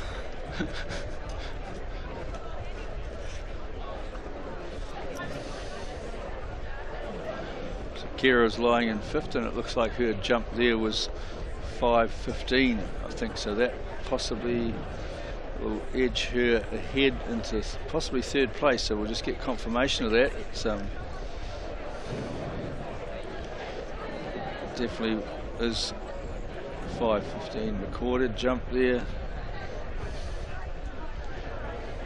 And then we've just had Hannah Collins. Yeah, unfortunately, toe over the line. We literally just speaking about, you know, getting every centimetre, and unfortunately, she's got a red flag being waved, so it speeds up the event for the officials, but sadly not an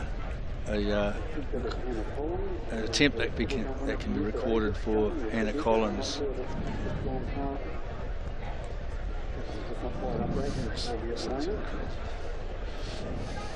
And so we've got Georgia Gibbons back on the runway. Georgia is currently, her best jump of the day is 5 metres 02. So again, she's looking to really just improve on that and keep herself in contention with the medals. Contrasting styles with some of these girls, aren't they? A It couple is, of them are quite yeah. light and quick on the runway, and others are a little bit more powerful and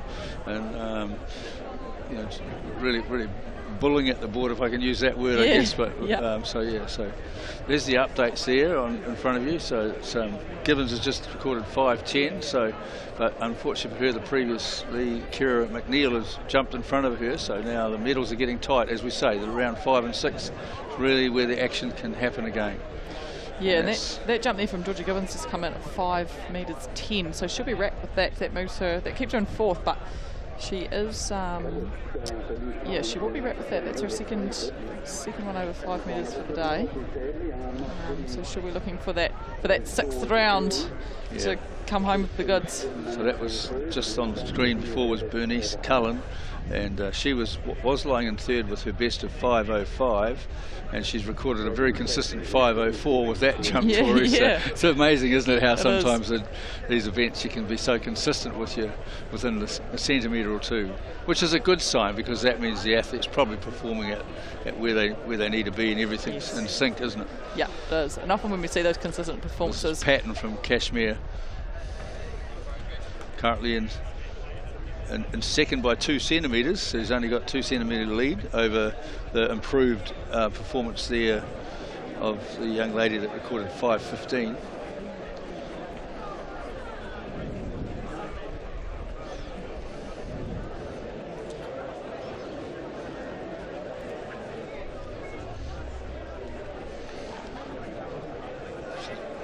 Just see here, we've got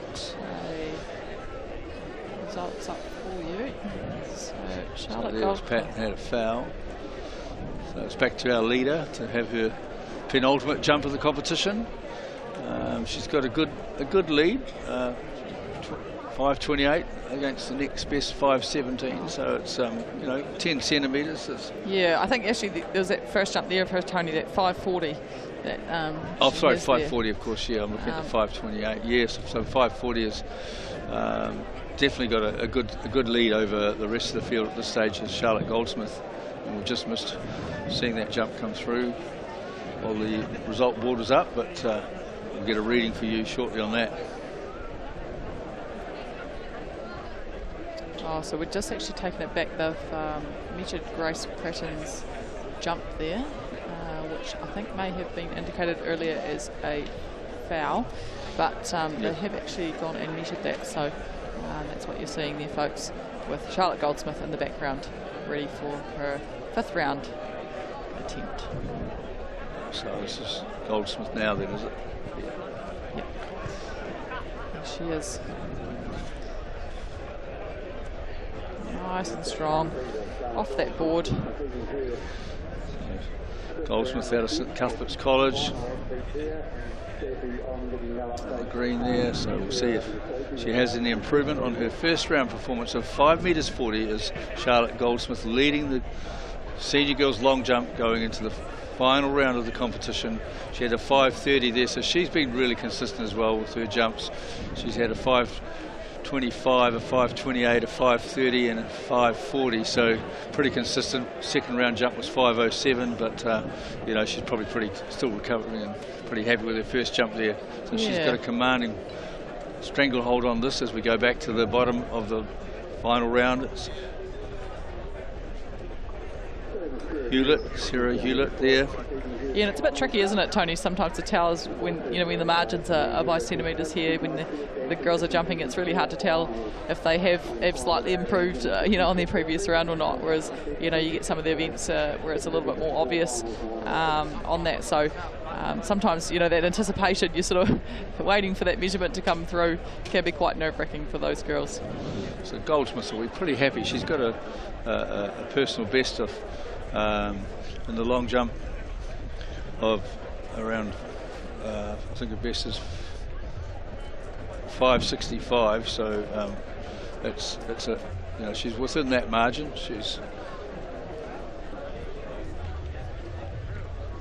considering they're jumping into the slight head breeze. You can see it just fluttering on the trouser legs of the official right on the board there. That was Hancock of there, so she's looking to improve on her best so far, which was her first round, 495. At a Rototuna High School in north of Hamilton. Member of the Hawks Club. She's she is. Club. That's the same club as myself. Yep. Tory, so good to see. I guess Chris Strange could be coaching her. Potentially, yes. I'm not sure exactly. Chris Strange, yep, well-known coach out of the Hamilton Hawks there. So 486 for Sophie there, so not quite up to her best jump. So she'll finish in 7th in the competition. And this is next up will be Kira McNeil.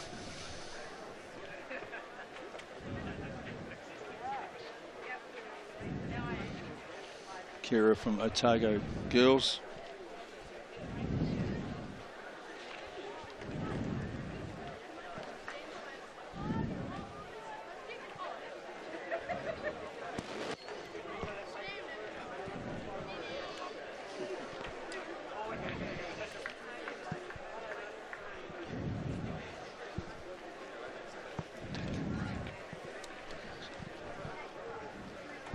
Just waiting for that result to come through for you all there from Kira McNeil from Otago Girls High School. That will be her 6th round. We've got Hannah Collins now.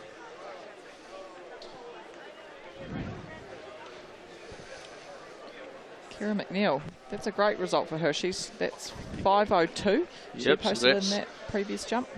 Going to take her into 4th. Well, we'll have to work it out. Fourth equal with George Gibbons at the moment, but it'll go back on a count back, so we'll have a look at that shortly. Yeah, where are we? Well, no, Georgia Gibbons has got the 5:10 now, so she's going to be Kira McNeil will go.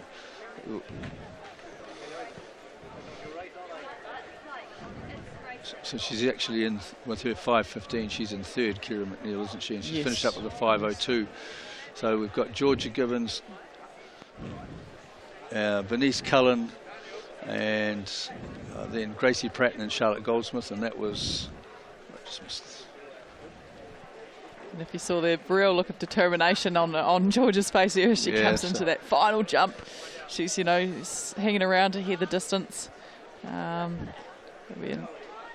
It's always you can always tell with the athletes, when they know they've had a good performance, they hang around in excitement, trying to listen in for that. Listen intently for the callers. Yeah, and that's come in there at 5.16. So she's improved another centimetre. Just like we said, Tony, it's those centimetres that count. Yeah, so she'll be happy. Looks like the medal could be going her way. Although we've still got Bernice Cullen, who's started the round up on the table. She's up next, isn't it? So.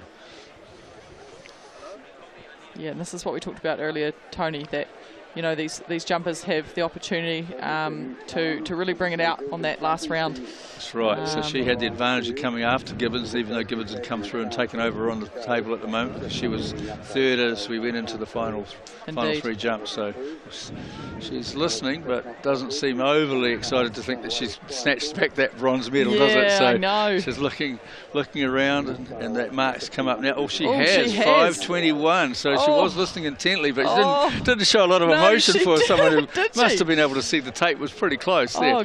So that's just shows you what can happen. So she snatched the medal back off Georgia Gibbons there. So now we've got Gracie Pratton from Cashmere High.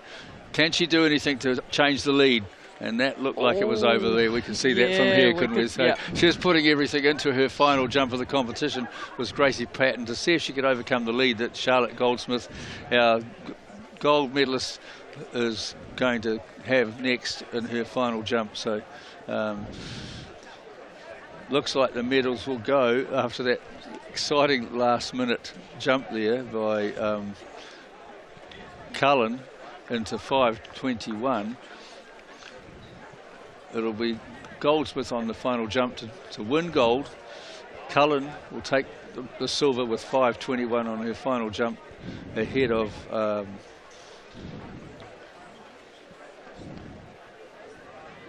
And looks like another good jump. Yeah, it's ahead of Pratton's in third, so another good jump by Goldsmith. Been very consistent. Yeah, she has. She really has, and it's been really great to see all these girls really throughout the entire competition, Tony, showing great performances. You know, even for those who just had the three attempts.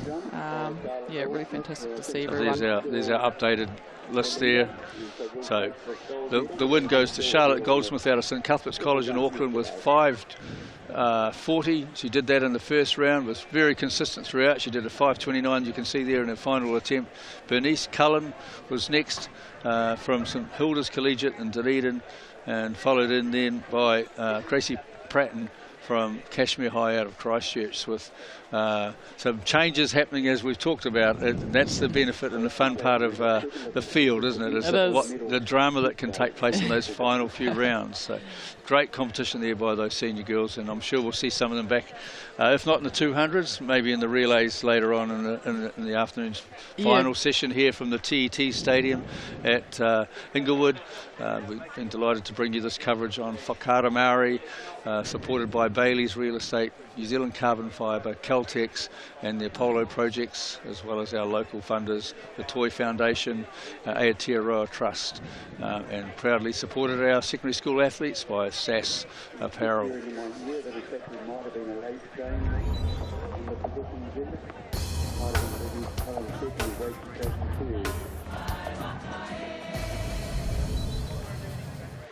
Okay. Yes. Okay. Yeah. This isn't about long-distance calling, technology, or living overseas. Do I have one more bid? Thank you. We're going to go once. We're going twice. And we are sold to the Kiwi phone bidder from Manchester. It's about Bailey's finding buyers that others can't.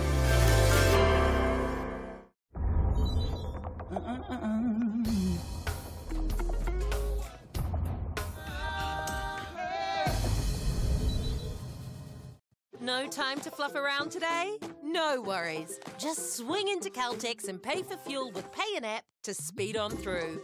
Ooh, yeah. Feels good. Use it at your local participating Caltex.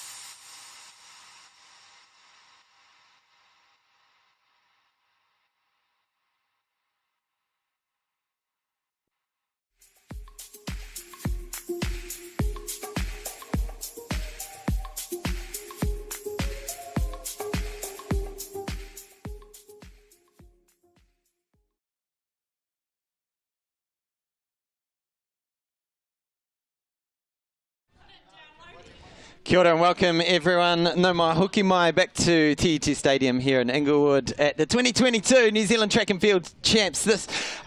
New Zealand Track and Field Champs, New Zealand Secondary Schools Track and Field Champs. This is the final session for the weekend, and boy, oh boy, electricity is hot here at the track. We've had some amazing finals already on the track. We just saw the junior girls and the junior boys here at the stadium. Unfortunately, we had to take our production team on a little lunch break and really make sure we're keeping the focus on the seniors as well. So unfortunately, we were unable to bring those to you live, but I can confirm the results. Bo Ritchie took out the junior girls 1500 with a storming comeback over the last 400 to just pip Imogen Barlow at the finish. Hayley Cornwall took out third in that one. In the junior boys 1500, we had another electric finish with Alfie Steedman coming away for the win in 3:53, Cooper Whiteman 3:55, George Wiley 4:03. Now on screen we have the senior girls 200 metres getting all ready to roll. We have Neve Gidje from Parapadomu in lane 1, Emily Jackson from Rangiruru, Adira Collette coming back after her fantastic 100 metres earlier this morning from St. Peter's College. We've got Michaela Fitti from Nayland College, Tika Randall from Morrinsville, Kimberly Walsh from St. Peter's, Kiani Pohi-Bright from Sacred Heart, Sarah Hewlett from Te Awa Mutu, and that rounds out our field for the 200 metres.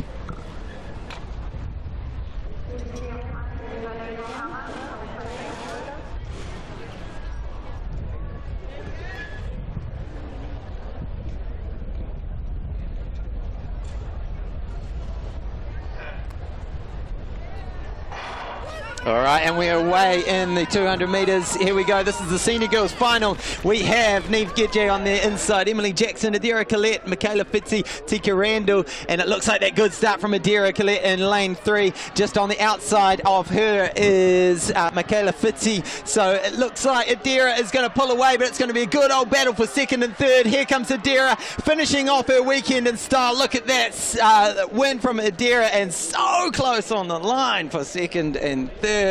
Wow, Tori Peters, how good was that? Yeah, it's awesome to see these girls putting out phenomenal performances, you know, not only in the 100 metres that they've been in, but they back it up in the 200, which is awesome as well. Absolutely, as we're just trying to work out all our start lists and things here, rushing back from lunch to get a handle of what's going on. But we've had a amazing morning this morning with just every final's been electric. Adira Collette pulling away for the win in 24:60. Slight headwind, 1 metres per second. Michaela Fitzy in 25:25 and Kimberly Walsh 25:32. So close on the line. Amazing running from all those girls.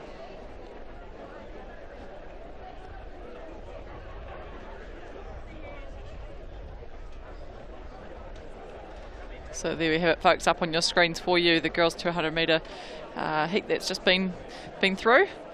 So again, just to repeat those standings there, Collette in first, Fitty in second, Walsh in third, Randall in fourth, Pohi-Bright in fifth, Jackson sixth, Hewitt seventh, and Giddy in 8th.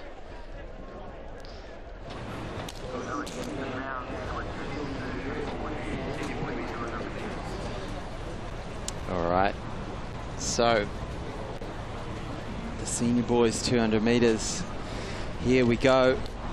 We've got Ethan Lagatul from Orewa, Ben Lambert from Parapadomu, Cole Gibbons from Otago Boys, Rylan Noom from Napier Boys, Maka Normanton from Francis Douglas, Caden Taylor from Avondale, Ben Ward from Selwyn, and Ashen Pettingill Brand from Christchurch Boys High School running in lane 8. 200 metres, conditions are pretty still, but just a slight headwind as you come onto that home straight. But it's probably not going to bother you because you've got a lot of noise coming from that grandstand as they get into their blocks. Senior boys, 200 metre final. And away nice and cleanly, getting into their work on the bend.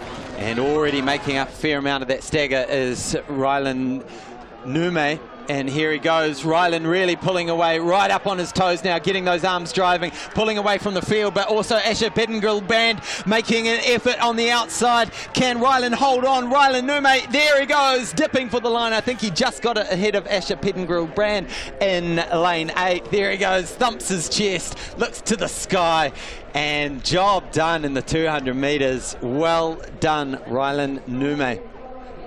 Wow, there it is, Hayden, 22.27, and it was a phenomenal finish, wasn't it? When it was so close, you know. It's I think, you know, thank goodness that we have those photo finishes for these races.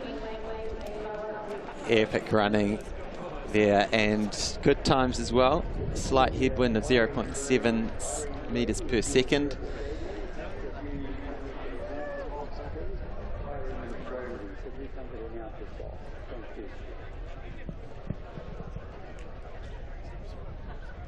Really interesting to get a bit of a reversal from the national champs back in March, where Asher took that one out just ahead of Rylan. So good little battles there. Yeah, competition from those on. two. Yeah, I love these. I was having a chat to our senior boys race walkers earlier, and there's some good little battles there as well. It's always good to have a rivalry, someone that you're always looking across the track at. Yeah, I think, you know, that it's really good to have that sort of thing within our sport. And, you know, when you're performing and you've got someone, you know, clicking at your heels, or you're just on their tail, you know, it sort of brings the best out of both competitors. So it's really good to have that sort of competition throughout our events. And that time from Rylan is the best for him this year. I'm trying to see if it's his PB. It would be pretty close to it. So what a time to drop a personal best. Yeah, fantastic. And we've still got 200 metres to come. We move on to the junior girls. And if you're wondering what we've got happening on the field this afternoon, we've got the senior boys discus coming up, the senior girls high jump, and then we've got para javelin. And that's about it in the field, actually. So the focus definitely is coming to the track with that javelin, discus and high jump to go. So most of the field events are in the books already. And these girls in the junior 200 are getting ready to roll. I'll run through that start list. So we've got Indy Gibson from St Margaret's College, Sienna Mole from St Kitts, Maya Bentley from Long Bay College, Tavi Aponza from Havelock North High School, Amelia Goldsmith from St Cuthbert's, Annabelle Batchelor from Otago Girls, and Brooke Harper from Marlborough Girls.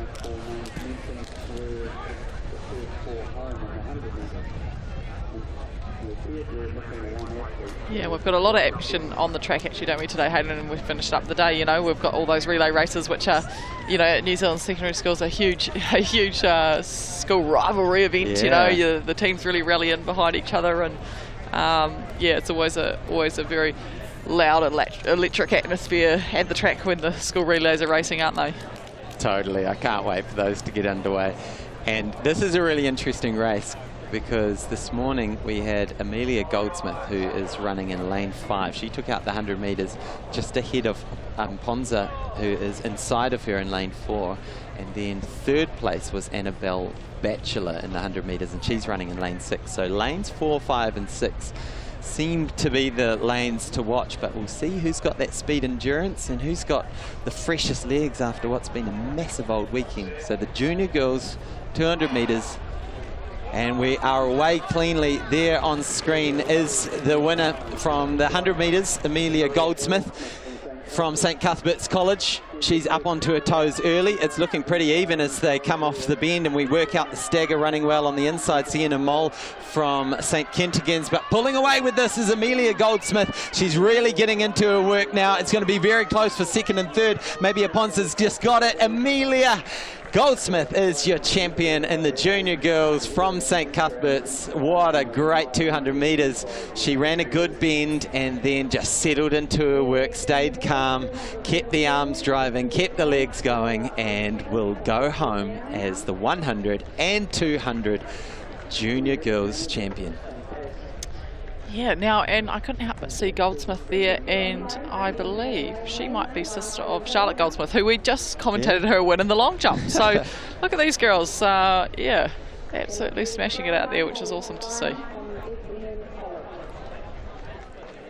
So happy scenes here in the finals day here at the New Zealand Secondary Schools Champs. Amelia Goldsmith taking the win with a 25.65, and Ponza picking up that 26.12, and Maya Bentley 26.18. I'm never sure if it's a Mia or if it's a Maya. I know. Yeah. Well, you got a 50-50 chance, don't you? You've got a 50-50 chance. So the best bet is to just alternate between the two, and half the time you're going to be right. So there we've got a good scene of the Taranaki skyline. The Maunga is just hidden in the clouds at the moment, but you can see the Kaitaki Ranges, and then that V to the left there is the Puakai Range, which if you're ever looking for a good hike, walking up to the Puakais is a good, you can do it in about a morning, maybe a little bit more, and walk up to the Tarns where you get these little lakes that perfectly mirror the Maunga. So it's one of the most famous spots to go up there and get your little Instagram shots. Is that where you'll be? Is that where we find you, Hayden, up there? Yeah, definitely. Your Instagram shot. All right, so the blocks here is the 200-metre boys. We've got Cody Lawson, Owen Lamb, Henry Smith, Dylan Henderson, Oliver Barnett, Manaya Lisa, and Hunter Scott. So, and on the outside, Blake Dalton. So this is the final of the junior boys 200 metres. It's going to be very close. Looks like lane 3, Henry Smith might but just get it. But in lane 5, finishing strong, Oliver Barnett. It's going to be very close, but I think Henry Smith holds on for the win. Wonderful running there from Henry. He is pumped. Wearing the school colours on the cheeks. Of St Peter's, Cambridge. That's one of my fellow boys. So that's one of your boys. Good to see St Peter's School. Henry bringing it home there. We're having a good afternoon already with Bo Ritchie. Yeah, we are. Winning the 1500 metres. You're saying she wasn't feeling very good this morning. And a lot of them have actually come hot off the road race. So you can say they're well and truly warmed up for the day for on the track. So awesome to see them backing up performances after big mornings already. So Henry Smith taking that out, 22.89. Not too far away was Manaya Lesser in 22.97, and Oliver Barnett picks up third place with a 23.01. But very, very close racing from our boys in the 200. And always good to see those times getting under 23 seconds as well. So there's confirmation of the final in the 200 metres junior boys. After this, we move on to the 400s. We've got the junior boys and girls 400s, and then we switch over to the senior boys, senior girls 1500 metres. They jump in at 1:30 for the senior girls, 1:36 for the senior boys. And then we move into some more 400s, and then it's time for everyone's favourite, the relays, to round off the day. Now, if we got any updates on what's happening out there in the field? Right, just got a note from our producer that I'm getting a bit ahead of myself because we're starting the field events at 1:30. So we'll keep an eye on those as they kick off shortly. And what a way to end the year, picking up some medals at the New Zealand Secondary Schools Champs. What do you do with your medals, Tori Peters? Have you got a place in your house where they go on proud display, or have you got a sock drawer that's designated to? Yeah, I'm probably more one of those ones who just hides them away in the sock drawer. Hayden, yeah. So unfortunately, don't have a shrine of any sort, but I'm sure you know, if I was to have a, you know, a significant international medal from, you know, the likes of the Commonwealth Games or the Olympics one day, that would definitely make it out of the soft drawer. Totally, yeah, it's got to go up there. And I want to put the challenge out to anyone who has won a medal this weekend. Put it on the Christmas tree. Yes. So, yeah. Like Dame Lisa Carrington and her Christmas tree, I think it would be quite decorative, wouldn't it? Imagine that. Yeah. How many gold medals does one person need? Yeah. That's the question. Yeah, the sky's the limit for, I think, our Dame Lisa Carrington, isn't it? Yeah, and this is coming from me, someone who's only ever picked up regional medals. By the way, while we're at this stadium, this is where I claimed the Taranaki Senior 100-metre title. There was no one else in my age group. Oh, yeah, keep those little bits of information. Technicality. And I got beaten by a fast-finishing Jacob Stockwell by about 4 seconds. You know. But he was a 10-6 runner at the time, so, you know, I'm pretty sure I broke 15. Well, that's well, you got to start somewhere, don't you? You got to start somewhere. That's all I'll leave it at. Yeah, but you know, you've got to take your wins where you get them, and that's about where. and potentially play to our strengths as well, isn't it? Totally. Yes, There's certain events where you can just cherry pick and turn up. Yeah, for sure. But yeah, you've got to celebrate the wins. So there we go, athletes. If you did win a medal, chuck them on the Christmas tree, so all the family, when they come around for Christmas dinner, knows exactly what you've been up to and why you're going back for 3 helpings of dessert, because yeah, you've earned it. Yeah, you can just point to that medal and say, how many medals have you won this year?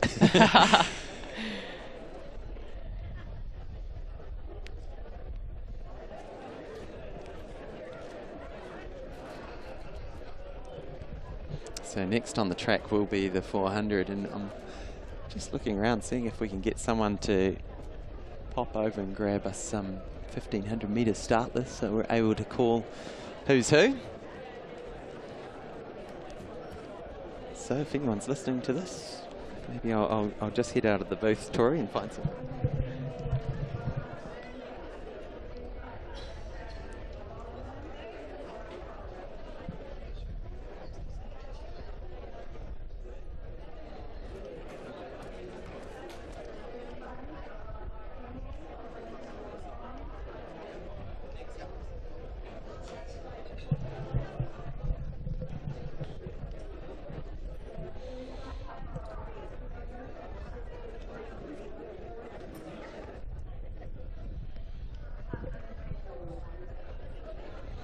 There's our 100 metre medalists.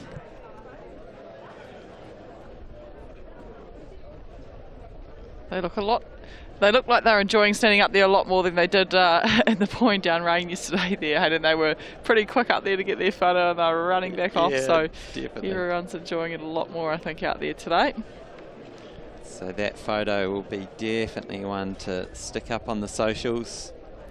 The fastest 3 boys in the country. Yeah, it's a popular title, isn't it? When we talk about sports with the most participation, like every kid in New Zealand has done the 100 metres, right? And you do it in your class, and then you do it in your year group, and then you go off to maybe your zones, and then regionals, and then it all ends up here.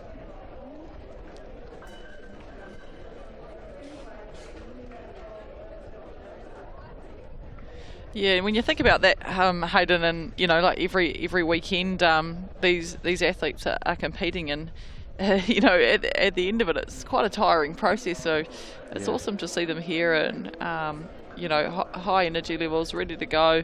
You know, they've also been training throughout each week in preparation leading into all of those competitions. So yeah, they're very much competing on the trot, really, aren't they? So they'll be really looking forward to their Christmas holiday. Yeah. Absolutely. And yeah, when you talk about you've done your exams, and for these athletes here in these rangatahi. It's been a crazy 3 years to navigate school and lockdowns, learning online, and trying to train as an athlete when you're not able to see your coach or your teammates, not able to race, and so it's really cool that we're getting back to normality after the pandemic, and these kids will have developed a lot of character and perseverance throughout the last 3 years. So big ups to all of them for making it here, and we are down to the finalists on a Sunday afternoon, and this is the 200 meters lining up now. Sorry, just the 400 metres. Oh, 400 metres, it's all right. Yeah, getting behind myself. It's okay. So we have Mackenzie Guy from Rangatoto. We have Leah Pratton from Kashmir High, Phoebe Laker from Mount Aspiring, Mia Diaga from Rototuna, Josephine Tappenden from Neyland College, Isla Tilbury from Marlborough Girls, Maya Putawera from Tauranga Girls, and Amelia Henstock from Villa Maria on the outside. So the junior girls, 1 lap, 400 metres, quarter mile as they used to say.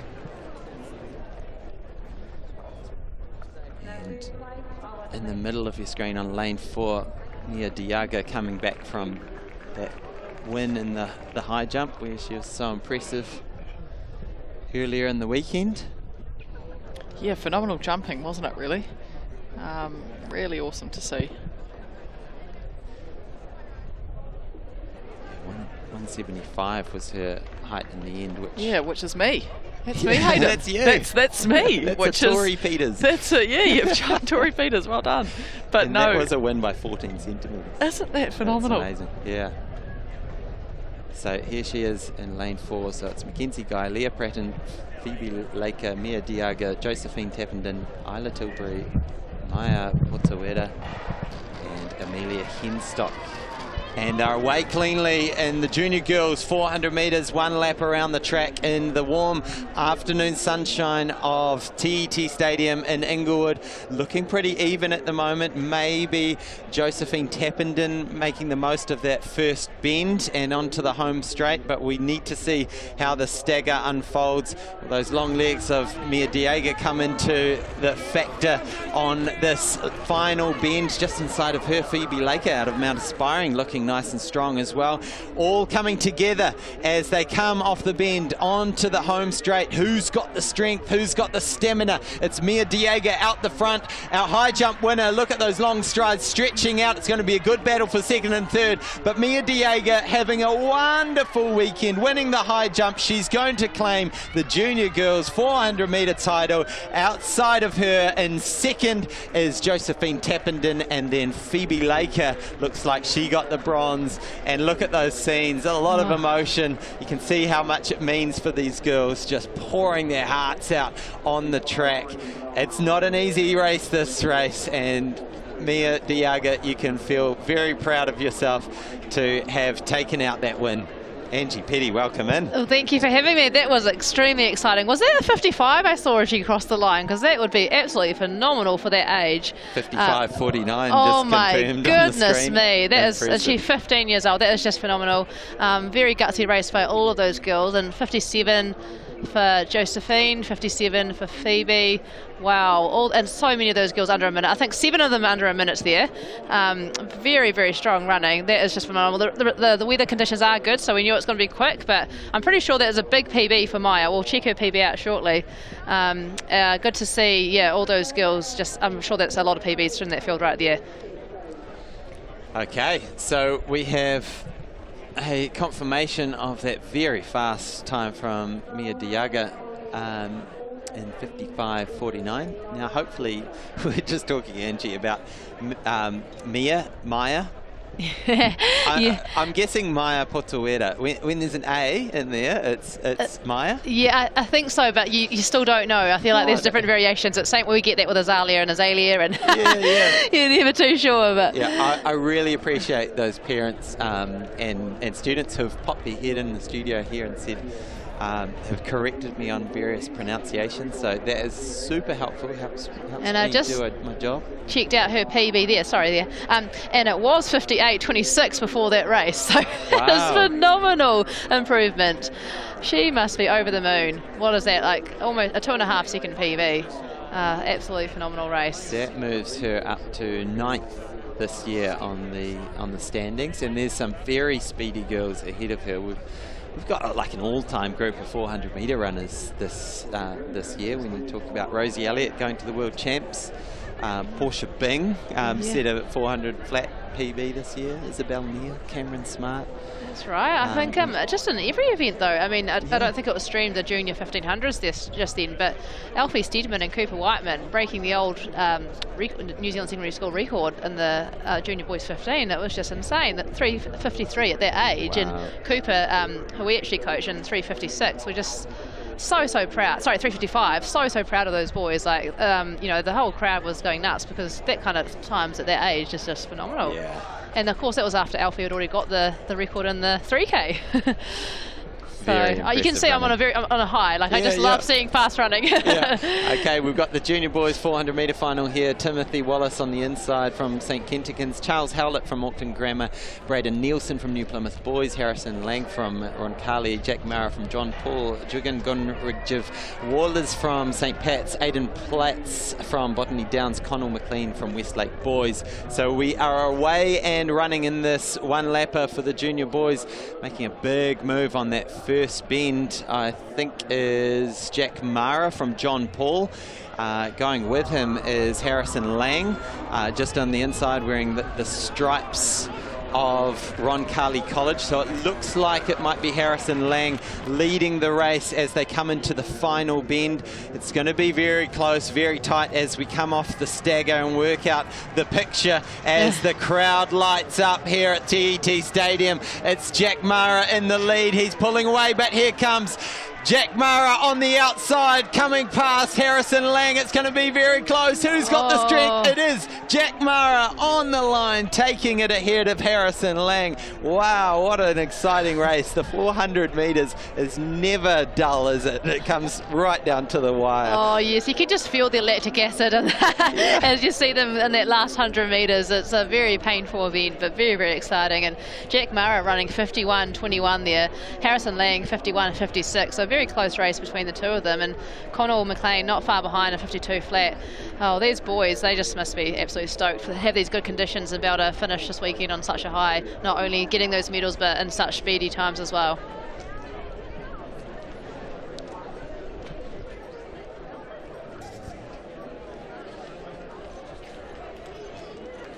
So, ladies and gentlemen, if you've just tuned in, kia ora and welcome. No mai hoki mai. Welcome back to the coverage at the 2022 New Zealand Secondary Schools Track and Field Champs, where we've just seen the final of the 400 metres junior boys, the Whāro metre, and Jack Mara taking that out in 51.21. A lot of these boys will be back for the 4x4, of course, later this afternoon, so the weekend isn't quite done yet. It's not time to head to the pie cart and replenish the stores. And I see that it's just over a second PB there by Jack Mara. His PB was 52.42 before this. And it looks like that was actually in the heat. Anyway, that's what we had down on here as his PB. So very phenomenal running at only 15 years old. So next up on the track is the big one in terms of middle distance. It's the senior girls 1500 metres. This is an event where people will target a long way out. We have so much heritage in our country in the 1500 metres, right back to Jack Lovelock in the 1936 Berlin Olympics, picking up our first ever gold medal in that event. And then through to Peter Snell, John Walker. Nick Willis and Angie Petty, who sits right next to me. Not so much over 1500, but well, thanks for Nikki Hamlin, of course, she still holds the New Zealand record at 4:04 there. Something for these girls to target in the future, and so good to see so many of these girls that are really coming through. And you know, I know some of them are signing for American universities, some of them are staying, and it will just be really great to follow their journey over the coming years and see, you know, what New Zealand can continue to produce on the world stage.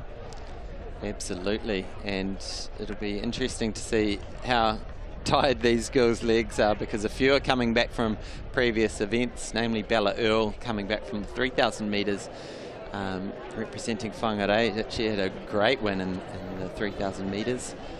And Zara Geddes, who got third in that race, she'll be in the mix for this as well, alongside a whole bunch of names. So I'll read through them, and then I'll get you to talk about who are some of the names to look out. So we've got Emma Ferguson from Ngatawa, Sasha Letitia from Takapuna, Zara Geddes from St Hilda's, Paris Carroll from Christchurch Girls, Jodie Nash from Takapuna, Neve Motley from Craighead Dio, Lola Campbell from Queen Margaret, Bella Earl from Whangarei Girls, Phoebe Squire from Wellington East, Caro Heinen from Otamotai, Eliza Squire from Wellington East, Kyle Fenson from Epsom Girls Grammar, Renee Carey from St Paul's Collegiate, Charlotte Greenwood from St Cuths.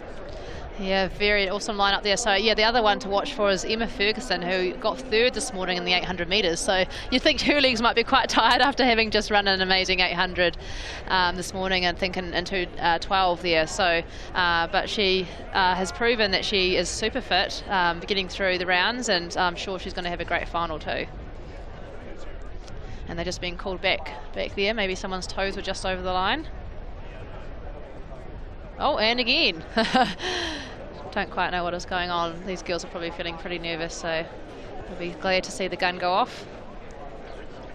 Yeah, when you think this has been a 2-year wait for a lot of these girls to line up here today. This is the senior girls, 1,500 metres. This is one of the key events this weekend.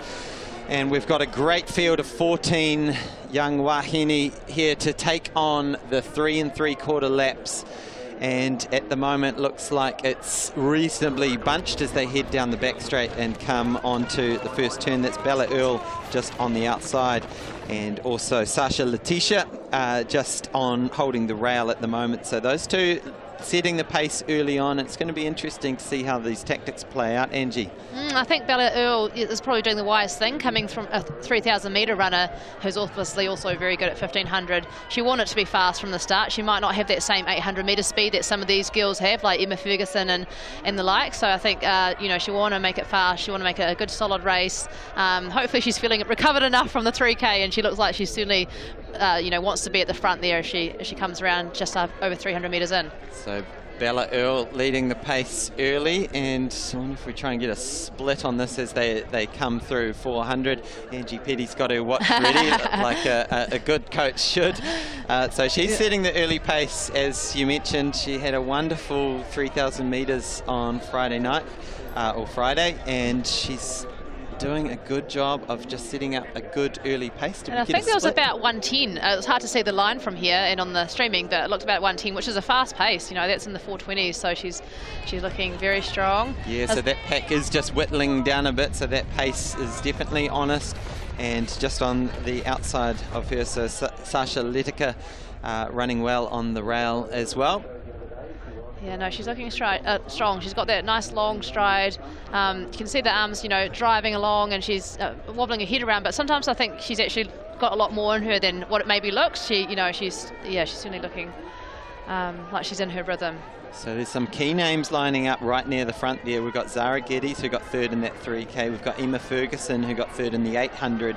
So there is certainly some speed and some wheels to look out for as we come through for 2 laps to go. So still the picture remains with Sasha Letica and Bella Earl doing the early pacemaking. And we've got Paris Carroll just sitting in there in 5th place as well. She's been getting better every race in Christchurch. And yeah, 6-1-3. Zara Geddes looking very strong there as well. So maybe just slowing up a little on that second lap, but still the pack still struggling to stay with this pace as maybe another little surge goes in. As you can see, that gap just opening up. So 5 athletes kind of just moving clear. An athlete at the back of that pack maybe responding, thinking, I better close that gap. So it is Bella Earl who continues to lead, continues to set the pace. Others just biding their time, maybe waiting for that final lap to kick on. Has this pace been enough to dampen any of that kick? We will have to wait and see. 500 Emma Ferguson, it looks like Bella's almost wanting her to come past. She's running quite wide. Emma Ferguson is just coming up towards the front, so she's looking like she's wanting to put on a bit of a burner of the lap to go. We've still got Zara Geddes in there as well, but it looks like these three might be pulling away. All right, 400 metres to run in the senior girls 1500 metres. We have Zara Geddes, Emma Ferguson, Bella Earl. They're 1, 2, 3 at the bell. Who's got the big kick? Who's got the legs left in them for this final 400 metres? Could be the final 400 metres of their secondary school's career. This is where it all happens. This is where those winter training runs, those hard sessions through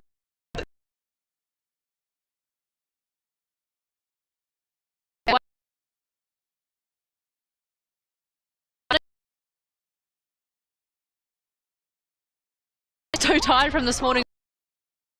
It is very exciting.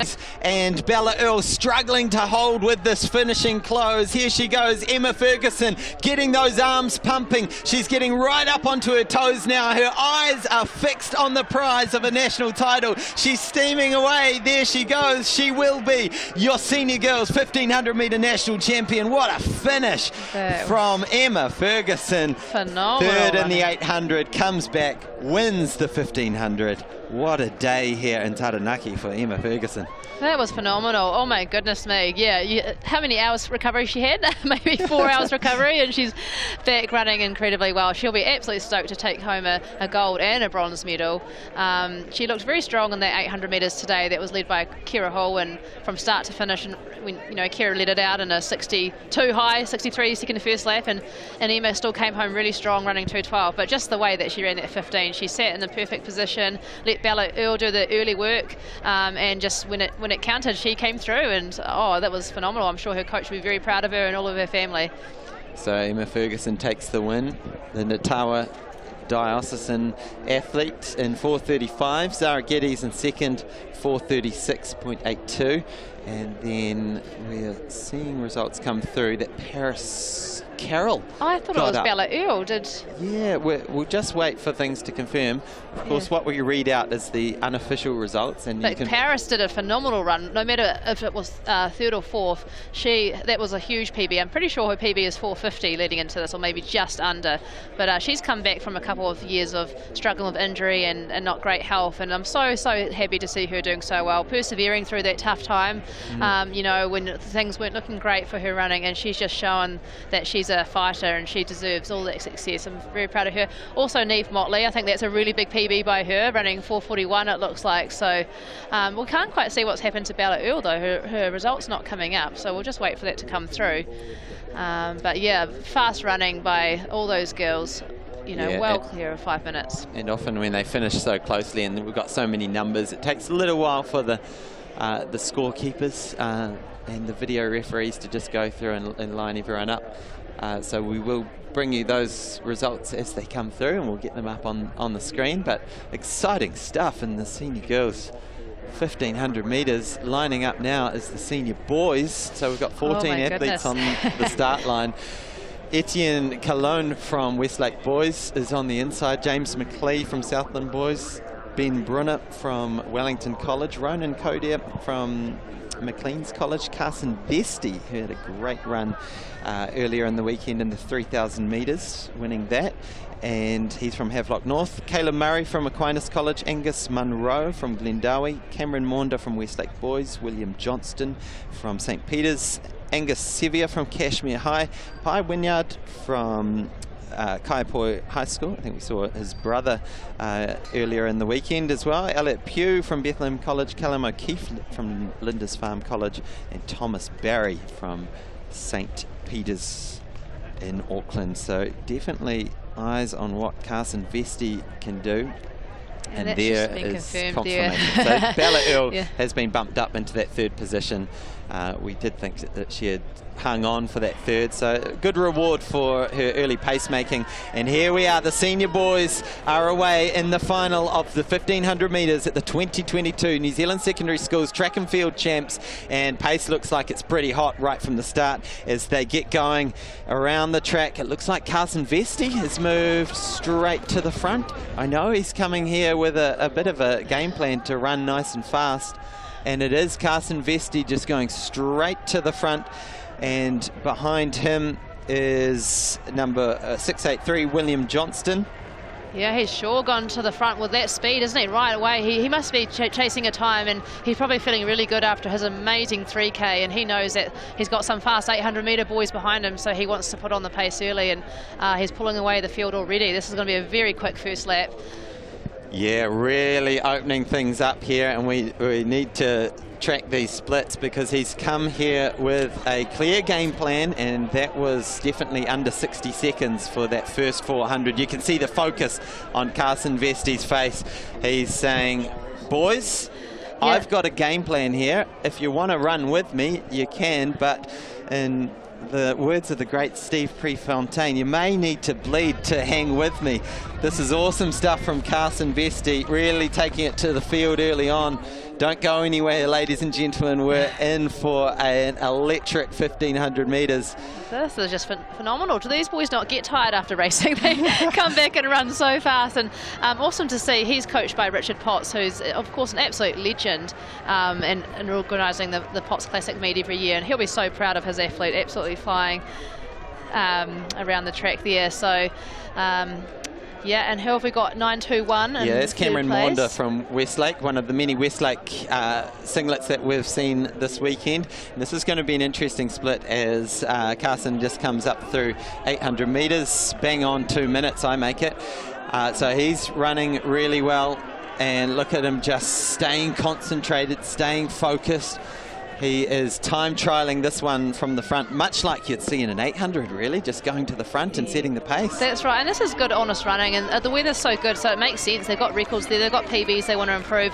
Why not make the most of it when you're in your peak form? You know, they're peaking for this time of the season, and it's also going to drag around all these other guys for amazing times, just like you saw at the London 800 metres world record when the whole field PB'd. Absolutely.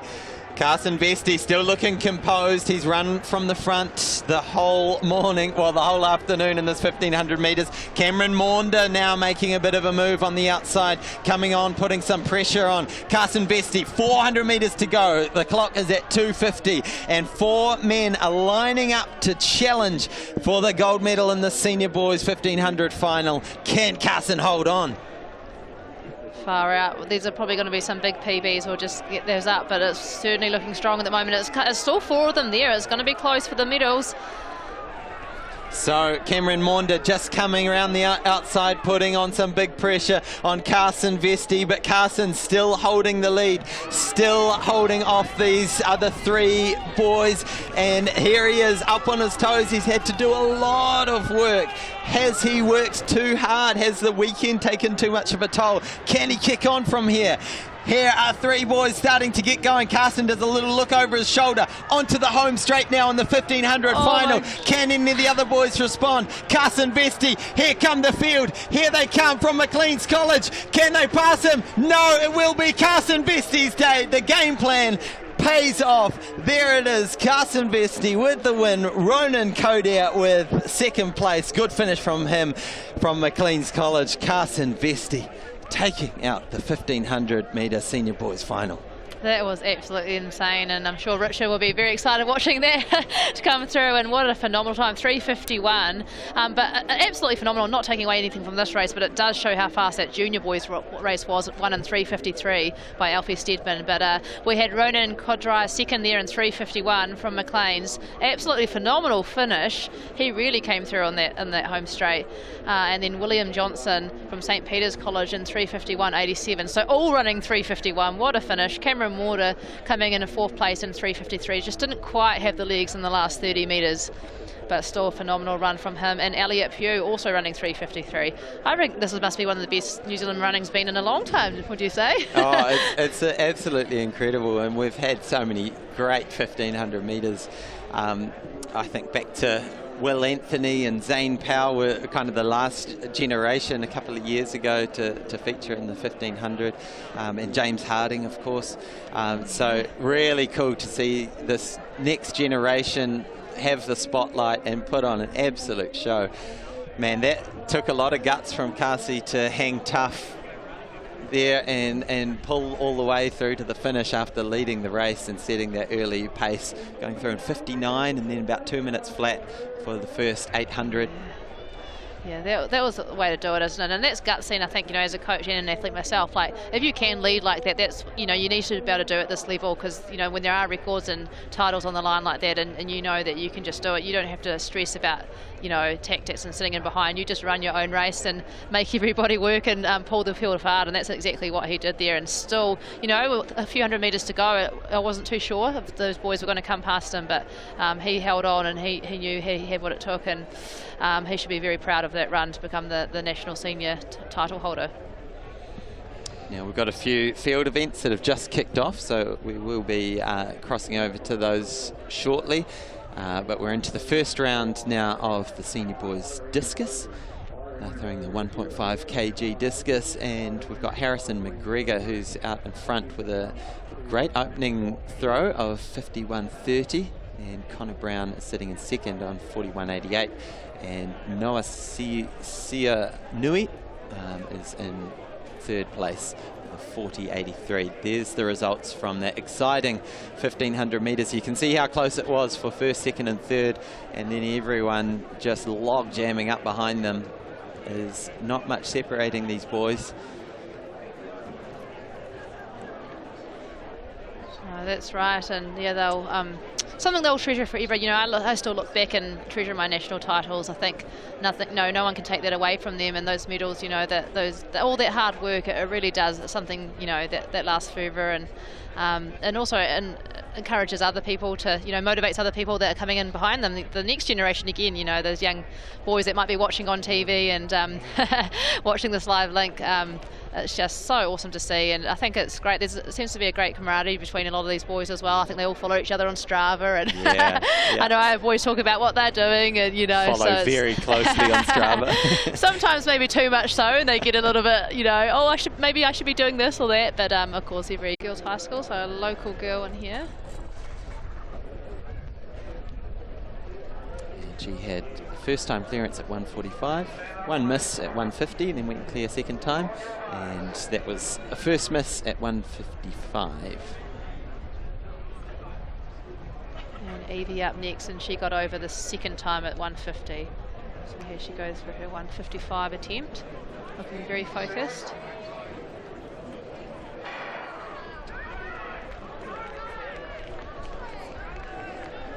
Well, kia ora and welcome. If you just dropped out of the coverage, we had some interruptions and some technical difficulties, so it's good to have you back with us here at TET Stadium at the 2022 New Zealand Secondary Schools Track and Field Champs, where we are live with the senior girls high jump, where we have the bar set at 1:55. We've got 7 athletes attempting this. 2 of those have already cleared. An additional one, Jess Hendren, has chosen to pass on this one. And on screen we've got Riley Quio of Howick College. She's got a perfect record so far, clearing first time at 1:45 and 1:50. And can she continue that perfect record here at 1:55? Yes, she can. Yes. That's all important, because there's quite a few girls who have missed at 1:55 at their first attempt. So that's what you want to do, get a nice clean sheet. So she moves to the lead together with Amber Trowell of Palmerston North Girls High School.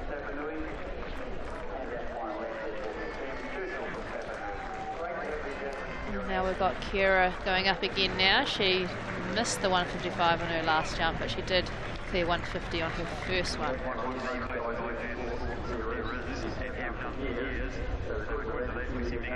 Right, Hanor Nell picked up the bronze in the hammer throw yesterday with a 53.50.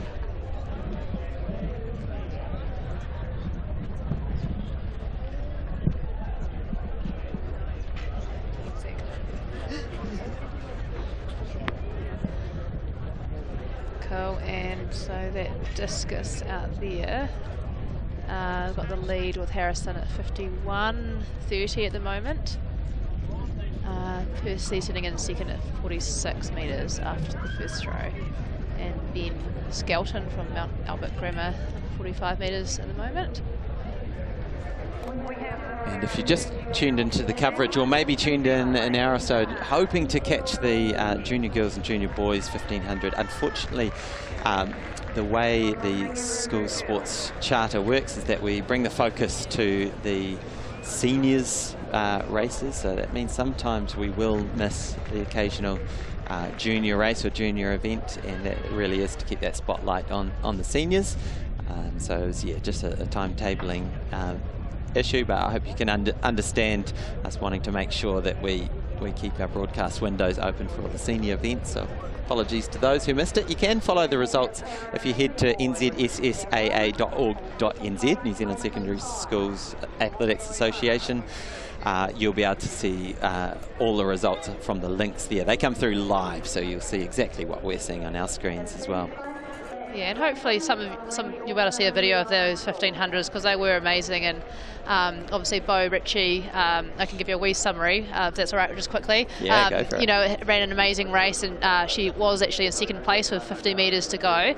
And then between I think it was Imogen Barlow, who actually took the lead about 2:50 to go, and Bo managed just to come back through on the home straight, and then Hayley Cornwell coming through for third. All those girls running very fast, 4:34 for the first two, and 4:45 for Hayley. But also the junior boys 1500 was absolutely phenomenal. So record broken again from Alfie Steadman, who also broke the junior 3K record on Friday, and he just went out from the gun right from the start, and then he did get. I'm just thinking of the other young boy's name. Was it? I forget the other boy's name that overtook him for a wee bit, and Cooper Whiteman was sitting right on him as well, and then Cooper went to the front at about 600 to go, and then Alfie just stuck on behind, and Alfie came back through on the home straight. But those two boys running 3:53 for Alfie and 3:55 for Cooper, it was just insane for their age, and to break that record, which was 3:57 before up until now. So phenomenal running by those juniors. We just had on screen the para 400 metres, and so in that race we had Shannon Murphy, Sasha Eldanzi, Gabriel Wright and Sarah James, so two wheelchair athletes on the outside, and then Shannon Murphy is a T37, Sasha Eldazani is a T38 from New Plymouth Girls, one of our locals. Always great to see. Now, a lot of excitement down the high jump end of the stadium. We had Kara McNeil just going clear for her final attempt at 1:55. So great to see that. And here we go, the final stages in this 400-metre race. Gabrielle Wright looks like she's just going to pull away again. Which she did. I believe she came past Sarah James at the end of the 800. It's going to be close on the line though. Big finish here from Sarah James. So 1:14. Great work from those girls. Gabrielle Wright will finish first in the wheelchair event, and there is Sasha Eldazani finishing up her 400, and Shannon Murphy. And so straight down to lie down. I know what that's like. I usually do that after a race as well. Yeah. 400 metre is a tough race. It's exactly what you feel like doing. And and the name of that boy, amazing runner who was third in the junior 15 was George Wiley. He was the one that did take the lead for a moment in the race. After Alfie led out hard from the start, George took over in the middle, and then Cooper took over, with just Alfie and Cooper well ahead until Alfie just overtook Cooper on the home straight. So this is crunch time here for Jade Webby. She's had 2 misses at 1:55. 4 women have cleared this height, and Jess Hendren has gone clear, so she wants to stay in the competition, and this is all important that she goes. Time on the clock getting short now. Oh, she gave it a good go, but brings the bar down, unfortunately, so she will finish in 6th, which may become 7th once Jess Hendren comes into the competition. So she'll finish the competition. So Cameron Porter and Jade Webby both missing on their final attempts at 1:55. Kira McNeil going clear on her 3rd attempt. And here is Evie McLennan. Over she goes. Just when she needed to. She clears the bar at 1:55. She moves up into 5th place currently, which could be nudged down to 6th place, depending if and when Jess Hendren comes in. Jess is your current reigning under-18 national champion from back in March in Hawke's Bay, where she won that title. I'll say that Jess has a PB of 1:77, so I presume that's why she's waiting to come in. I guess she has cleared, 20 centimetres over this height, so she must be feeling confident and wants to save her energy for the higher jumps. Incredible athlete. So Amber Tro.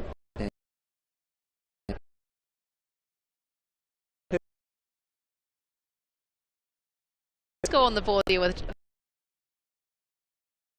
Oh, nice. And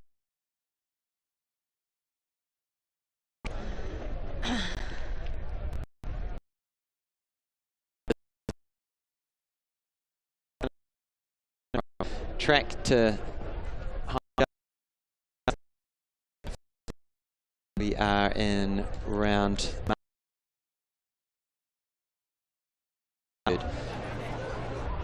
51. A score from Blessing Sefor, who with a win in the shot put. He's just moved up into 2nd place with a 47.15, and then Percy Marker is in 3rd with that 46.42. So we've got the 400-metre girls that have just started off, and we've got a very fast lineup in this 400. Of course, Maya Powell being the favourite in lane 4. Yeah, this is going to be interesting. So this is the senior girls 400 metres. Mia Powell in the middle there. Looks like she's already opened up a lead, still with some stagger to work out as we come off this last bend. But she's running well. She will turn around this corner and see the finish line in sight, and it looks like she will have a bit of breathing room, because it's probably, 10 metres back to Amelia Fairclough on the outside of her. But look at this running from Mia Powell, just pulling away, staying strong over the last 50 metres. A good close from Emily Fairclough, but it is Mia Powell who will win. On the outside, Jordan Evans-Tabata from Otago will pick up the bronze, but I can't wait for this time to come through from Mia as the Monga just pops out its head in the background there. 54.86 for Mia Powell. That is absolutely incredible. I know she has run a 54 before, but the way that she did that, just right from start to finish. Emily Fairclough from Western Springs College, 56.30, and Jordan Evans-Tabata, 57.86. Alex Rees-Thomas, who we coach, 58.78, an amazing PB, first time in the 58. Stoked to see. Tika Randall from Morrinsville College, 59.24. Anna Tucker, 59.98, and Jean Marie Ricky, sorry, I'm not pronouncing that right, 103.22, and Georgie Rose Boyd finished up in 8th place there. So there's rounding out the results. Wonderful running from Mia Powell. She got out of the blocks hard and really opened up a lead early on, and it's always a matter of whether that she can hold it together, because all sorts of things happen on that home straight in a 400. But she did, and she set a blazing fast time as well, and will take home the win. Showing why she was at the World Juniors this year, just international class already, and a very bright future ahead. Very excited to see what she'll do. She's coached by Nere out of Auckland there, and I know Nere's doing a great job with a whole lot of those sprinters, especially over that 400 metres, and she also coaches Amelie, so big shout out to her. You're doing incredible, and it's awesome to see these girls running so fast. Evie McLennan just taking off the pole there. It wasn't right. The run-up wasn't right. She had 2 misses at 155, and that's one first miss at 160. And we saw on screen earlier Jess Hendren opening up her campaign with the bar at 160. Looked pretty comfortable over 160, so she joins Amber Troe and Riley Quio at the front of the field, all with perfect records in the high jump, and this is good conditions for high jumping. Probably not going to be complaining. No, and I'm just noticing how it's almost skidding over the official's head, so you know that's when it's getting high, when you're jumping over, you know, an adult's full height. It's just phenomenal. It blows my mind, the high jump. I don't know how they do it. I'd be scared. I'd probably run and go underneath it. Yeah. We've got the discus going out there. So we have the senior boys discus going. We're into round 2, and that was Jackson Ross. So standing still remain that Harrison McGregor holds that lead. He fouled his second throw, so that 51.30 from round 1 is the lead still, and then it's Blessing Sefo with 47.15 and Percy Marker with 46.14. Now we move to the senior boys 400 metres. This is a big one, the one lapper.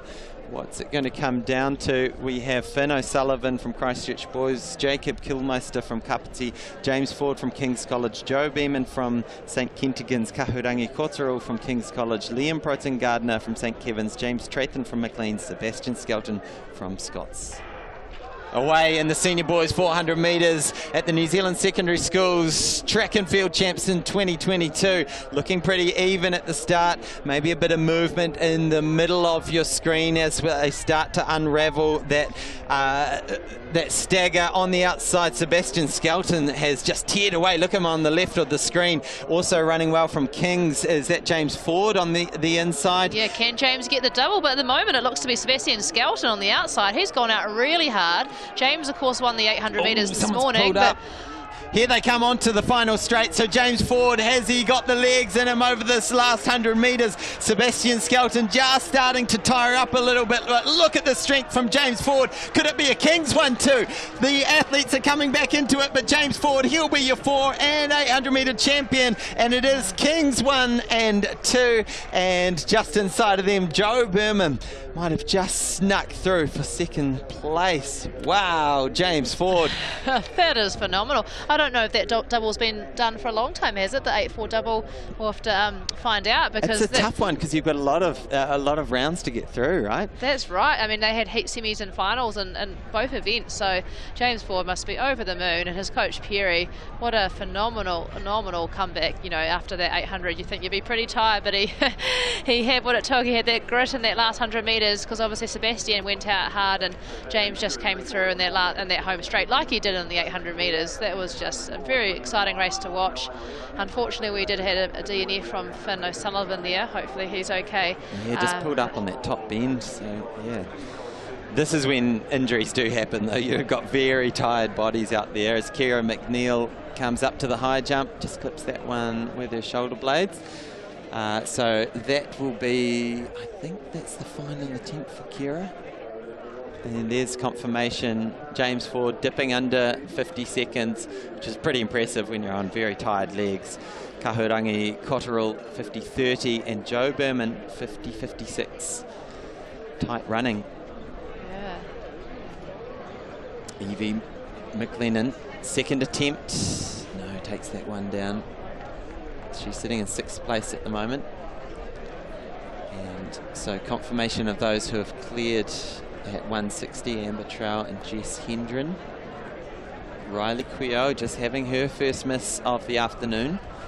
And that just changes the picture with her being bumped down to 3rd with that X against her name. But we've still got 6 athletes live in this competition. On screen is Riley Quio with that first miss at 160. Perfect record up until that point. Here she goes. Second attempt. That was good.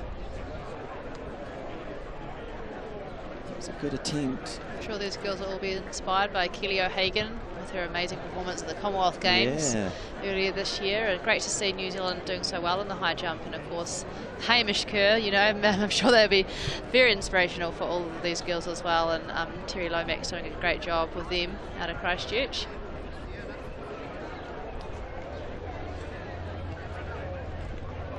I wonder if she's got a bit of a tight calf muscle there on the right leg with the compression on, but hopefully she's still feeling good to be able to get over that height. So Sienna Watson. This will be a final attempt. We're into the final attempts for all 4 girls who have 2 misses at 160. So Sienna currently sitting in 4th. So this is key if she wants to get into the medals. Can she do it?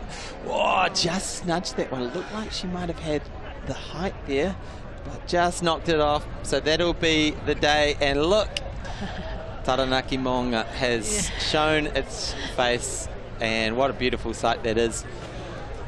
The skies have cleared for the final day of the championship, and wonderful to see as we continue with this Tupeke competition.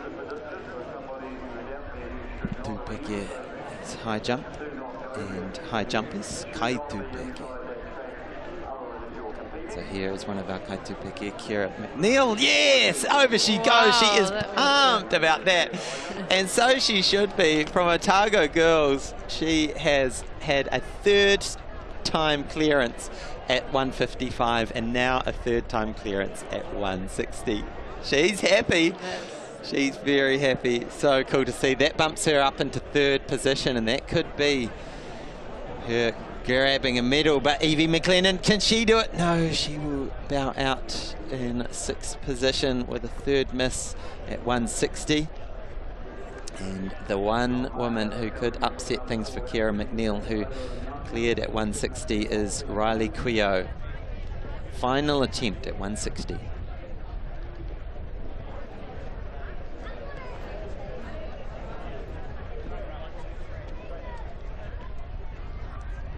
Very focused there, Riley, out of Howard College. She knows if she clears this, she has a chance of a medal.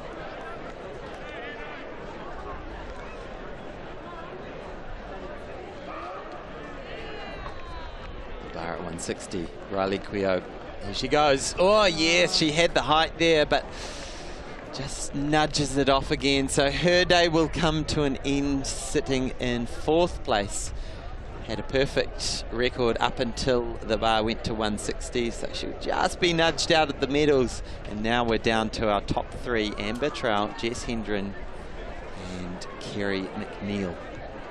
The bar goes up 3 more centimetres to 163. Now in the discus, we have moved into round 3. And I can tell you that Ben Skelton has dropped a big old bomb. He's thrown the discus out to 48.38, which moves him into 2nd place behind Harrison McGregor. And sitting in 3rd now is Blessing Sefor. This is Hanor Nell. No, we've already had Hanor Nell, sorry. So that Maya that just won the 400 metre title before, I just saw that she jumped 175 yesterday, was it, in the high jump. So I can see why she would have been so stoked to have got that double with a 175, only a centimetre behind Jessica Hendren's PB. And of course she's pretty young as well, phenomenal athlete. Yeah, that was an incredible double high jump and 400 metre double.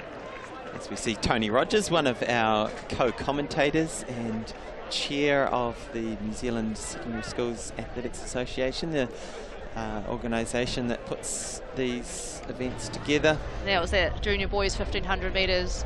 Great to see those boys. I'm sure that we're going to have some Olympians in the future coming out of the athletes this weekend, that's for sure. And Alfie Steedman and Cooper Whiteman are definitely two to watch, that's for sure.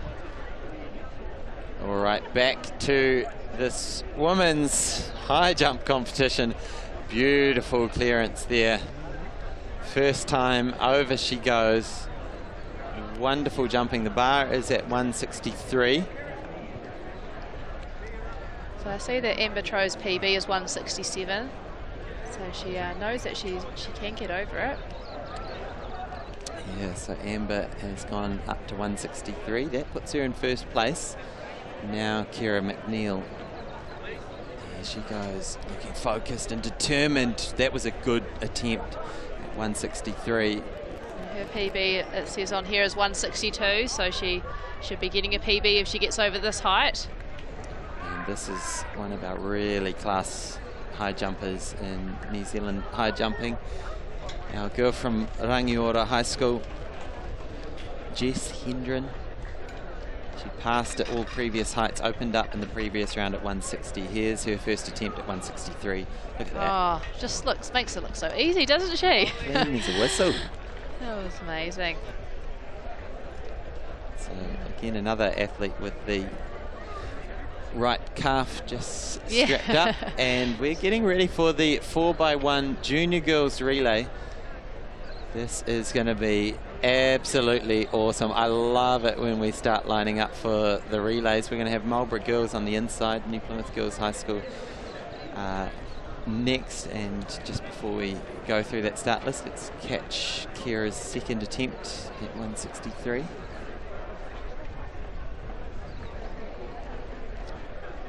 Oh yes, it was good. I think she knows she's got it in her. She's certainly getting the height. So that's a second miss, but she's been doing this all afternoon long. At 155 she had 2 misses and then cleared. 160 she had 2 misses and then cleared. So this is sort of par for the course, really. Yeah, so yeah. How she's rolling. She's got the bronze medal at least, and now she's just taking a seat to just talk herself through what she needs to do. It can be such a psychological game, the high jump. And as we jump back, so we've got Marlborough girls on the inside, New Plymouth girls next to them in lane 2, Havelock North in lane 3, Hamilton girls is in lane 4, Rangatoto is in lane 5, Napier girls lane 6, Whanganui Collegiate lane 7, Craighead Dio is in lane 8. I'm not sure if we have a Hamilton girls in lane 4 unless they're out on a stride out somewhere around that bend. Yeah. Or maybe one of the girls couldn't run. We're not quite sure what's happening there. Go back to the discus. So, athlete from Silverstream.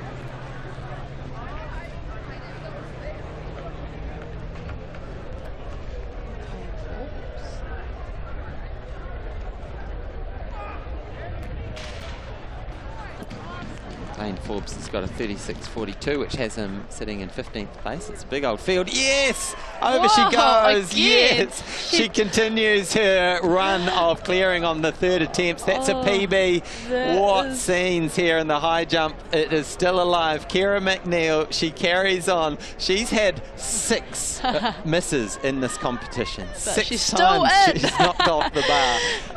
Unbelievable. How inspirational. Oh my goodness. Like I don't know a huge amount about high jump, but I sure know that is phenomenal jumping to have got on the third time over 155, on the third time over 160, now on the third time over 163. Oh my goodness, this girl's on fire, and as you say, over her PB as well. Already secured the bronze medal at least. We'll see what happens. So we're going to click back to this 4x100 junior girls relay, which is about to set off. We believe that Hamilton girls is a non-starter. Yep, they are scratching, so away they go into the first leg, and looking nice and strong on the outside is Whanganui Collegiate, maybe getting their exchange done first. You can see them in the light blue just on the left of screen. Also running well is Rangatoto on the inside, and Havelock North having a good run. Let's have a look at these changes. Whanganui Collegiate looking pretty good so far. They're running nice and strong. Running in lane 5 is Rangatoto. Let's see, final change. Here we go. Rangatoto get the baton first. They're in the lead onto the home straight, but one of the Collette sisters is on the inside. side of her. And look at this finish. It's going to be very close. Can Rangatoto hang on? Or will it be lane 3, Havelock North High School? So close. Wow, that was very close. Rangatoto hanging on for the win in the junior girls 4x100 metres. And apologies, of course, it wasn't one of the Collette sisters coming home for Havelock North. So 51.53 for Rangatoto. Havelock North will take second place. And Napier girls claiming third. That Rangatoto really got ahead on that third leg, didn't they? Because down the back straight they were still in it, but that third leg they really came through and handed over the baton in first place. Amber Tro, easy as you like. Claire in 166. She continues her perfect record, which keeps her first equal with Jess Hendren, assuming that Jess can clear at 166, of course. So exciting scenes in this 4x100. And exciting scenes at the high jump. This has been an enthralling competition.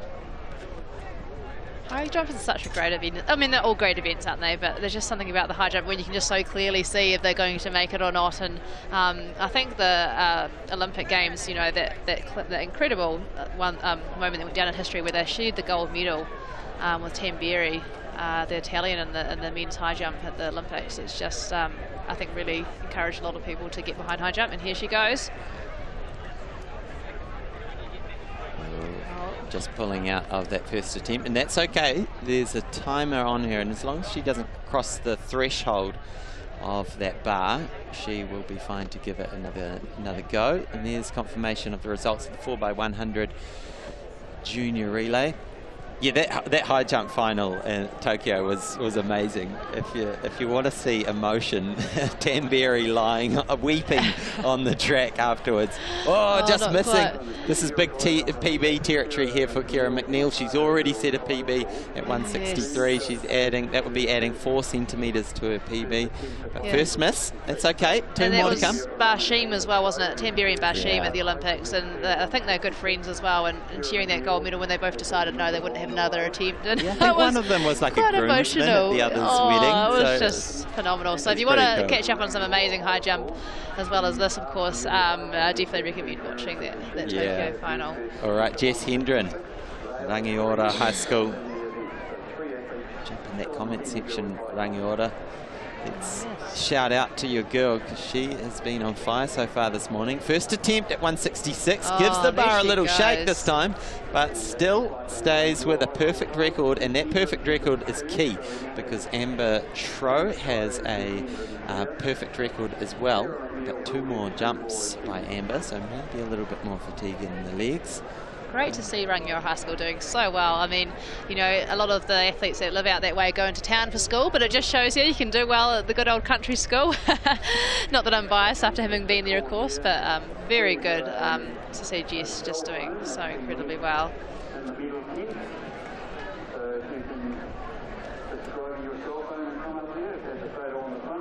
So here's Kira McNeil, who has just single-handedly produced so much drama for us with third-time clearances at 155, 160 and 163, setting a PB in the process. She's had 1 miss so far at 166, so to keep the record going, she will probably want to have a miss here and then clearance third time. But she's doing a just wonderful job at just talking herself through the processes, keeping that mindset in the right place. You can see she's got a smile on her face, and this is a great example of just how to work through your processes. Stay focused on the processes and the results come. She just pushes that one there. But that's okay, because that's the second time miss, and that's what she's been doing today. And so expect her to settle in and see what she can produce for this third attempt.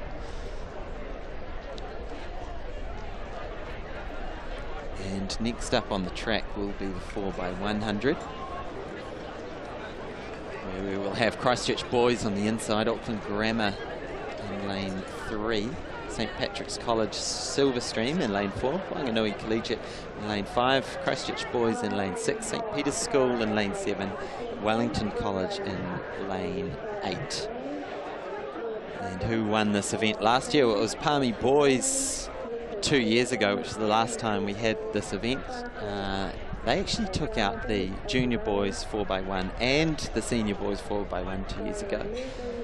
But they're not featuring in this junior boys final. Interesting to see 2 Christchurch Boys High School teams there, of course, and I think a lot of the rest of the teams are North Island teams, so it'll be interesting to see the battle between the North and the South. Kira McNeil, here she is, just going through the motions that she wants from her body, waking up her legs. Good to see a smile on there. Here it is.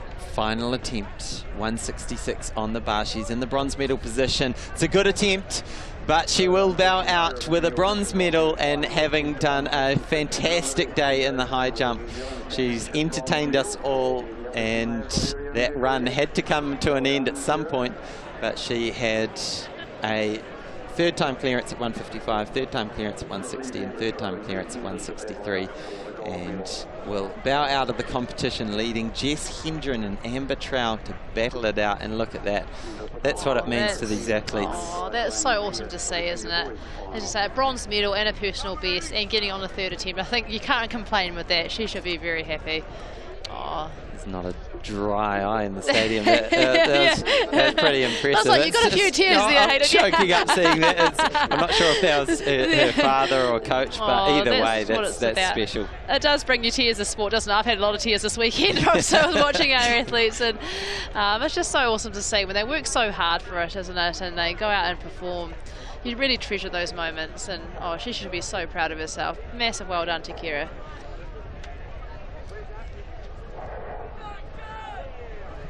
So this 4x100, they're going through their starts, going through their warm-ups, and this is a matter of who's been practicing those changes. It's one thing to have the speed across the 4 runners, it's another to have that ability to get through the 3 changes. It's about getting the baton to the finish line, not just the individuals. So Christchurch Boys, Auckland Grammar, St Pat's Stream, Whanganui Collegiate, Christchurch Boys, St Peter's School, Wellington College, and the junior boys 4x100. Here we go. Good start there on the outside by St Peter's School, and also Christchurch Boys going with them. It's Christchurch Boys A. And it looks like it might be those 2 teams running well. Whanganui Collegiate on the inside's looking pretty strong, as well as is St Patrick's Silverstream. Who's changing first? Probably on the outside, Wellington College, but running a good bend. Our Christchurch Boys High School running a very good bend coming in. They'll do the exchange. Yes. Oh, is it just in time? Steaming away with this is Christchurch Boys running away. They will claim the title, but it's going to be very close. Good last leg from St Peter's, and was it St Patrick's on the inside or Auckland Grammar? Oh, it's hard to call at the moment. Oh my gosh. There's just so much drama, so much excitement going on, isn't there? That was an amazing finish by Christchurch Boys High School. They were strong all the way around. St Peter's School only just behind, so Christchurch Boys High had it in 45.72. St Peter's School 46.36, and Auckland Grammar third in 46.43. And the drama continues in the high jump. Jess Hendren, she goes clear first time, so this means that Amber Trow and Jess Hendren are all clear across the board. They have perfect records. They're both sitting in first place. The bar has gone to 169. Now you can see the officials bumping it up 3 more centimetres to 172. And thanks to Angie Petty, who has joined us with her expert comments in the commentary booth all weekend long. Thanks so much, Angie. No, thank you very much for having me. It's been an absolute pleasure, and all the best to all the young athletes, for their careers ahead. We're excited to follow you, and yeah, the sky's your limit. We're going to see amazing international athletes, I think, out there from this weekend. Awesome. Yeah, well done, Angie. She's had coaching duties, she's had parenting duties, she's been able to have to look after her in-laws who are in town, and she's been keeping us entertained with her expert analysis of the action on screen. So just to add to that, Hayden, you've got, she told me the other day she's back out in a bit of a time trial around the track, And she's running, I said, it'd be 158, you know, and she went, well, 217, first time in 8 months, that's not too bad. So 211, she's saying 211 now. I go, it's getting faster by the day. Yeah, well done, and keep up that. We'll see you back on the track somewhere. Thank you, Ange. So Christchurch boys, they improved from their second place 2 years ago in the junior boys 4x1 to take out the 4x1 junior relay, and St Peter's School in second place, Auckland Grammar in third. Some great action in the 4x1, and we've got another 4x1 coming right up. This is the senior girls. So who took it out last year? It was St Cuthbert's taking out 2 years ago. Mount Aspiring came in second place, and St Peter's got third. As we see, oh, that one just spinning out of the sector.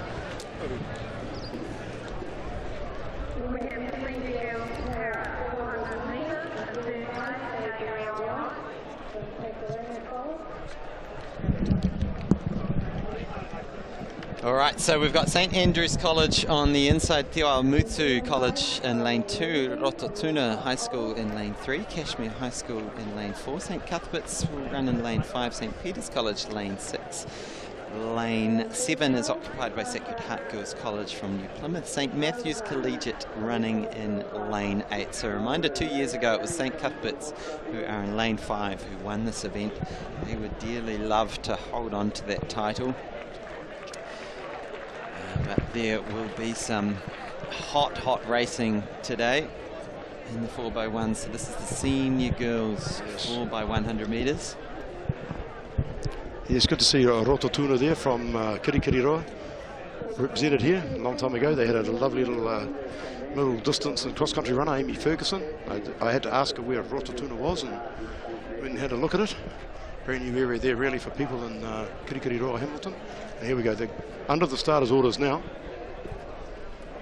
So the senior girls 4x100 metres. We found out who are the fastest kids, fastest rangatahi from around New Zealand. Now we find out who are the fastest schools as the starter puts up his gun. Yes, and that you've got to have depth there because... So the 4x100 senior girls relay is away. Nice clean start. We're into that first leg, and we're going to see who's been putting in the mahi with their exchanges, and it looks like it might be St Peter's College making a good start to begin, and handing off to that second leg, really pulling away is that St Peter's College. Yes, running. Those are the two girls that went 1-2 in the sprint final. Yes. The same school, so they're going to be hard to run down. Really steaming around that back straight, now onto the bend. St Peter's College looking good. They've opened up a huge lead. Oh, this is and the here we go, end. handing off on the home straight. Look at this. This can't be overtaken. St Peter's steaming away with this in lane 6. Absolutely commanding performance by this fantastic team. In lane 5, it will be St Cuthbert's picking up second. Lane 4 is Cashmere High School. Wow, what a race, Paul Meads. Yes, I looked at those two girls this morning. They went 1-2 in the 100. You've got two fastest girls in the country out there in the same relay team, which is, you know, it's awesome. And just at the background there, we see a beautiful Mona. It's not a myth, it was there. Now this is key for Amber Trout. She needs to clear this to hit the lead. She does. That will be the lead for Jess Hendren, because Amber Trout missed for the first time in the competition at 172. So this is a key moment in this high jump competition. Jess Hendren moves up. So in that sprint relay there, St Peter's College got a time of 47.53. St Cuthbert's came in the second place in 49.62. Cashmere High School in third place at 51.02. Sacred Heart Girls College 51.90. Rototuna High School 52.11. St Andrew's College 52.82. St Matthew's Collegiate 52.99, and Te Awamutu College. And unconfirmed, but yes, that was a 4x100 metre senior girls New Zealand secondary schools championship record. So last record was set in 1997. As we see Jess Hendren, she just takes that one off with her right hand. So that'll be a second miss for her. No, sorry, not Jess Hendren, of course. It's there we go, come up on the screen here, Hayden, and viewers at home, you have to have a good look at that. And you can just see over the mark of that 100 lettering, there's a bit of a snow-capped peak there. What's that? Yeah, there it is. There's the Monga. It's come to say, I'm here now, you can go. Look at that. Beautiful. Yeah, it's a great run there from the college. And like you say, it's quite often you always have a speedster in the school, but to get 4 that's lucky there they've got two in the same family, a bit of sibling rivalry, 1-2.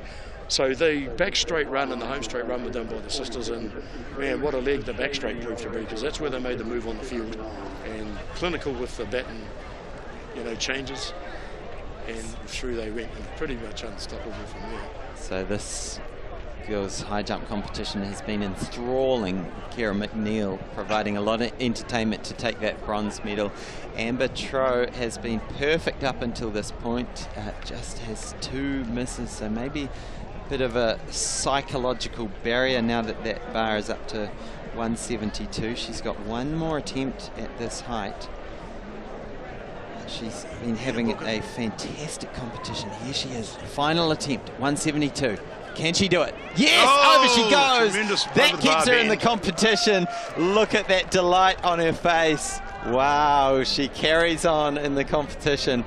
Well done, Amber Troe. Yeah, she got a nice arch over the back and cleared the bar, and then the drag feet were clear. So at this point of the competition, it is very warm out there, very humid.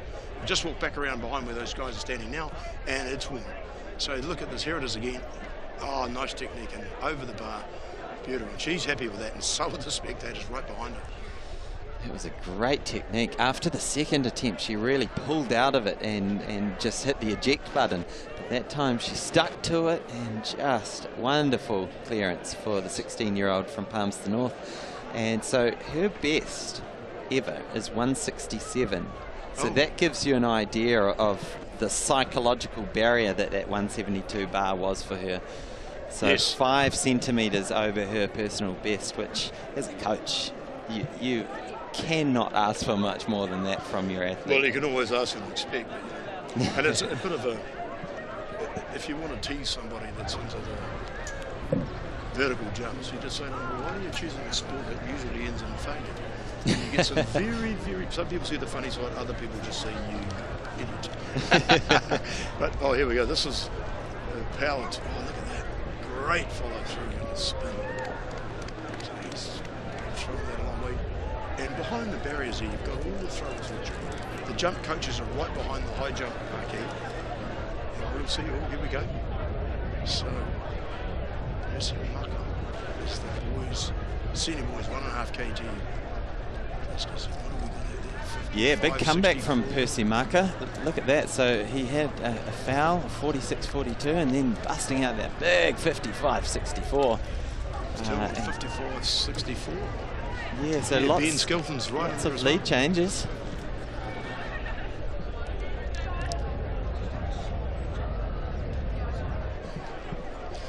Here she goes again. There's Brent Booker standing there on the black cap of jumps coach. I'm not so sure which athletes has got companion today. He doesn't seem to be watching this one, so we'll see. All right, Amber Troe. Bars up well beyond what she's accustomed to seeing, and so that will be a miss first up for Amber, but she'll just be amping to be still alive in this competition.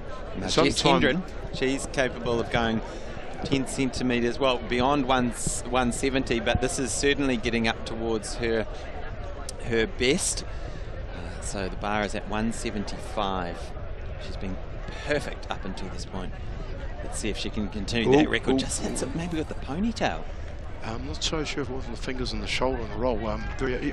But, you know, the jumper before pulled out of the run and ducked the bar and went onto the mats. And apart from being sometime an instinctive reaction, I'd be ducking under a bar and then run and try to jump it.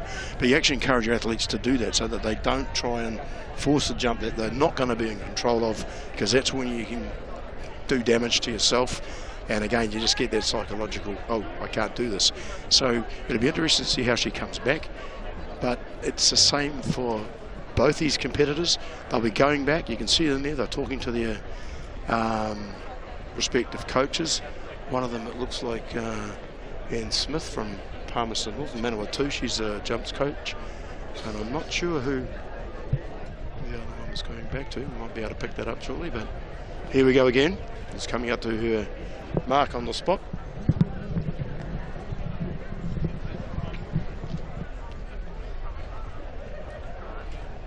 bar is at 175, yeah. 175. It's pretty much as tall as you go. Yeah, it's getting up towards a Hayden Sherman. Still a few centimetres to go. I'll give myself every millimetre I can get. yeah, you've got to take those high heels off. Yeah. No. So Amber Tro. Here we go, Now Amber. at 175. Second attempt. Oh no! Just so you can see that psychological. It looks like the bar's now above the eye line, and once it's up there, then becomes sort of a different ball game. But you do need to just trust those processes, trust that technique that you've practiced. Yes, and they certainly do spend a lot of time practicing it, and some of them do a winter program where they do strengthening, and summertime you can get outside. A lot of them do inside work with crash mats inside gyms, and depending on your facilities and where you are. Not like in the first, I remember as a young kid watching people jump over a bar. It was made of metal, it was triangular, and they landed in the sand at ground level. Amazing. Man, how strong were they? And sitting around the pit watching these guys, if they hit the bar and came down, you ended up with a high jump bar in the gear shed that had a few bends in it. And it was metal. So here we go. We've got the 4x100 senior boys. This is the big one, ladies and gentlemen. Christchurch Boys High School on the inside, St.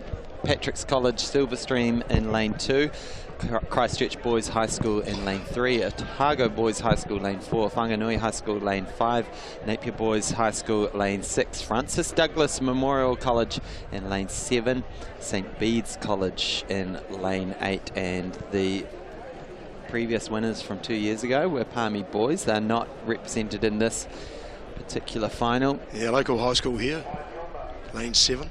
And you notice the girls on the inside now, they get a bit of a respite there in the jumping order and time because we need to get this 4x1 out of the way, and you can just see them there on the tarmac waiting. But I can tell you what, it won't take long for those boys to go past that corner. Yeah. A few seconds and they're gone. So we'll see how the start goes. And they're away cleanly in the 4x100 senior boys relay. This is where it all comes down to who's the fastest boys school in the country. First leg round the bend, and this is the first exchange. Crucial here as they hit the back straight. It looks like on the outside Napier Boys is having a good old race down there in lane 6, but also making up a lot of that stagger on the inside is Christchurch Boys. How are these changes looking? It's looking very, very close. What about this last bend? Christchurch Boys looking pretty good at the moment. Who's going to get the last exchange? Christchurch Boys is in the lead. Out on the outside is Napier Boys. Napier Boys pulling away from this. Napier Boys steaming away for the win. Can Christchurch pull it back? It's going to be close. Oh. Napier Boys for the win. Christchurch Boys in second. Wow. Yes, that's interesting, because on the bend they came out of that the third change, and the athlete we thought, well, he's got 5 metres on the inside runner, but he came home hard in those last 50 metres and pulled it in, and it was very close to the finish, and also fast finishing in the outside lanes coming through. They may have got third, we just couldn't quite pick it up here, but the results will come through. So Napier Boys High School with a win in an unofficial time of 43.18, which is a very good time. Yeah, the record for that's 42.53, so not far off that. And see, 40. There we go, 43.30, 43.80 between Christchurch Boys High School and Otago Boys High School. Francis Douglas coming in fourth, a local school. Whanganui High School coming in fifth and 44.50. Christchurch Boys High School 44. So we've got Christchurch Boys High School in there twice. Yeah. And St. Bede's 44.72 and St. Patrick's Silverstream 47.07. So yeah. Right, so back to this high jump competition. Amber Tro did clear at 172, and here she is at 175. I think this is her final attempt. Can she stay alive in this competition? Can she pull out a massive PB? Here she is, Amber Tro of Palmerston North Girls High. Now, it was a good attempt, and she'll be happy that she gave that a good shot, and she'll be happy to finish in silver medal position from Palmy Girls. That is a good afternoon in the high jump for Amber Tro, and it means that this woman on screen has claimed the secondary schools high jump senior girls title, and this will be a victory jump for her. Yes. The bar will be moving up, or has she still got a couple of misses? Our results just haven't quite updated yet. Oh yeah, this is the last the attempt last at jump. 175, so she's had 2 misses.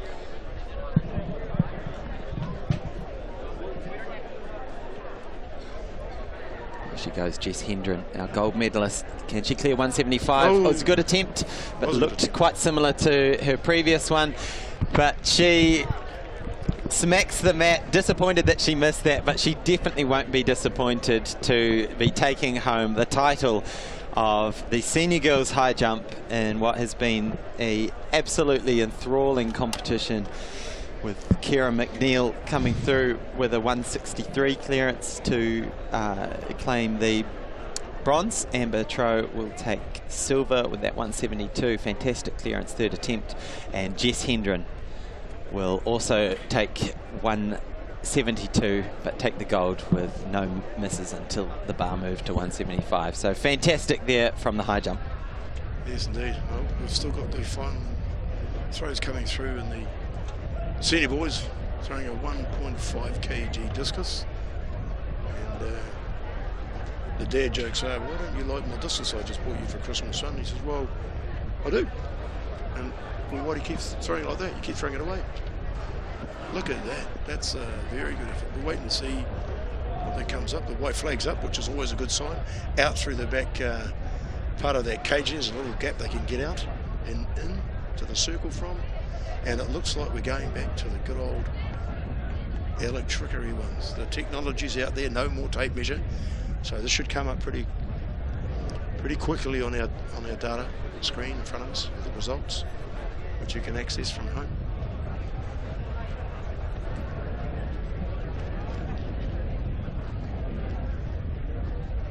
So that's what that little camera tripod device is. He comes and puts it in the line. Looks like Percy Maka. Oh, that 57.82 he obviously got out to there, so he's still leading. Harrison McGregor, he's got a 53.70. So these are good distances. Over 50 metres is good for the senior boys.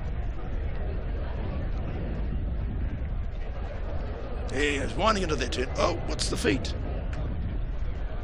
Did he keep it behind the barrier?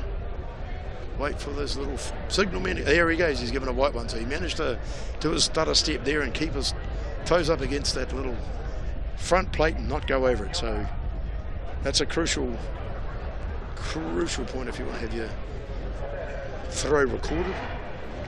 The white flag goes up, so it will be recorded.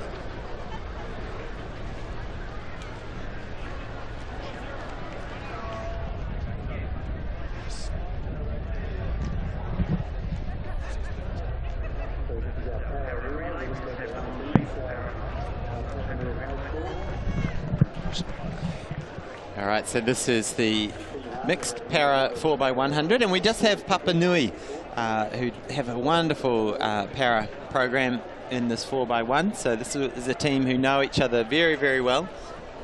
And so we'll see our athlete there on the back straight, handing off to our next runner. He gets up to his stride nicely. There he goes. Yes, and sort of coming towards a conclusion here, Hayden. It's been a great weekend, and we can't say it strongly enough about the absolute commitment from, we know the athletes are here, we know that they've spent a lot of time and waited for these men to go. Here comes a runner who's coming down to Papa Nui High School, coming through to the finish. You're getting great support from the crowd, coming through in about 114. Great work from that team. And the team, and behind the team, of course, are all those, the officials. You'll see them, the green stripe there. A lot of these officials are from around the country. A number of them have come up from the South Island, many of them down from Auckland. And those volunteers that are out there, absolutely wonderful job. Today would have been an easier day, a bit warmer, but at least they're dry. Yeah. So yes, here we go. Absolutely. So yeah, big thanks to all the volunteers and all the people in the background. It's been absolutely fantastic. See how he winds up this time, because he knows he's getting through the... Here we go. There it goes. And it's... Yep, there goes that white flag. Amani Lemalu. He had a foul last time he threw. So we'll see if this one goes up. This is going to be recorded. So yeah, so just repeating it. Great great big ups to the, thanks, many thanks, Kia Rawe, Tūmeki, to all the people, to Tautoko, who Tautoko, the athletes and the meeting in itself. Particularly those volunteers out there this morning, early at the road race, setting up from about 6:30 onwards, you know, to get the traffic management consent through your local council. It's quite a mission, quite a lot of work. And as you can see with the senior boys, we had some pretty impressive physiques out there as far as throwers go. These boys are... Oh, he's outside, is he? With his foot? We have to wait to see that. It may have been. But yeah, some of these guys, they train. They've got coaches in there, and they know they're big lads, and they come through and they just go, well, this is me, and this is what I can do. And man, when they start moving those 100 kg masses, swinging around with a bit of centrifugal force flying out there, they just start to go. Yeah, it's pretty impressive. So Blessing Sefor, that we saw on screen, he's sitting in 4th place, just outside the medals at the moment. But as he did with the shot put, I'm sure he'll want to move up in the late stages of the competition. Percy Maka at the moment with that big throw, getting out to beyond 57 metres. So great work from our production team keeping these results, because I've been trying to dive into our results database and see where they're coming through, and it just seems like the system's running a little bit slow this afternoon. That'll be a no throw. Sorry, that he got too much momentum there on the swing. He couldn't bring it back, so that'll be a no throw. But yes, the competition, as soon as you see these young guys getting out, you sort of have these 55-metre marks at this age. And you know, you pick up a 1.5 kg implement, and it's not easy. And many of our throwers through the years have come through the throwing regime through secondary schools. You know, we look at the Daly Adams at the shot put, and look at this now, Jack O'Gill. Yeah, he'll wind up. Harrison McGregor, 2nd place in the shot. Oh, that's a good throw. Yeah, that looked pretty good. So he's from Aquinas College. Yeah, look, he's looking around, the official looking around to see if he's got that dent in the grass correct. Here it goes. In goes a modified spade. And he's not looking for Tohiro or for the iwi up in Muri Whenua, in Kaipara, in Kaitaia. That's actually going to measure back there, and we'll get that recorded. I always thought there was just someone's oven tray that they just attached to a pole. No, so for the Tohiro, yes. So there it goes, it comes up. Is that 40? Yeah, so Harrison McGregor just extending up to a 54.35, and so we think he's in 2nd place, but although it's Ben Skelton's 55.64, so yeah, we're getting mixed results coming through here. Well, actually, I've got him in front of me now. So we think Percy Maka is in the lead with that 57.82, and then Harrison McGregor with the 54.35, Ben Skelton with a 48.38. We believe they are the standings thus far.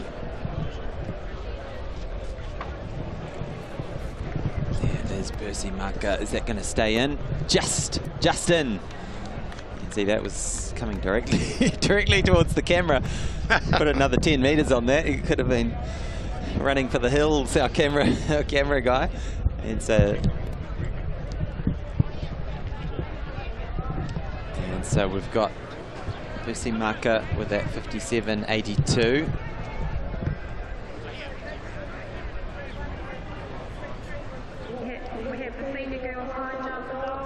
And that was a 55.38, so another solid throw from Percy Maka.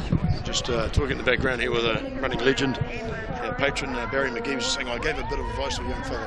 How's he doing, this young fella, Hamish McGregor? And, I see he's in 2nd place still, so must have been good advice.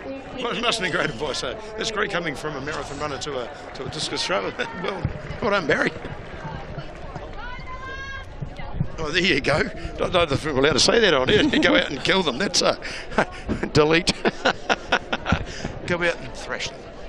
All right, so here's the first of our 4x400s. This is the brutal one right at the end of a long weekend.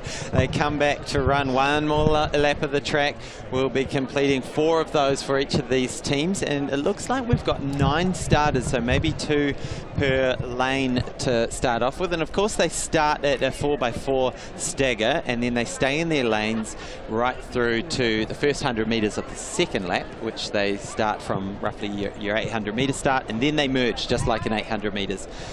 So we have Rangatoto College on the inside, Havelock North High School, lane 2, Whanganui Collegiate, lane 3, St Peter's School, and lane 4, and they'll be sharing it with St Peter's School A. We've got lane 6, Rangiruru Girls School, lane 7, Napier Girls High School, lane 8, St Cuthbert's College, lane 9, Palmerston North Girls College. Now, current title holders from 2 years ago is St Cuth's. So St Cuthbert's running in lane 8. Can they retain their title? Well, considering it was raced 2 years ago, yeah, we're almost totally different crew. Yeah, they'll be into the seniors now. So the 4x4, this is what a way to end a weekend of championship track and field with the 4x4. You've got athletes coming from the triple jump, from the 3K, from the 100 metres, all coming together.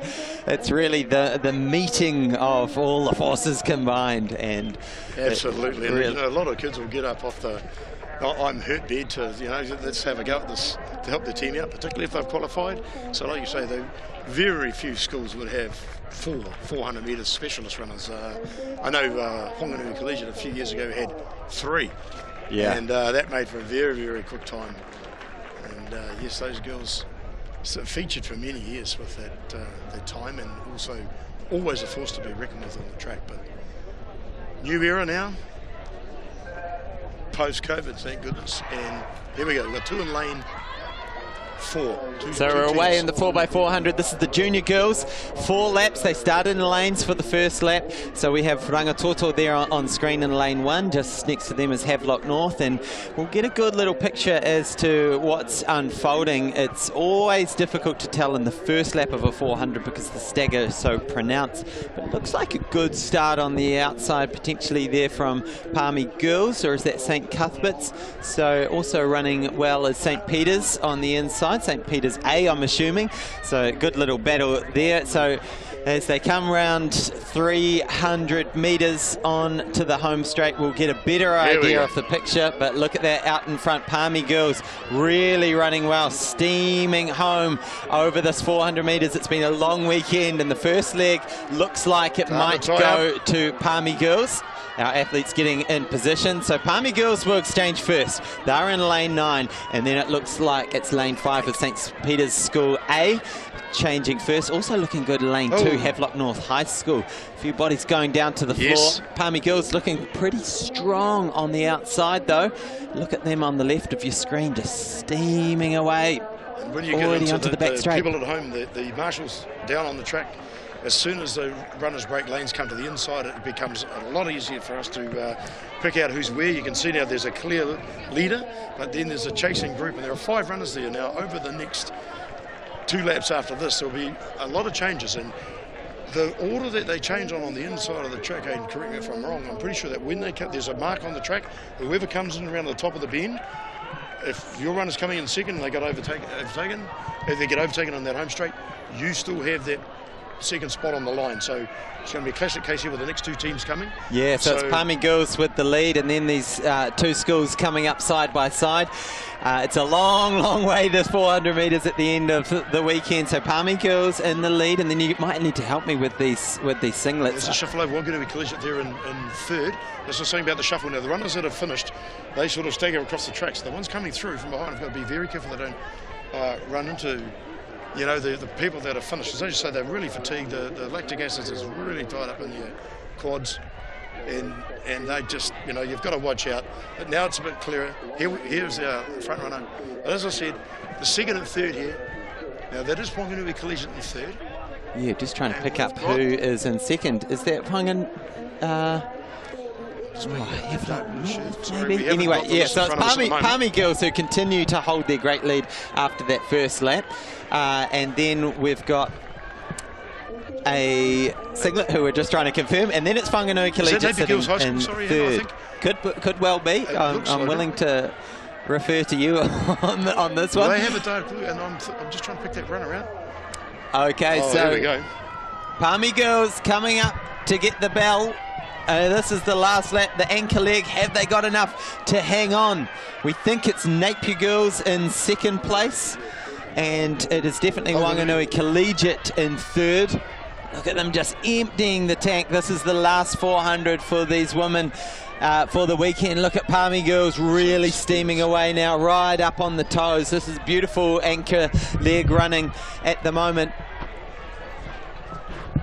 And Palmy Girls with 200 metres to run. Palmy Girls, jump in that comment section. Let's cheer on your wahine as they come in over the last 200 metres. She will come round the corner and see a team gold for her team. The junior girls, 400 metres. Look at that gap. Just check out in the back screen though. Here comes the big mover coming in from fourth into third. She's run down into third. Whanganui Collegiate was sitting there. She's looking now to run into second place. This is a great last lap from So Palmy Girls, here she goes. She's going to win. This is a wonderful team effort from Palmerston North Girls. And is that Rangiruru coming back from nowhere? Well, what a finish. Whoa. And here's Whanganui Girls. Whoa, many lead changes over those last lap. Is just some wonderful anchor leg running. And we will stay tuned to just confirm who those singlets belong to. So Palmy Girls win with a 4-10. No Rangiruru in the dark blue. You're right with the Rangiruru, we had a dark blue on. And the maroon one is Rangitoto, of course. So Rangitoto, great last effort there from their runner. She came from fifth to run down and to get that second spot. So a big home run from her. Made a move around about the 200 metre mark. Eyed everybody up and started running down. The girl from Collegiate at 85 metres to go was third, and then they just kept coming.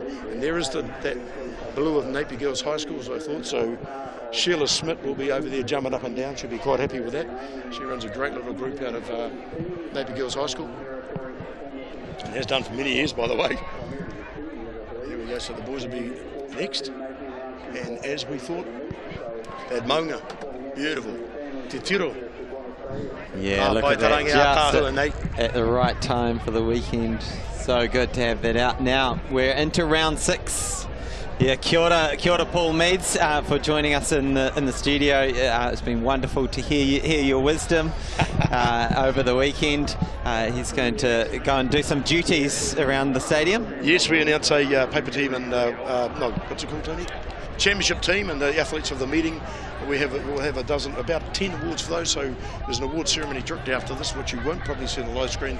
But our teams will go up on our website. But Hayden, absolutely, you get really enthusiastic with your commentating, very knowledgeable and well done. And the people at home will be quite happy they don't have to listen to me anymore. But ka kite, ka nui, and well done to you and the team here in production.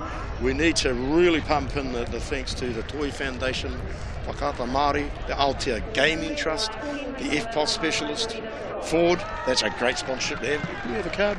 And Big Jim's Garden Centre. Yeah. We've got Bailey's, a great supporter. We had a guy in here, Luke, the other day, spoke about that, and they gave out a special award as well. Caltex and New Zealand Carbon Farming and Apollo Projects, and of course with our apparel managers and sponsors, SAS. So thank you, Tim Connolly and Sons, to SAS. And yes, I've got other duties to perform now for New Zealand. Awesome. On behalf of New Zealand Secondary Schools, Executive Committee, so we can go and acknowledge some of these great athletes of the meeting, and some of these athletes you're going to see in the summer around the Classic Tours, and we're going to name a team to take an age group team to the Australian Nationals next year in March, April. So thank you very much, and well done to your team, and nice meeting you, Hayden, and go hard on these 4x4s. You're going to have some more close finishes, I believe. Ka kite. Kia ora. Kia ora, Paul Meads. And so rounding off this senior boys discus, heaving that 1.5 kg discus out into the Inglewood sky was Percy Marker with that huge 57.82 in round 4. That put him in the lead, so Linfield College can be proud to be taking out that gold medal in the discus. Harrison McGregor pulled out a big finish as well with a 56.83, got pretty close to that lead from Aquinas College. He will finish with a silver, and Ben Skelton with a 48.38 finishes in 3rd place. What a finish to the weekend, Tony Rogers. This is the weather that we'd planned for Friday and Saturday. Yes, it was a little bit late, but we got there in the end. A delight to see the beautiful Taranaki in the foreground over the back of the 200 start. I saw it on Thursday on my drive up from Wellington and wondered if we'd see it again once the rain came, but it's fantastic. And there we have our 1500 metre podium places: Carson Vesti, William Johnson, and Ronan Kadaya. Yeah. Now I have to ask you, as Tony Rogers, as a 1500 Olympian from back in '84, how'd you like that front running display? That was pretty awesome. Well, it was a classic championship, and I know that Carson would love to have got his coach Richard Potts' championship record, which is 3:46. He took it out, hoping maybe someone would help him with the pace and a good clip, but then he was sensible enough to be a little bit more conservative because the championship win is what counted. And you know, it looked a couple of times like he was had done a bit much too early, but he definitely had something in reserve, and I was really impressed by his kick over the last 50 metres when it really counted. So yeah, a really great championship race by those boys, and of course they were excited to beat him. He's been to the World Juniors, he's run 3:47 before, so definitely a worthy winner and a worthy double. Yeah, very impressive running there from Carson Vesti. And we can see on screen some boys getting ready for the 4x4. They've drawn the short straw and have the privilege of doing one more lap around this Inglewood track. And we have in lane 1 Christchurch Boys High, St Peter's School in lane 2, Whanganui High School lane 3, Christchurch Boys will run in lane 4, Whanganui Collegiate in lane 5, Wellington College in lane 6, Auckland Grammar in lane 7, Westlake Boys High School in lane 8.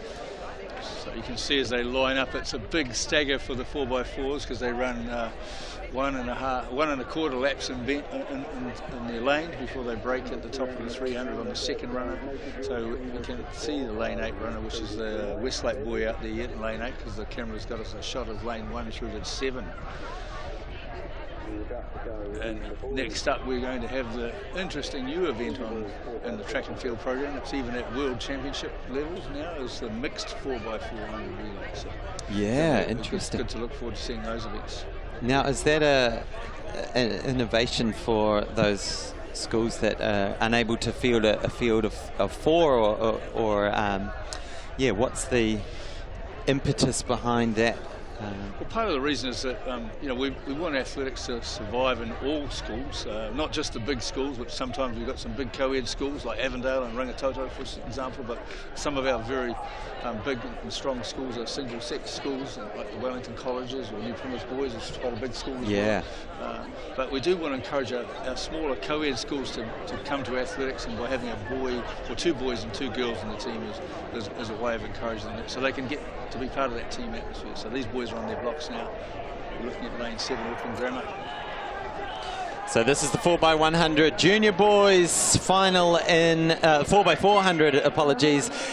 This is the big one. This is where we see what school has the most endurance, what school has the most passion to really drive this. It's a big team effort. So we've got Christchurch Boys, we've got St Peter's, which I think is a scratching, Whanganui High School, Christchurch Boys High School Team A in lane 4, Whanganui Collegiate in lane 5, Wellington College in lane 6, Auckland Grammar School in lane 7, Westlake Boys High in lane 8. It definitely looks like there was a missing lane near lane 2. I think it was St Peter's School A. So yeah, it looks like Auckland Grammar might just have a little bit of a lead. Whanganui Collegiate also looking pretty good. We'll get a better idea as they come off the 800 metre start stagger just here, but changing basically at the same time, Whanganui Collegiate and Auckland Grammar. So those two both getting up to speed. Also looking pretty strong in lane 4 is Christchurch Boys. And so it looks like those 3 now. Christchurch Boys here on the back straight running really good first 150 metres, already pushed up into second place past Whanganui Collegiate. Can he roll on by first place, which is Auckland Grammar out the front at the moment? So Auckland Grammar just nudged into second place by a very fast moving Christchurch Boys High School. Here they come. Plenty of action can happen here, and of course the changeovers get a bit of fun once they're out of their lanes. The changeover order is taken by the runner's order as they pass the 200-metre mark, so you can see now the changes going here. It's not done in lanes this time, so it can be a bit of a scramble. The outgoing athletes, you've got to make sure the tired athletes have just come in, keep out of the way, and a few shoulders often happen there. So Christchurch Boys with the lead. Auckland Grammar really closing up in the early stages of this third leg. So it's really getting nice and tight. Whanganui Collegiate just back behind them, but good stride for stride running as Auckland Grammar reclaim the lead that they just had, and Christchurch Boys settling into second. Whanganui Collegiate, here we go, a bit of a resurgence over this final 200 metres, getting close, ladies and gentlemen. He had a quiet first 200, the Whanganui boy, but and these boys might have went a bit hard, which is what can happen. And you can see the Christchurch boy that made a big burst down the back straight is just holding it together. It's going to be tight here, these guys, and they change over. Look at the passion from these boys. Absolutely epic running from these guys, hanging tough right to the end. We've got three schools running stride for stride. We can't separate them right now. So we've got Christchurch Boys, Auckland Grammar and Whanganui Collegiate running stride for stride, and Auckland Grammar making a little bid on that back straight to get into the lead. So holding your adrenaline and not letting it get hold of you too early is the big key for this, isn't it? These 4x4s, particularly when they're not all 400-metre specialists that are running these. Some might be 800, 1500 guys, and some might be sprinters. So here we go, 150 metres to run in this 4x400. Auckland Grammar has the lead, but right on them is Christchurch Boys. Whanganui looks like they're fading a little, but Auckland Grammar looking over the shoulder, pumping the arms. Is it going to be Auckland Grammar? Can they hold on? Here they go to the line, winning the 4x400 junior boys. Wow, Auckland Grammar, Christchurch Boys, that was a race. Good race, and the strategy for the team managers can be always interesting as well. Which runners they place where, and they know their athletes well. Who can handle running to front? Who can judge the pace better?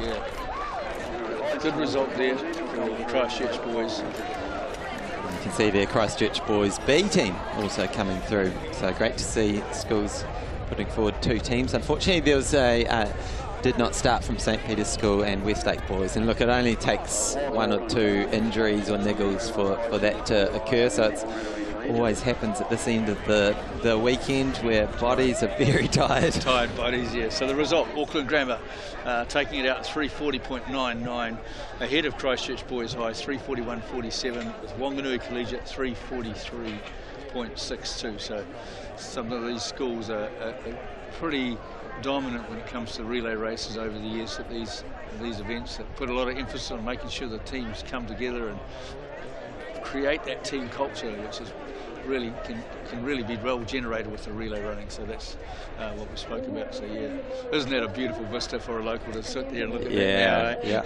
it's a great spot to get some finish line shots at. That's for sure, with the Monga in the background. So Auckland Grammar taking it just ahead of Christchurch Boys, and then Whanganui Collegiate in 343. Wellington College coming through in fourth, and look at Christchurch Boys High School B team fifth.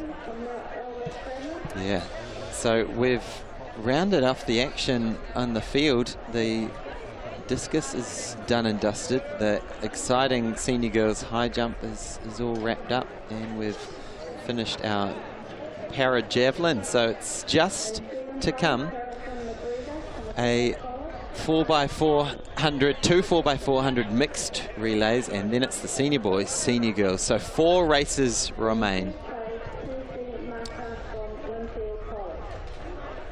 As we see the last of our medals being handed out for the field events.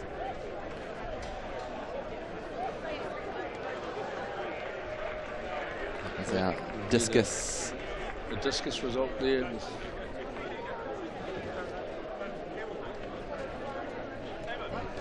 Marker from Linfield on the top there. Came through with 57.82. Harrison McGregor from Aquinas College over there in Tauranga. In second, 56.83. In third place to Ben Skelton from Manor Grammar, 48.38. I'm pretty sure that was the podium people that we had there in front of us. And it looks like.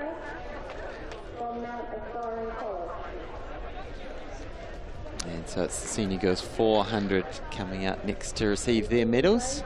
Looks like it should be Gary Henley Smith presenting those medals. No, it's Paul Bellinger. So Paul Bellinger, a local legend from New Plymouth, 2:10 marathon runner, held the New Zealand marathon record for about 20 years, I think. So it's good to see Paul here this afternoon, supporting the sport he loves, spent so much time in. His young family have been involved in the sport as well. I see he was talking to his young niece, I think, earlier from out of Hamilton. So great to have Paul here, renowned for his distance running, 10,000, cross country and marathon. And 2:10 still pretty respectable these days, isn't it? Yeah, no matter what shoes you wear. On a ranking list, so even though we got these guys edging closer to 2 hours, I should say, 2:10. So Maya Diego takes out the junior girls 400 and the junior girls high jump. That's an incredible double to do. Josephine Tappenden just next to her, and Phoebe Laker from Mount Aspiring College.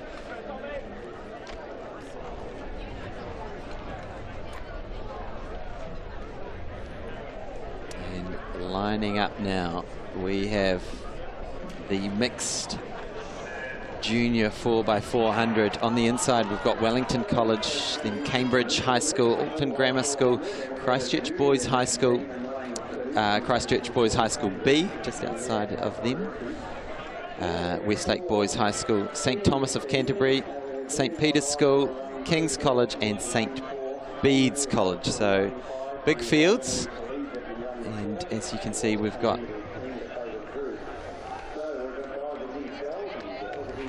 multiple boys and girls all running together.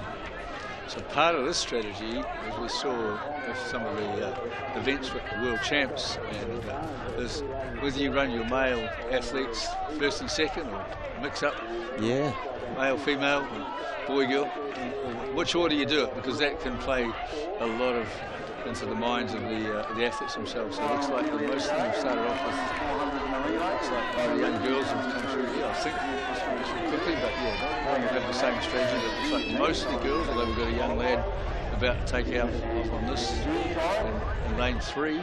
Yeah, so I think what's happening is I put everyone wrong and read out the wrong start sheet. So what we have is the junior mixed relay is combined, so that we've got St Peter's School, so the only team in the junior mixed relay, and then we've got Burnside High School, Havelock North High School, and Whanganui High School, St Andrews College, and Whanganui Collegiate, all in the senior mixed 4x400.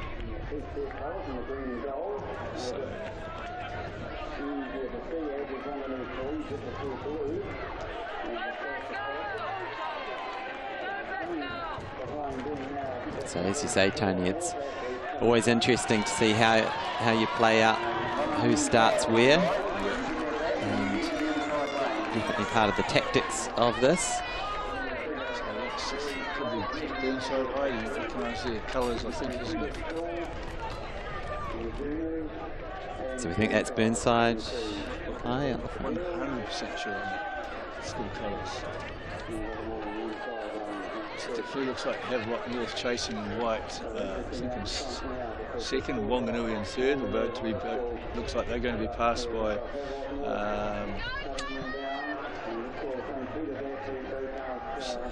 St Andrews, but we've got to pick up our colours on the women's vest and the boys' vest here. But totally, that looks pretty sure that's the Havelock colours there that's leading in. So we believe this is Havelock North coming in to do the final leg. And here you can see we've got 5 boys lining up, 1 girl. Here we go, Wanganui Collegiate.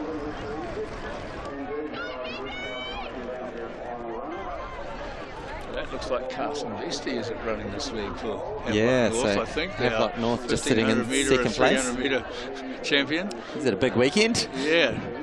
So as we said, it's strategy, and he's got a nice lead at the moment.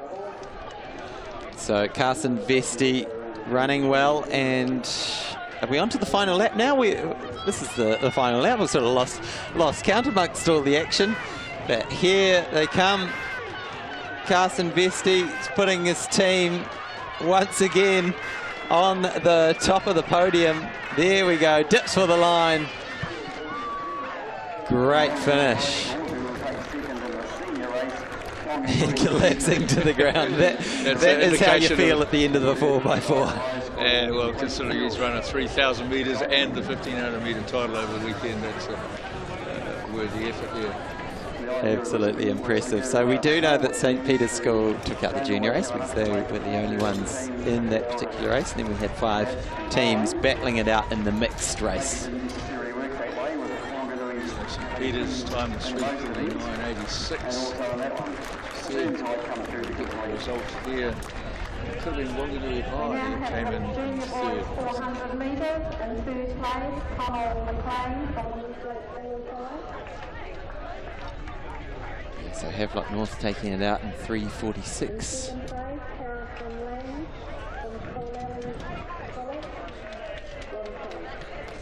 I think this is the second time that we've had a 4x4. We trialled it 2 years ago in Tauranga, and we changed the rules a little bit to make sure it was fair for all the schools. It gives that opportunity, as we said, to the smaller co-ed schools in particular, to field relay teams.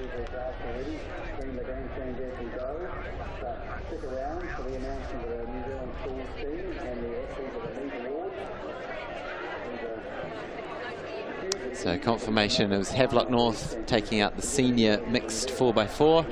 Wanganui High School got up for the second place, and Wanganui Collegiate just behind them in third, and Burnside High School in fourth position. So there's the results. No start from St. Andrews. So yeah, back in 2020, the result was St. Andrews College in the juniors and Avondale College in the senior race, and the times this time are slightly faster. The seniors recorded 3:46.48. The previous time was 3:47.52, so that'll stand for another year as the standard to break and be set as a record. And the junior time was 3:56, which was well beaten this time round by St. Peter's School. So 3:49.86 this juniors did, so that will eclipse what St. Andrews juniors did back in 2020. So the second year that we've held this mixed 4x4 relay for our schools.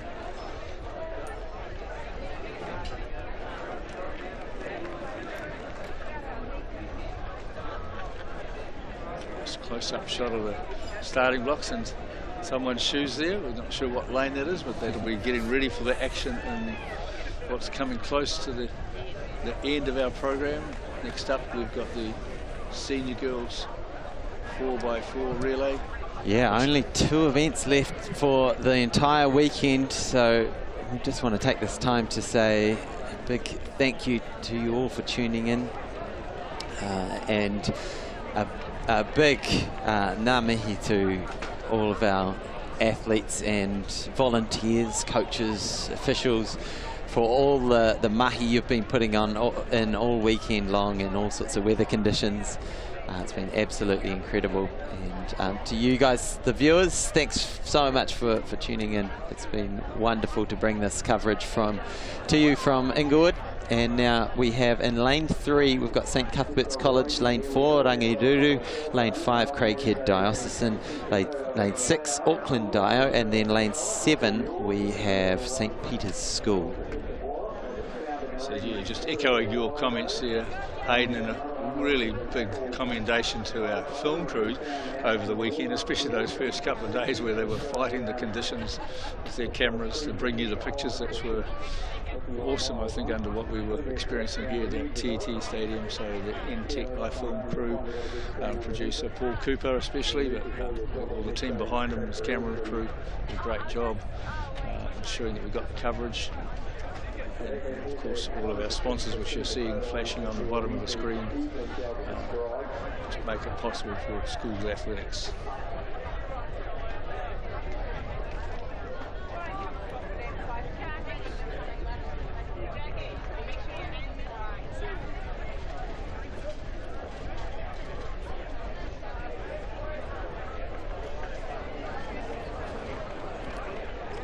So 5 schools taking part in this 4x4.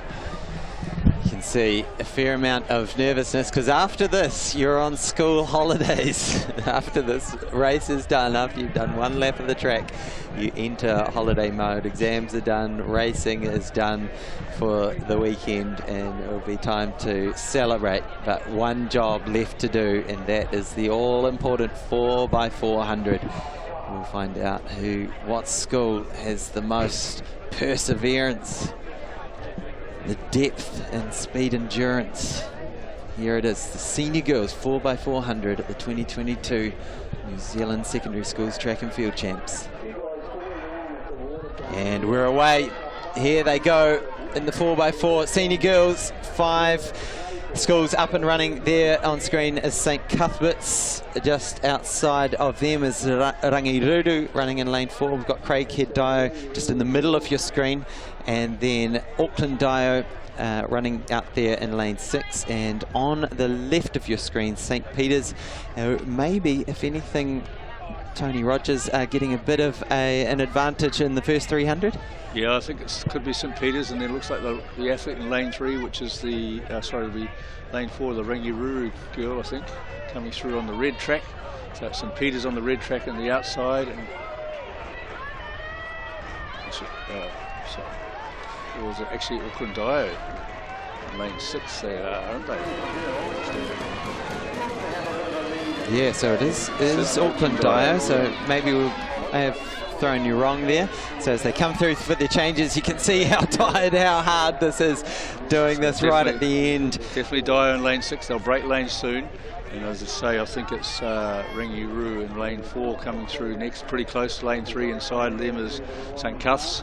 There'll be a bit of Auckland local competition going on there. But yeah, definitely Dio out in front at the moment. So Auckland Dio lead the charge, and then it's the Rangiruru after them.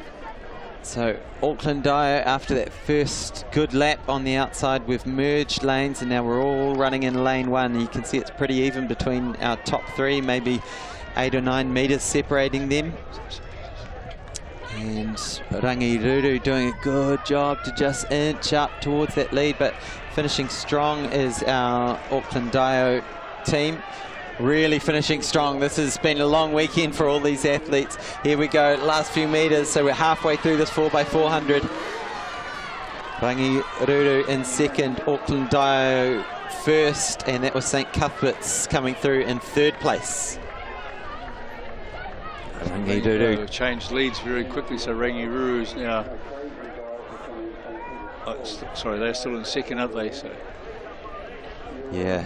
Doing a great job out the front is our Auckland Dio runner. Already opened up a gap, but as you said, Tony, it's important in these relays not to get too excited too early, because things will get, the acidosis will kick in at some stage, and you need to save a little bit up your sleeve for that last 100.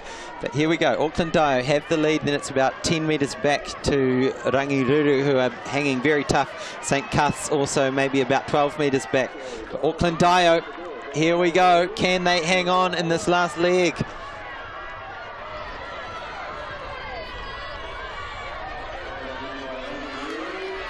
All right, and the baton has changed for the last time for our top 3 teams.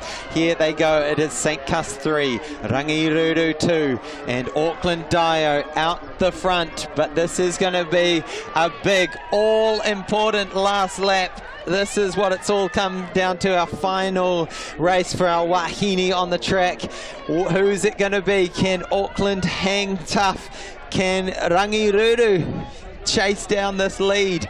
What's going to happen over this last 200 metres? Here they come, pumping the legs, willing every last bit of energy, every ounce of energy out of these legs. You can see the mouth just wide open, gasping for oxygen. Here she comes. Auckland Dio will take the win, storming up to the finish line. They will be your 4x400 Senior Girls Champion. Rangiruru in second place. And it's wow. It's great, isn't it? You see that young lady coming into the home turn and can sort of think, I've just got to keep going. I've got this lead for another 100 metres and maintain it. So that was a good run from the Auckland Dio girls there. So 3:56 for the Diocesan School for Girls, and that's a good time. It's a good time, yeah. Sub 60 splits on average for everyone, and so Rangiruru with a 4 flat, and St. Cuthbert's held on to that third place, get a 4:07, and Craighead Dio 4:16. So if it's a 3:56, we'll find that is a record. Previous record was held by Sacred Heart for, sorry, not Sacred Heart, I think Motueka High of 3:57.14, and that was a team of Janelle Post, Holly Young, Izzy Neal and Cameron Smart, 2 of our senior women there. So there we go. That looks that, and I do remember a few years ago at Rangi we had a team, and for girls to run under 4 minutes, so it was a good effort. So that's looks like a record for those girls. So well done. Very to them. impressive. So there we go. There's confirmation of the results. So all the female racing is finished now for the weekend, and those girls will be glad to go and put their feet up. I'm sure it will go into relax and recovery mode now, and I'm certain for most people this weekend it will switch over to celebration mode as well. Just a wonderful way to finish the weekend. And we have one more event left to go. We're not finished quite yet, ladies and gentlemen. We've got one more event to come here from TE2 Stadium in Inglewood, Taranaki. It's just been a wonderful weekend. Tony Rogers, we've just had a great crowd. We've had people persevering through all sorts of weather conditions, and look, the quality and depth of performance that's been on display has been something to be really proud of as a nation.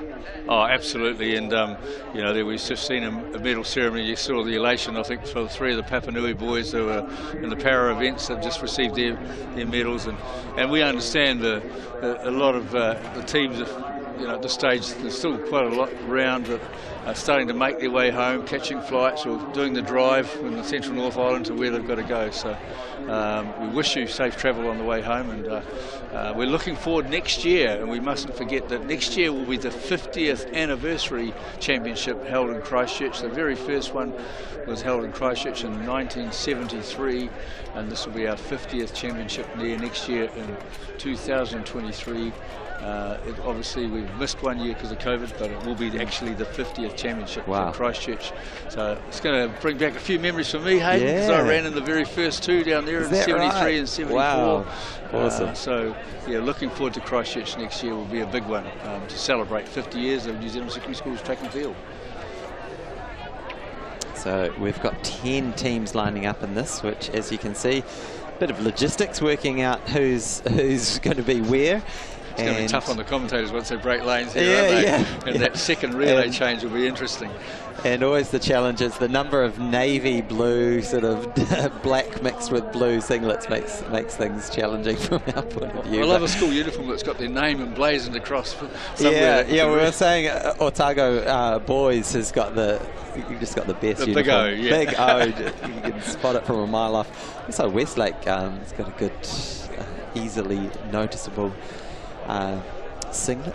But yeah, I'd like to say to everyone who's been watching this at home, and also to the athletes who watch this in replay, you know, we talked about the start of the weekend as a commentary team. We went through, reminisce from 20 years ago when this event was held here, and also in 2001, and looked through some of the names. And you know, you've got names like Hamish Carson finishing 22nd in the 1500 metres, and then goes on to represent New Zealand at the Olympic Games in that same event, 1500. So it's not necessarily where you finish. You know, if you're here, you've got a lot of those raw ingredients that could take you to that top stage. And so keep at it, keep doing the mahi, keep focusing on those processes, and you will find that those results come. And for those who have had success, picked up some medals, congratulations. And this is just a stepping stone to more things. There's the senior athletics scene here beyond high school has got so much to offer our local athletes. So I'd encourage you, if you're finishing up this year 13 athlete, to keep at it. Keep on training, because your best years will probably arrive sometime in your mid-20s. So you've still got a few years to find out what your potential really is.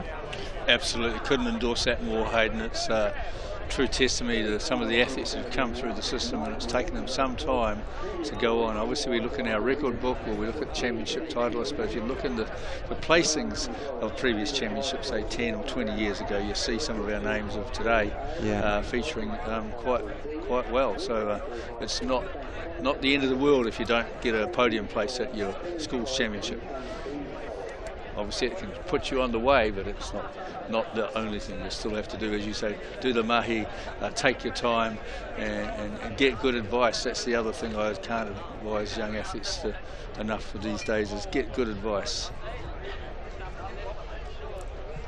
Yeah, it'll be exciting to see these athletes continue their summer, of course, because it's not finished. We've got loads more track and field still to come, and this event often marks the beginning of the summer of athletics, and so there'll be more to keep an eye out for, and yeah, plenty more action to come. But this is the final race for the weekend. It's the senior boys 4x400. We've got 10 schools lining up in this one. In the inside, we've got Wellington College, then Cambridge High School, Auckland Grammar. We've got 2 entries from Christchurch Boys, so Christchurch Boys A and Christchurch Boys B. Westlake Boys High School is in there. St Thomas of Canterbury College, St Peter's School, King's College, and St Bede's College. So good, strong field. And who is going to take the honours? Incidentally, 2 years ago, it was King's College taking it out. They had a fantastic team that year, and they've still got a pretty solid team. James Ford there won the 400 and 800 double, so he's had a big day. He's had a big weekend. We'll see what he's got left in his legs. It'll be interesting to see which leg the Kings team run him on, if he is running, and we would assume they probably want to utilise him. Yeah. He's probably still one of their top 4, no matter how tired he is. So, so third time on the track for him today if he gets out there, but we'll see. I can see they're sharing a lane out there, Kings and St Bede's. I assume it is, because it looks like he's been happy to whoever that. Whereas the Kings boys going to take the outer side of the block. Is it? Oh no, we're looking at lane 7 there. They're sharing a lane, aren't they? 7. So whether they're with St Peter's? It's St Peter's School from Cambridge, that's right. And now we've got a close up of them. And Kings, so they're sharing the lane, and then in the outside lane 8 will be St Bede's. And we're assuming that's the 2 Christchurch boys high teams, A and B, side by side, so they would have drawn lots, I'm sure. There'll be a bit of argy-bargy going on between a couple of teammates there on the first bend.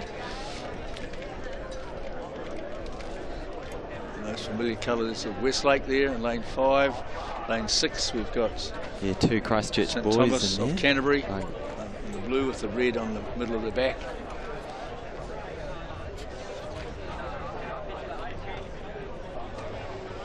All right, so here we are, final race of the weekend, ladies and gentlemen. This is the 4x400 Senior Boys Relay at the 2022 New Zealand Secondary Schools Track and Field Championships. It's been an electric 3 days, and we finish off with an absolute firecracker of a race with 10 teams on 4 laps. So that's 40 athletes finishing off the weekend, and away looks like maybe in lane 3 Auckland Grammar moving pretty well for this first 300. Potentially in lane 4 Christchurch Boys running well as they come off the stagger. Christchurch Boys in 4, and out there in 7 it looks like Kings, so reasonably prominent, although the stagger will show. St Thomas is still looking okay. Yeah, St Christchurch Boys, because they're on the inside, they're definitely going to change first, you can see, and we assume it's their A team. Kings off second. So there goes Christchurch Boys in the black and blue, and then Kings in the maroon. They won this title 2 years ago, the last time we competed it. But it's going to be pretty even as we come off this 800 stagger, and they'll all merge together. And look at this big bunch. Imagine running at 400 metre speed when you're right next to people trailing in behind them. So they've got to keep their wits about them, that they don't trip over or clip any heels. But at the moment, it is Christchurch Boys out in the leads, doing really well at the front.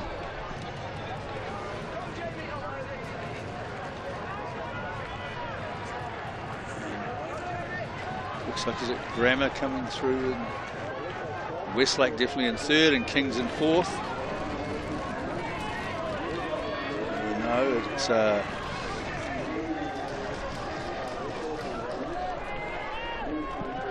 yeah, so St Thomas.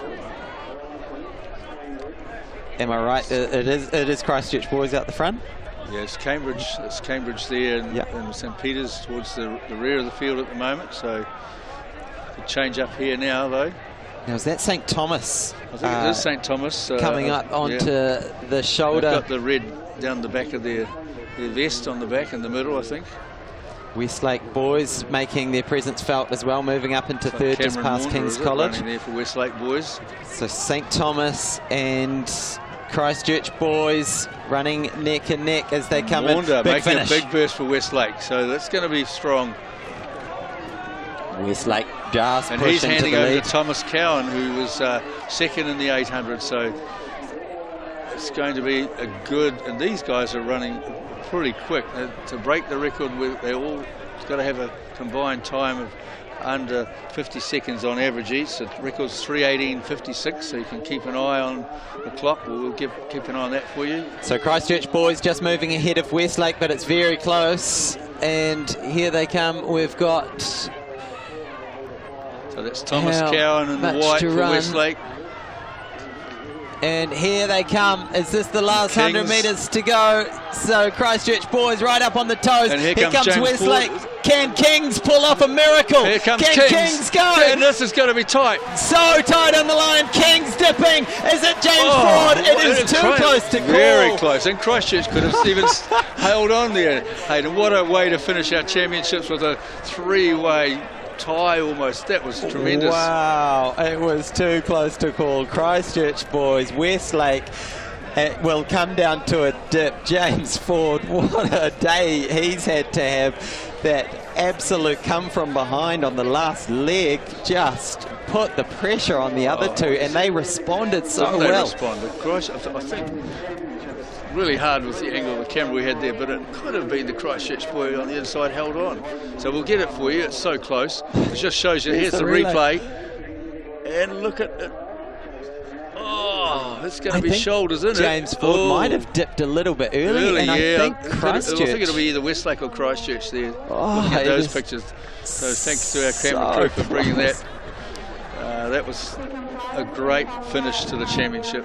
There's some athletes that have performed well all weekend as well. To see them come out, it just shows you what it means to their team. And it's got, it says Wellington College, but I don't know if we've got the right school there. They are black with the yellow bands on them. Right, yeah, College, so we'll wait for the timers to confirm this before we make the official announcement, and we'll check that everything's honky-dory. So the times have been given as equal on time at the moment for the two teams that they've, but we were calling Christchurch boys we've got Yeah, they haven't College, put but Kings in there either. So Westlake's still got the same time. King's College 3:23.99, so we'll wait there because I think we'll need to review that with a couple of cameras. Absolutely.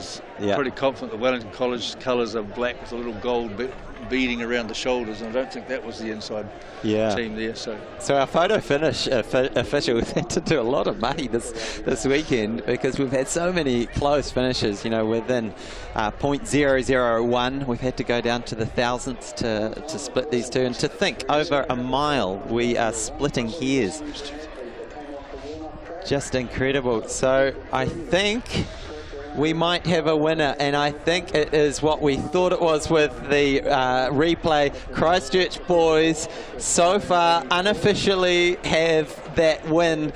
They've been given it so far on the unofficial results that we've got. Westlake boys is in second. King's College with that just sterling come from behind final anchor leg from James Ford. Looks like they are in third, but they are neck and neck for Christchurch boys and Westlake boys. So yeah, sorry for the confusion there to our viewers when we started talking Wellington College, because the camera obviously lined up the first wand on lane 1, but forgetting that the lanes had broken and Wellington College started in lane 1. So it is at the moment Christchurch boys high, and they've gone to the thousandths of the second if they've awarded first to them, because they've both got the same time of 3:23.89 with first and second. King's College in third there, 3:23.99, 1/10 of a second, and then in fourth was a team that was prominent early on, St Thomas of Canterbury, 3:26.91. Auckland Grammar fifth, 3:33.80. Wellington College back in sixth, 3:35.15, and some Beads seventh, 3:36.55. Then Christchurch B, followed in by Cambridge and St Peter's School, Cambridge High, then St Peter's School, Cambridge.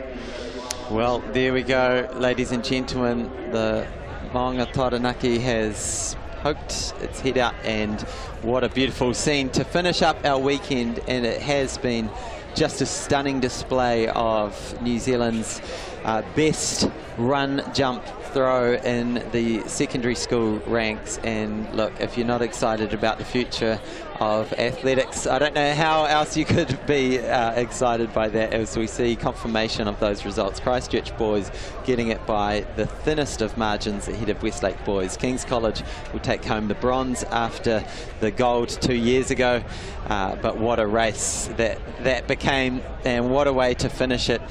Tony Rogers, any final thoughts before we sign off? Well, it's been a great weekend, and we're glad that everyone will remember today, the sunny day of the weekend, because the performances were fantastic, even during the rain on Friday and Saturday. And you know, we've got to thank those admirable officials. We can't thank them enough for their ability. I don't know how many times we saw them coming in absolutely drenched, trying to find some dry clothes and get back out there.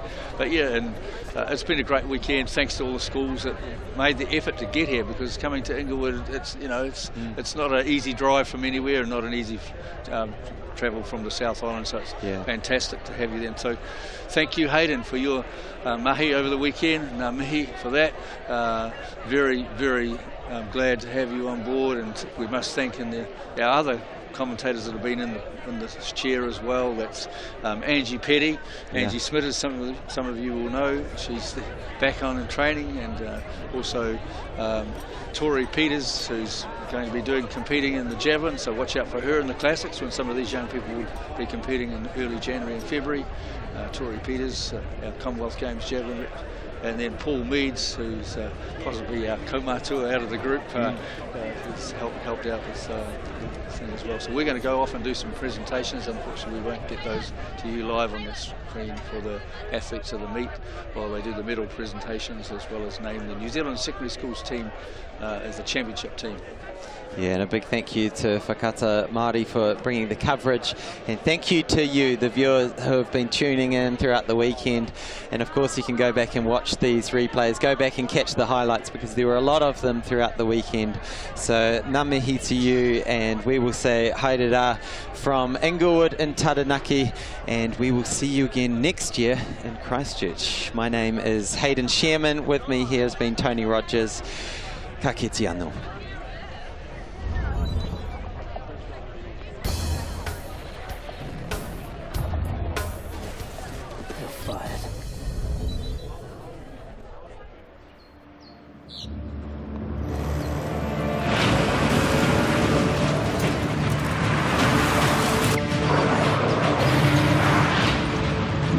This isn't an ad about four-wheel drives. It's about knowing the place, as well as the locals. You found the place. That's a good start. Built by my great-grandfather 20 years ago.